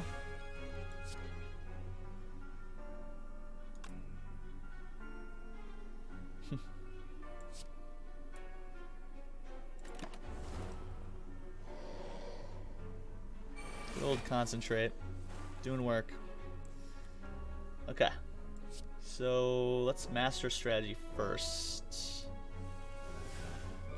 Oh, this is going to be a big turn. This is going to be a big turn.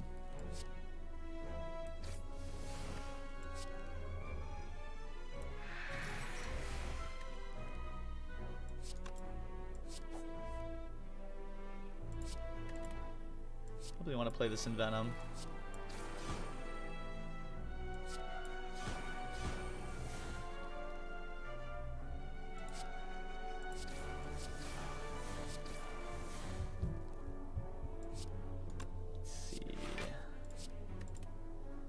Almost full blocking.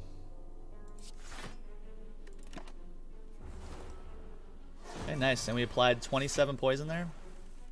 Something like that.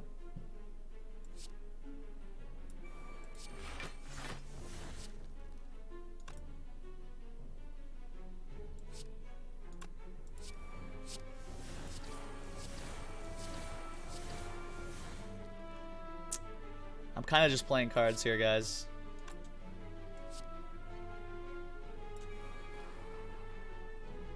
See, what do we draw next turn? 5? So we can get this grand finale down, actually.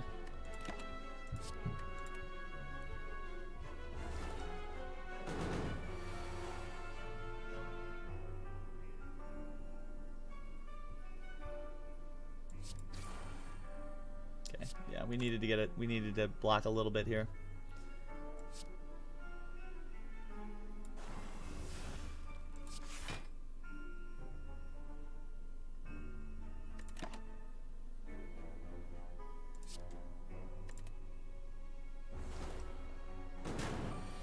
Do take a little bit of damage here, unfortunately.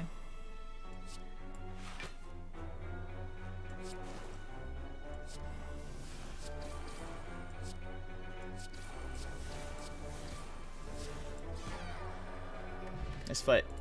And we pick up a courier saying that the merchant will restock cards, relics, and potions, and all prices are cheaper now. Ceramic Fish saying whenever we add cards into the deck, we gain gold. So a couple gold relics there, and a colorless pot, giving us a potential 2 colorless cards to add into the deck. No thanks. I think we're good on this stuff too.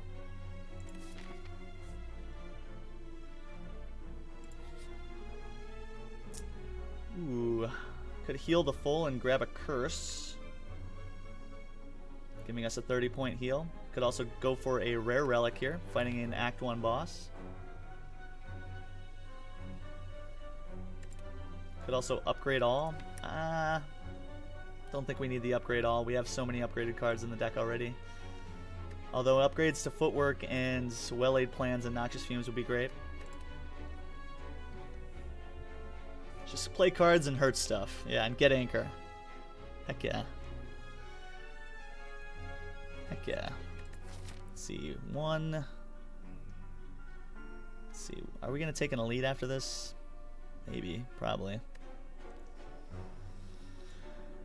We might be forced to heal here. Let's see how this goes. Oh boy.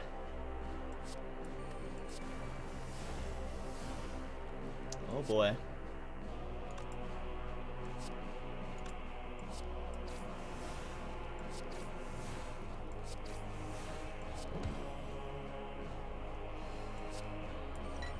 Let's get the poison down.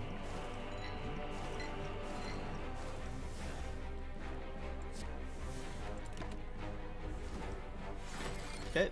This fight shouldn't be too hard from here.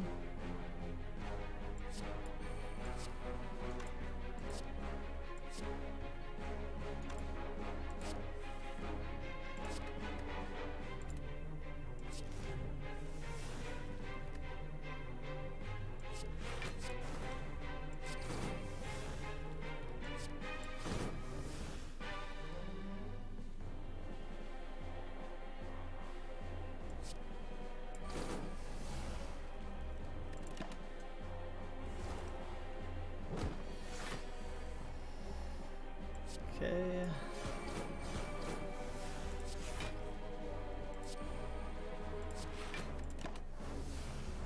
All right, good fight.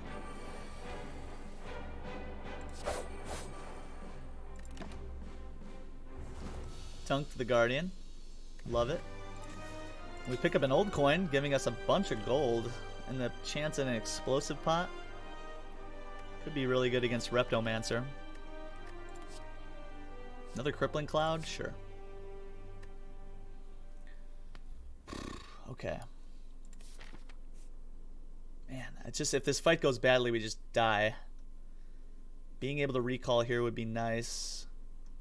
Giving us a chance to rest here. Or maybe vice versa.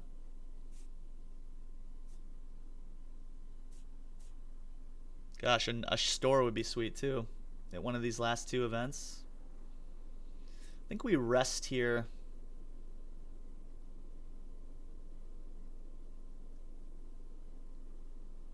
I don't know if we're allowed to fight 3 elites or 2 more elites here. 36 health. If we just get some bad turns, we just lose. We do have a bunch of potions, but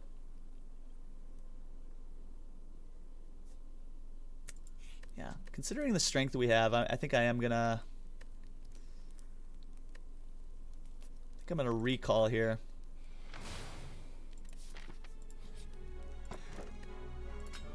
Okay, bottled well-laid plans, maybe? Bottled footwork?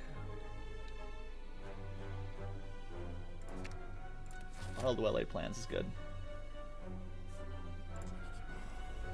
Okay. Oh man, okay. I think we're actually good at this fight. So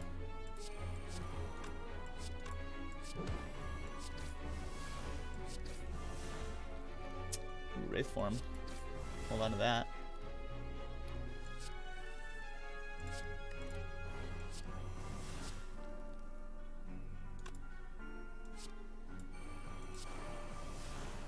Okay, really nice start. And speaking of Wraith form, we'd love to see one of those in the deck. Love to see one of those in the deck.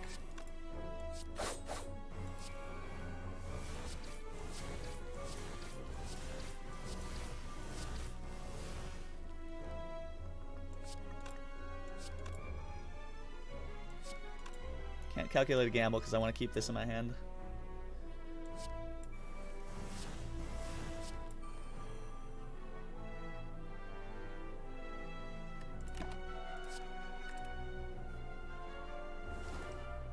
He's weak for 5 turns, and we're already stacking poison, which is good.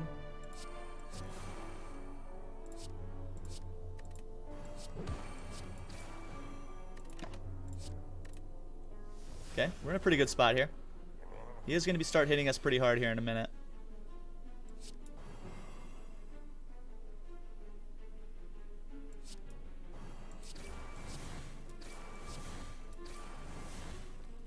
Where's my block?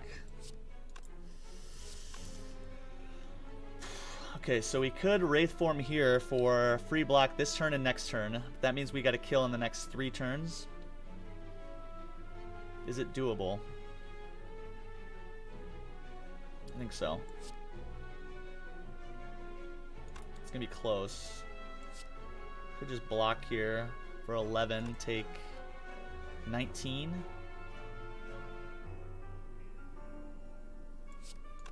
Yeah, let's do that. I think that's better. Okay, good.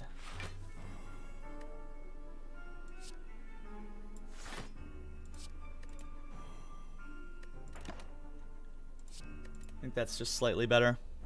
We're probably going to be playing Wraith form this turn.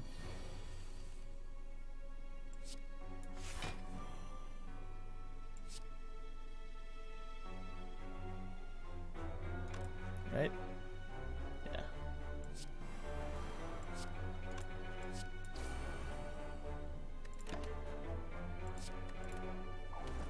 Should have it from here. Should have it from here.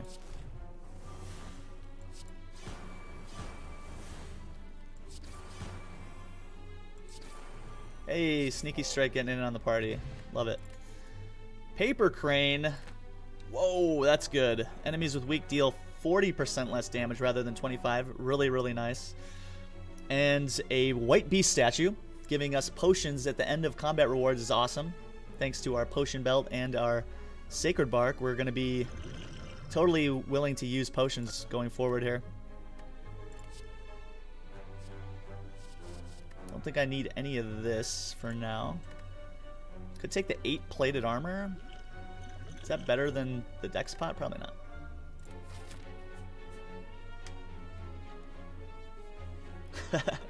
Yeah, the potion synergies are coming to play, right?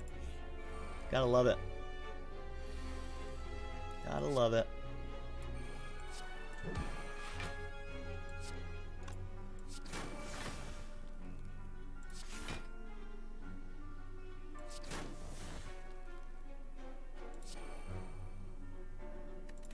I'm going to stop here.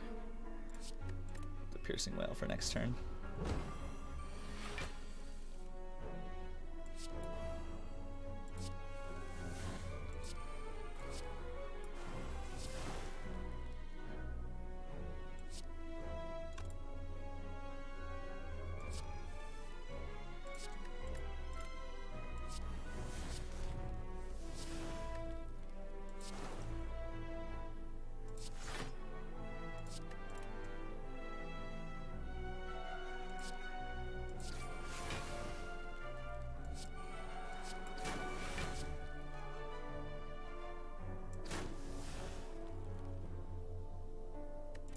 A tiny bit of damage here.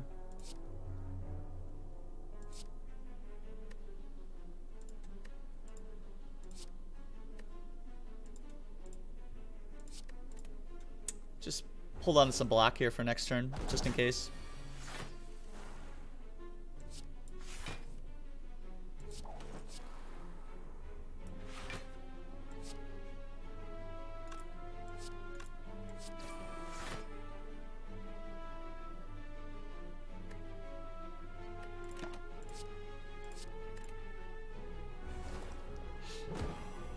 Should be able to just win from here.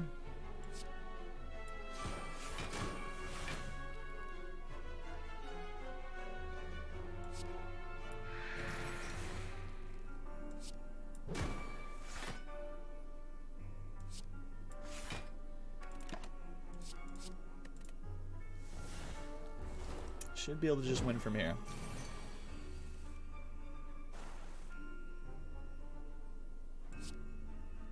Oh boy.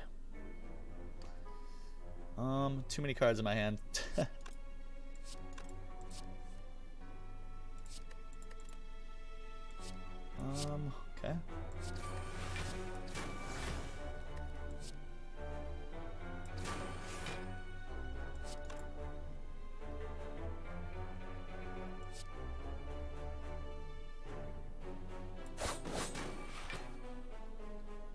That's it, right?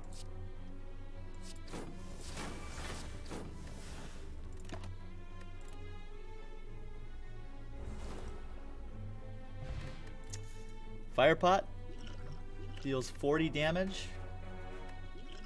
Again, I still think I'm happy with what we have here. There's a bouncing flask. Taking that for sure. Oh boy, transient. Transient is kind of scary.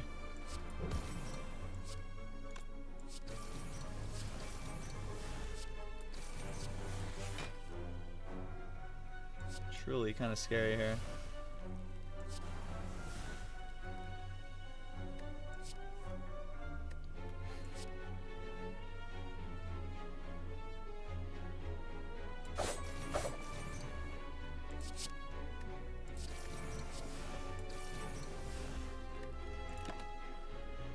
Okay, next turn, acrobatics and a leg sweep, or just the leg sweep, I guess. It's fine. Want to get some poison down on this guy, like pronto.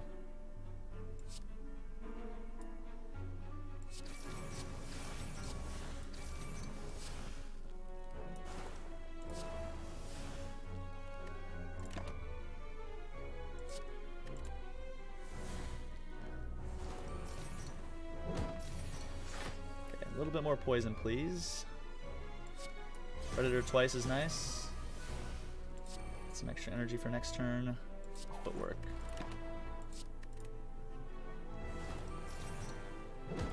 Okay, this is a potentially tough turn for us here. Okay, good.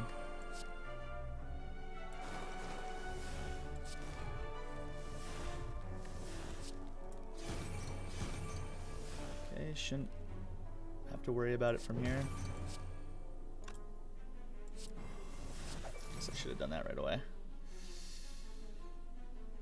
I think we kind of got it from here.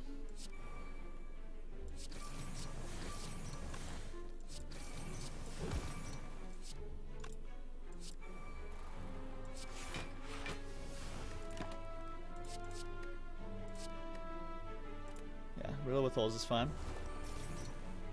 Go ahead and play Riddle with Holes twice. So burst this bouncing flask for all of the poison damage.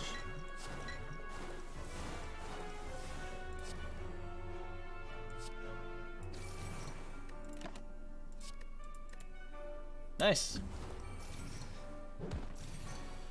Not quite a transient kill, but get out of the fight without taking any damage is really nice.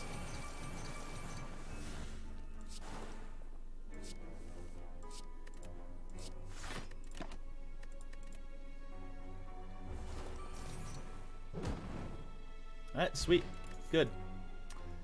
Okay, another flex potion. Oh boy. Do we ever grab the other flex potion just to get, like, a ridiculous amount of strength in one of the fights? You could get to 20 strength. The artifact. I was kind of holding out for a speed pot. 20 strength would be insane with the amount of shivs that we're getting to.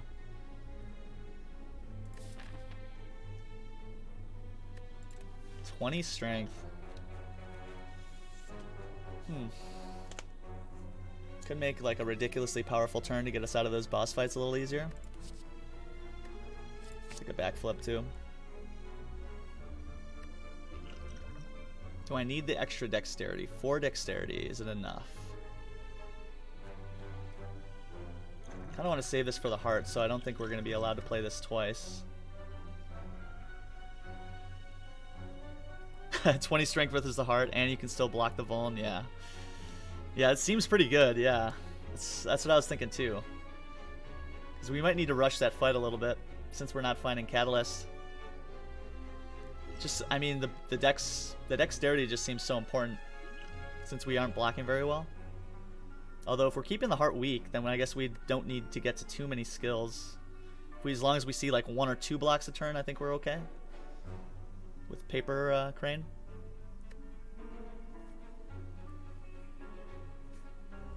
Why don't I pick it? Because I wanted to hold on to some dex. Does seem correct though. I mean, 20 strength versus the heart is like, we don't really worry about dex because we killed so fast. Yeah, why not? Let's do it. Let's have some fun. Oh, baby, in a shop? Come on, man.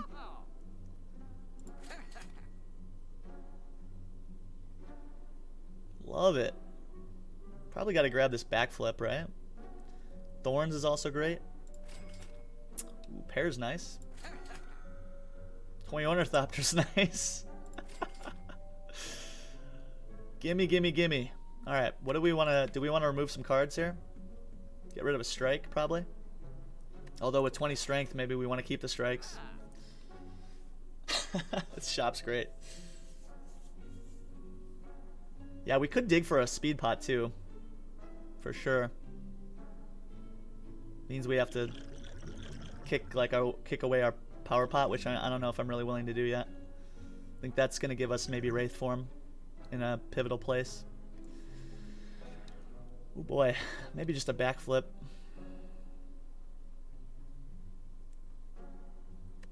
Getting to a ton of cards in the deck, maybe too many.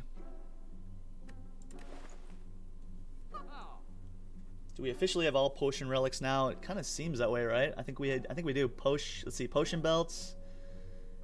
Yeah, we got potion belt. We got the bark. Got the beast statue, and we got the ornithopter. Yeah, so I think we have the full potion kit. It's a pretty busted run, isn't it? Got to be careful though. There's no guarantees here. We could totally lose if we don't play this right. So. Totally lose if we play this wrong. Not sure if... Do I remove a strike? Do I pick up a backflip?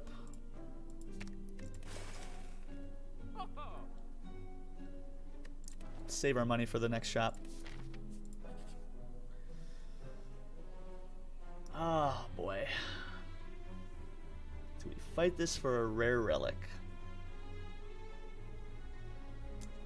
Pretty risky at 30 HP. Pretty risky at 30 HP. I'm just worried that we have a couple bad turns either in this fight or Donu and Deca and we just die. No fairy in the bottle, no lizard tail. We've been pretty consistent, but got to deal a lot of damage fast in this fight. Which we are fairly good at. I'm just afraid we're going to get some bad turns here. Feels a little greedy to take this. Feels a little greedy to take this.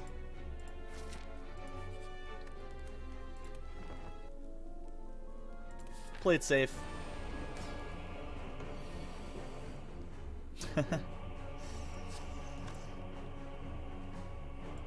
Okay, we're always playing the well-laid plans. Let's see.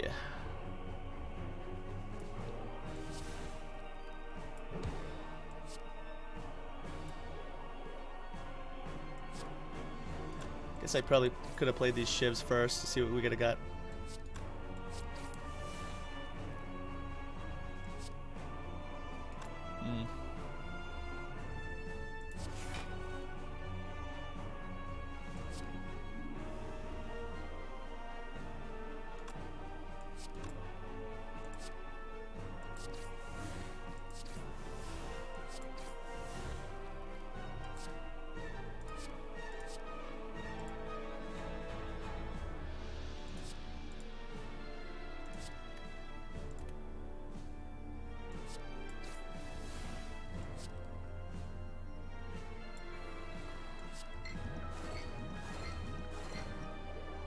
Accuracy or blur? I think I just blur here just to block a little more.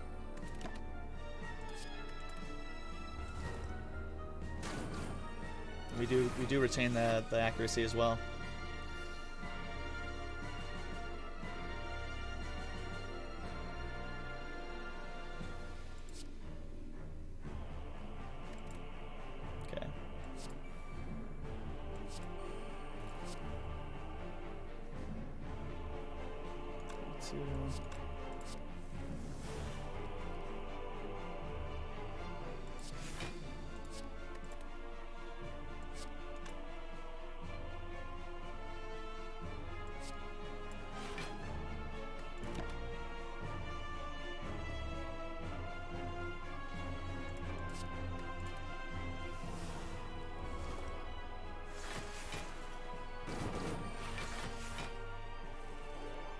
Okay, should be a good turn.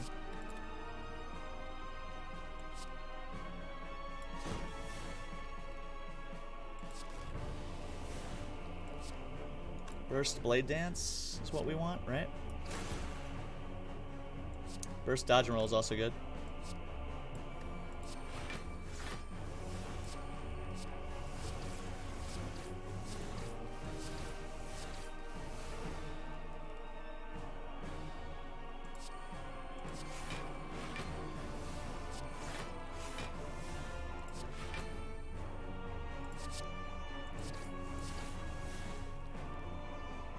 Some extra energy next turn as well.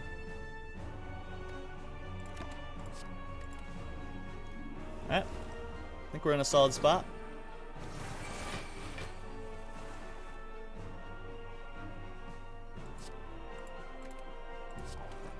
Oh, I guess I could have nightmared it. That's fine. Ooh, love that.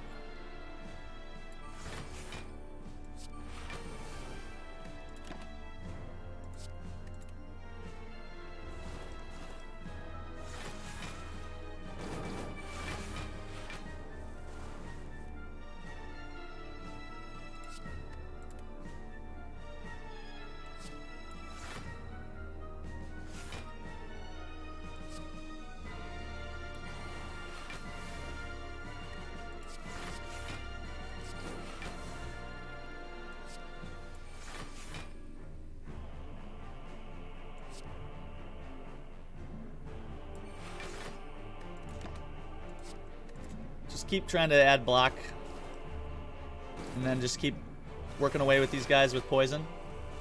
And I think from there we should be okay.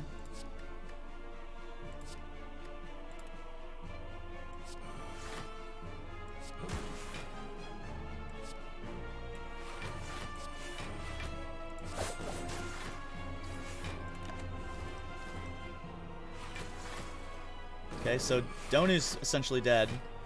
So now we just work on Deca.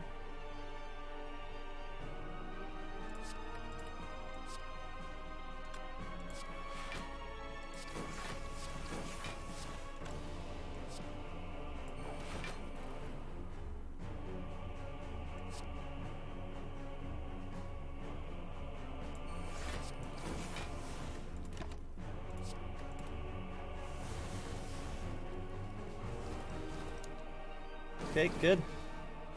Shouldn't hopefully lose any more HP this fight.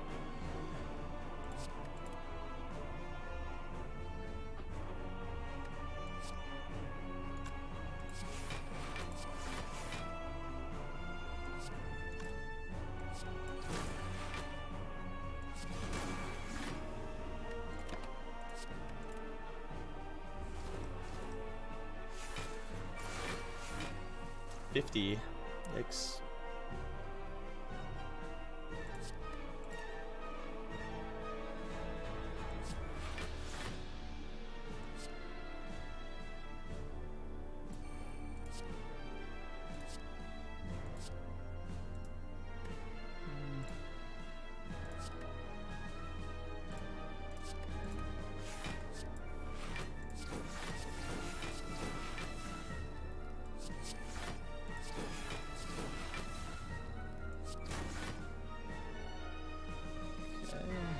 Full blocking now.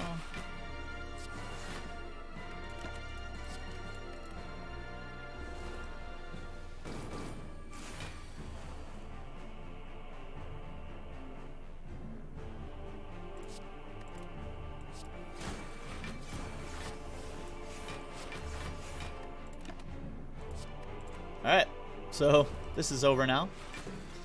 Nice fight, for sure. Nice fight for sure.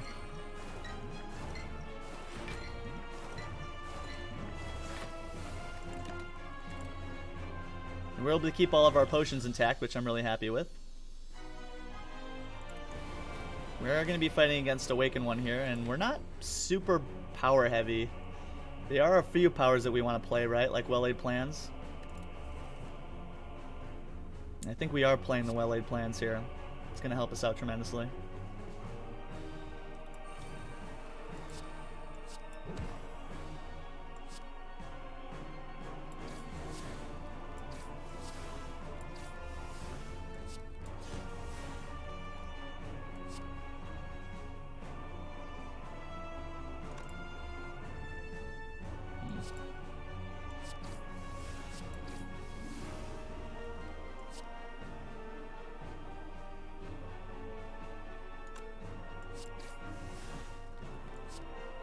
we take 15 here.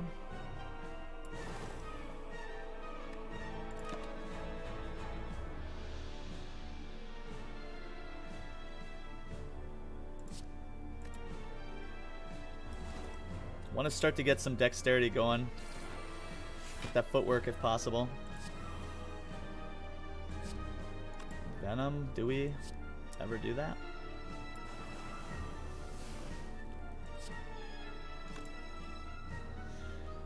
Okay. Am I allowed to play these? Probably not.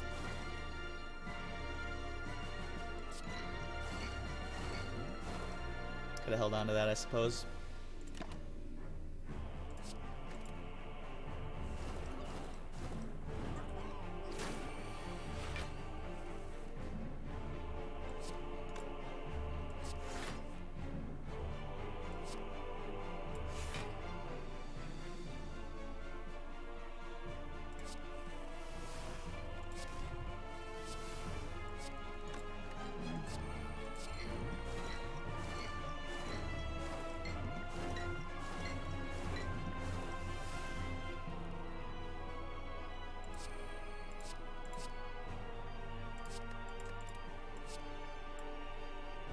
Oh, that's right, I did it twice. Oops. Forgot I bursted that. Hopefully we get to some draw here.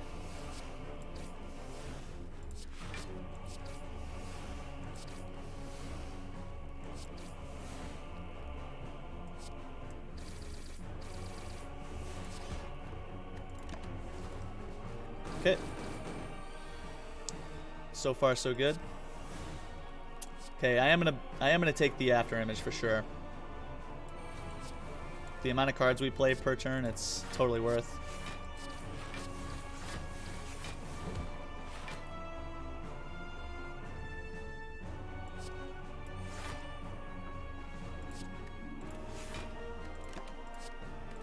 And I want to get the footwork down as well.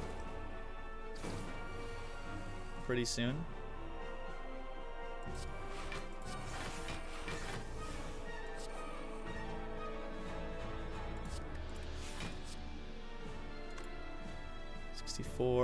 Taking 49. Quite a kill.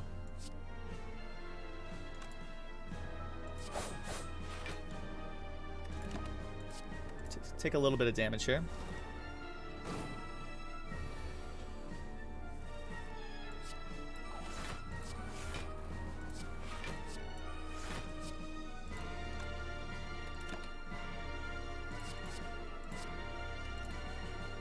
Okay, got to be able to try to block here on this turn.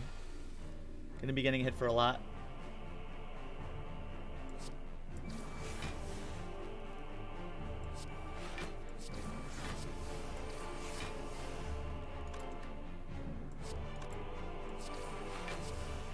Nice, okay.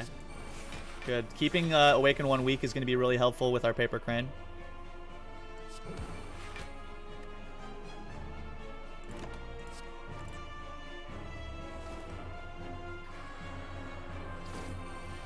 Be riding a fine line in this one for sure, but should be decent here.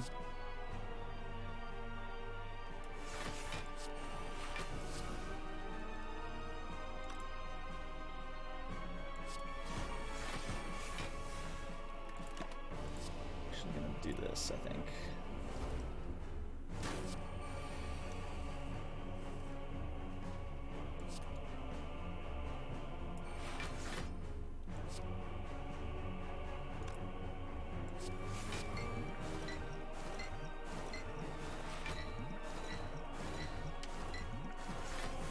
Despot, or Romulus, how's it going?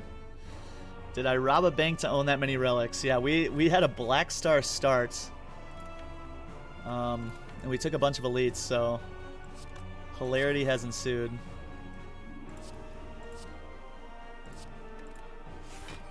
Oh no, I did it again. Okay, oops. Yikes, I didn't mean to do that.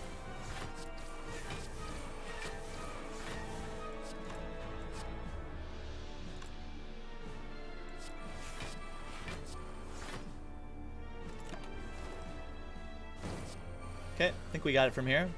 Probably. Yikes.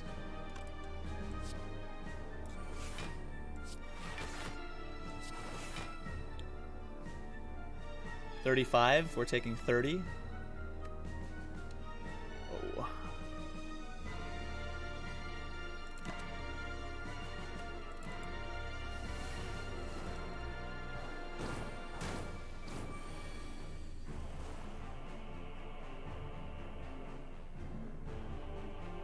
Okay, so we gotta kill this turn.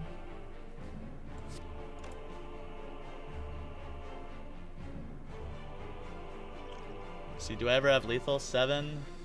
16 is 23. I gotta do how much damage? Let's see. 30, 57. Let's see, 13 plus 16 is 29, 36. 44. 2, 3, 4. 44. 50. So I don't have lethal unless I use the strength pot.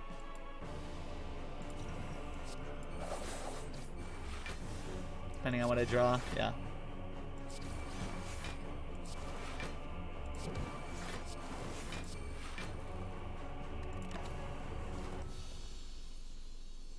Okay. Well, we used the strength pot, but we get out of the fight. I might have been able to find a way to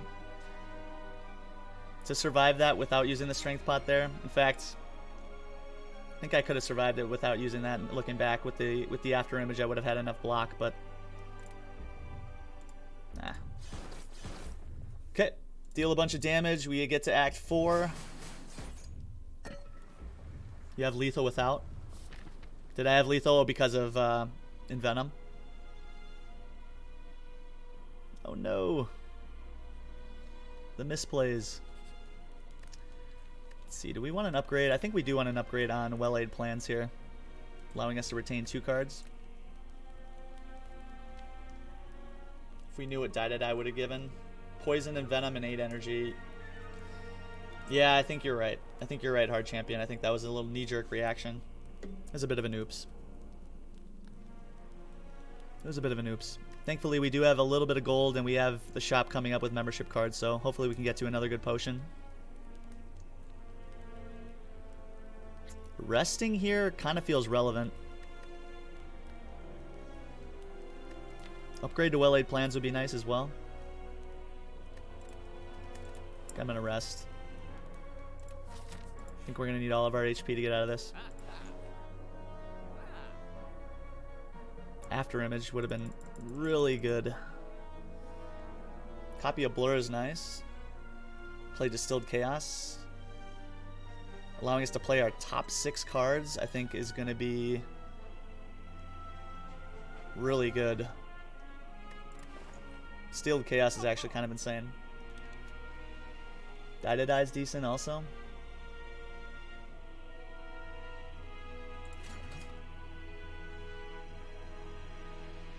It's also 5 HP for us.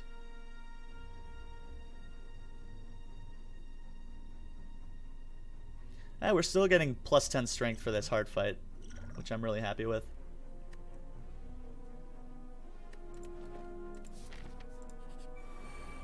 Okay. Come on, Spire Elites. Be nice to me. Be nice to me.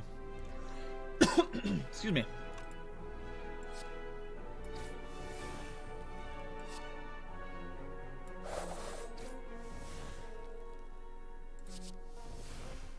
Ooh, Blade Dance.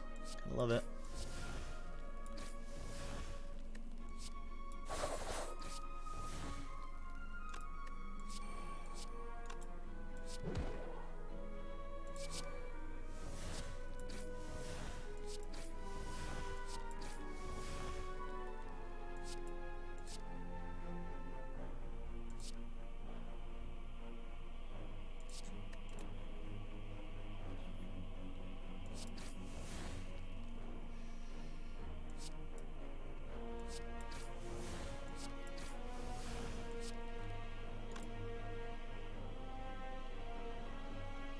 $12, 16. Do we have it? Let's see, 8.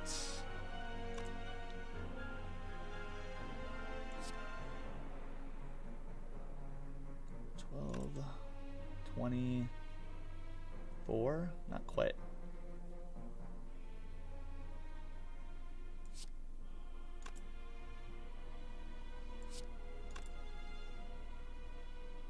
Potentially could have it with distraction.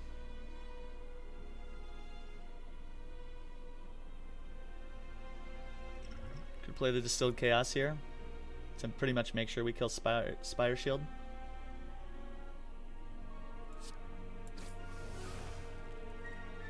Three distractions. So now 16 damage. Which means we have lethal, right?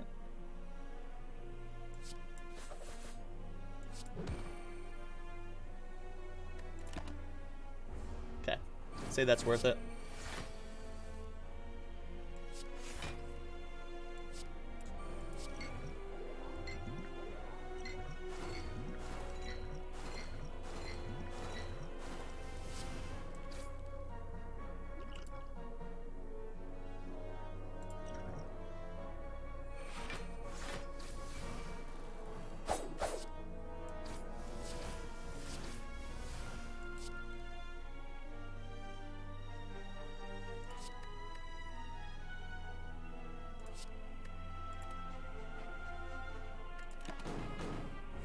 Okay, solid fight.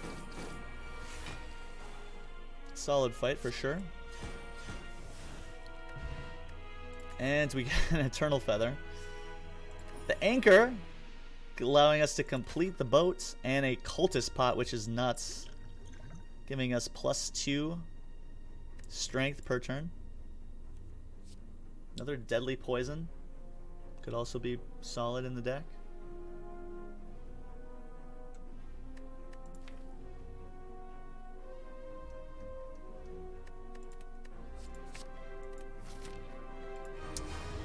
Alright guys, here's the hard fight. Definitely can't do any misplays. I haven't been playing optimally in some of the last fights. I think I've been getting a little comfortable, so I definitely want to take our time here and make sure we win this. Right off the bat, we're definitely playing the Cultist Pots. We're going to play the Flex as well to get our extra strength. Well-Laid Plans is definitely going down as well.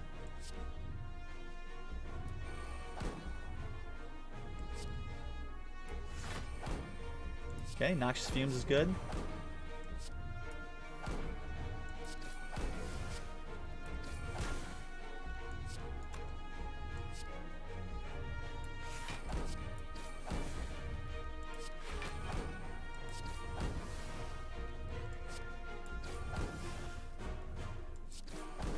Okay, super solid turn. Hold on to Burst here. We're going to block Vulnerable with the other artifact that we have. And we're already pretty much full blocking, which is great.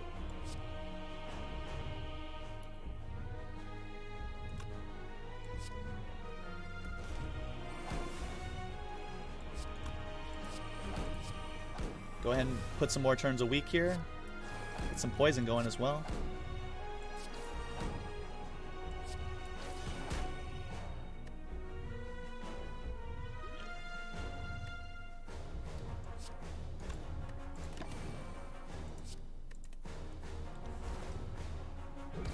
Do a little bit of damage here with our thorns.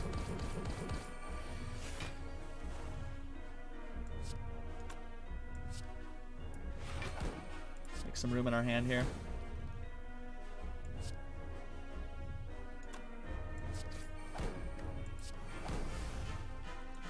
Ooh, that's a nice big malaise. Giving even more turns a week is pretty solid. Especially since we have the Paper Crane. I think that's appreciated here. Use the Power Potion. I probably am going to be using it pretty soon here.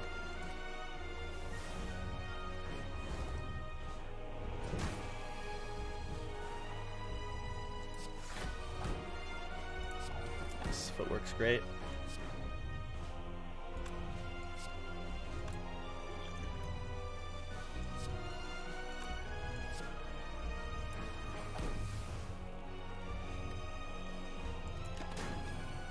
Don't know if we need the power potion quite yet.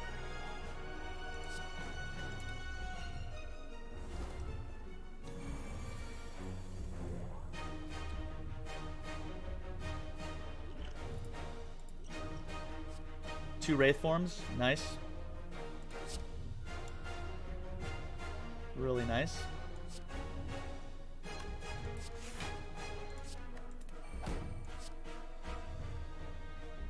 Four turns of intangible.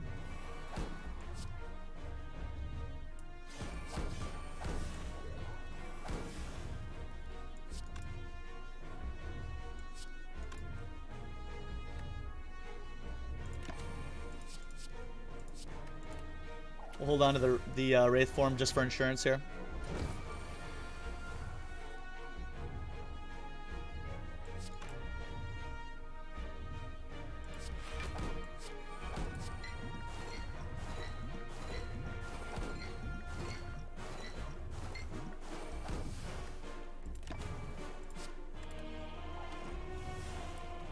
Okay.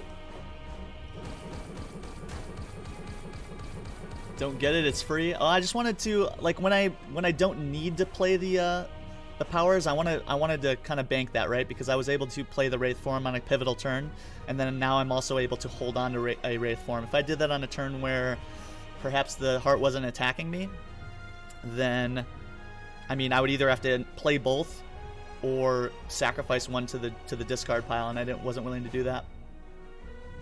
So that was my thinking there.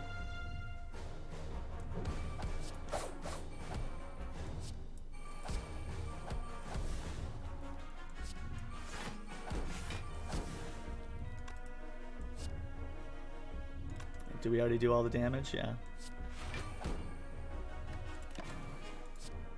Okay, now we have Wraith form for the next 2 turns.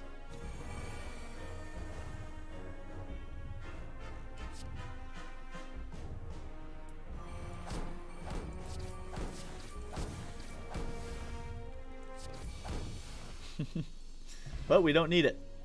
GG, guys. GG, and that's what 10 extra strength can do for you, right? GG, Late. Also, welcome to the channel, Late. Nice to have you. Over easy, Evan. GG. GG, Romulus. Let's check out some art, guys. What a fun one. What a fun one. Like a machine. It's a good one. GG, guys. Well, a nice little silent win to round things out. Super happy with that one. That was a really fun run, guys. All the little synergies we had with Dead Branch and all the shivs and all of the potion synergies we had and everything else. Really, really fun. GG, Lucas. Heart of the Cards. Brand down the world, guys. GG. Appreciate all the love. Has it been done? The Spire sleeps and so shall I. Sweet. Some good runs today. We had some back-to-back Act 4 appearances. Falling just short here with the Ironclad and then finding a way to win here with the Silent. Got a ton of relics in this last run thanks to a Black Star start. And then once we found the Dead Branch, we were able to get into some synergies with some shivs. And then obviously the potions carrying us through, in addition to the Paper Crane, was a really nice addition there.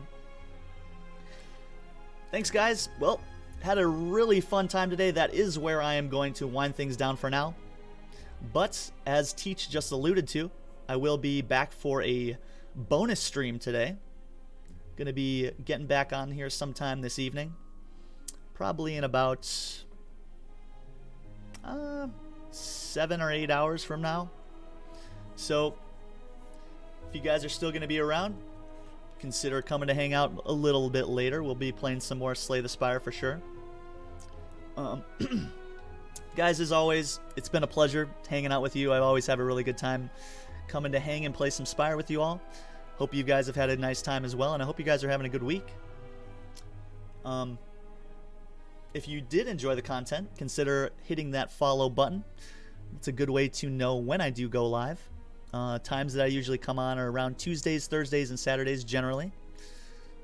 We also have a fantastic Discord channel that you guys can check out to keep some of the banter going.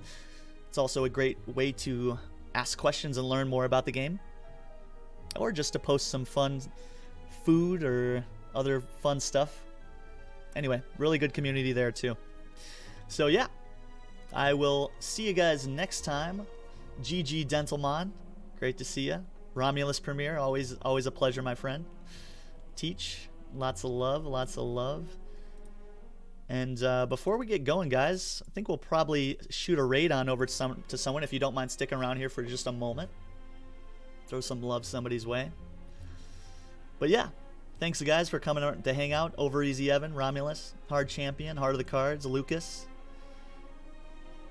All the rest, guys, thanks so much for the follows, obviously, as well. So yeah, let's take a peek here before we get going.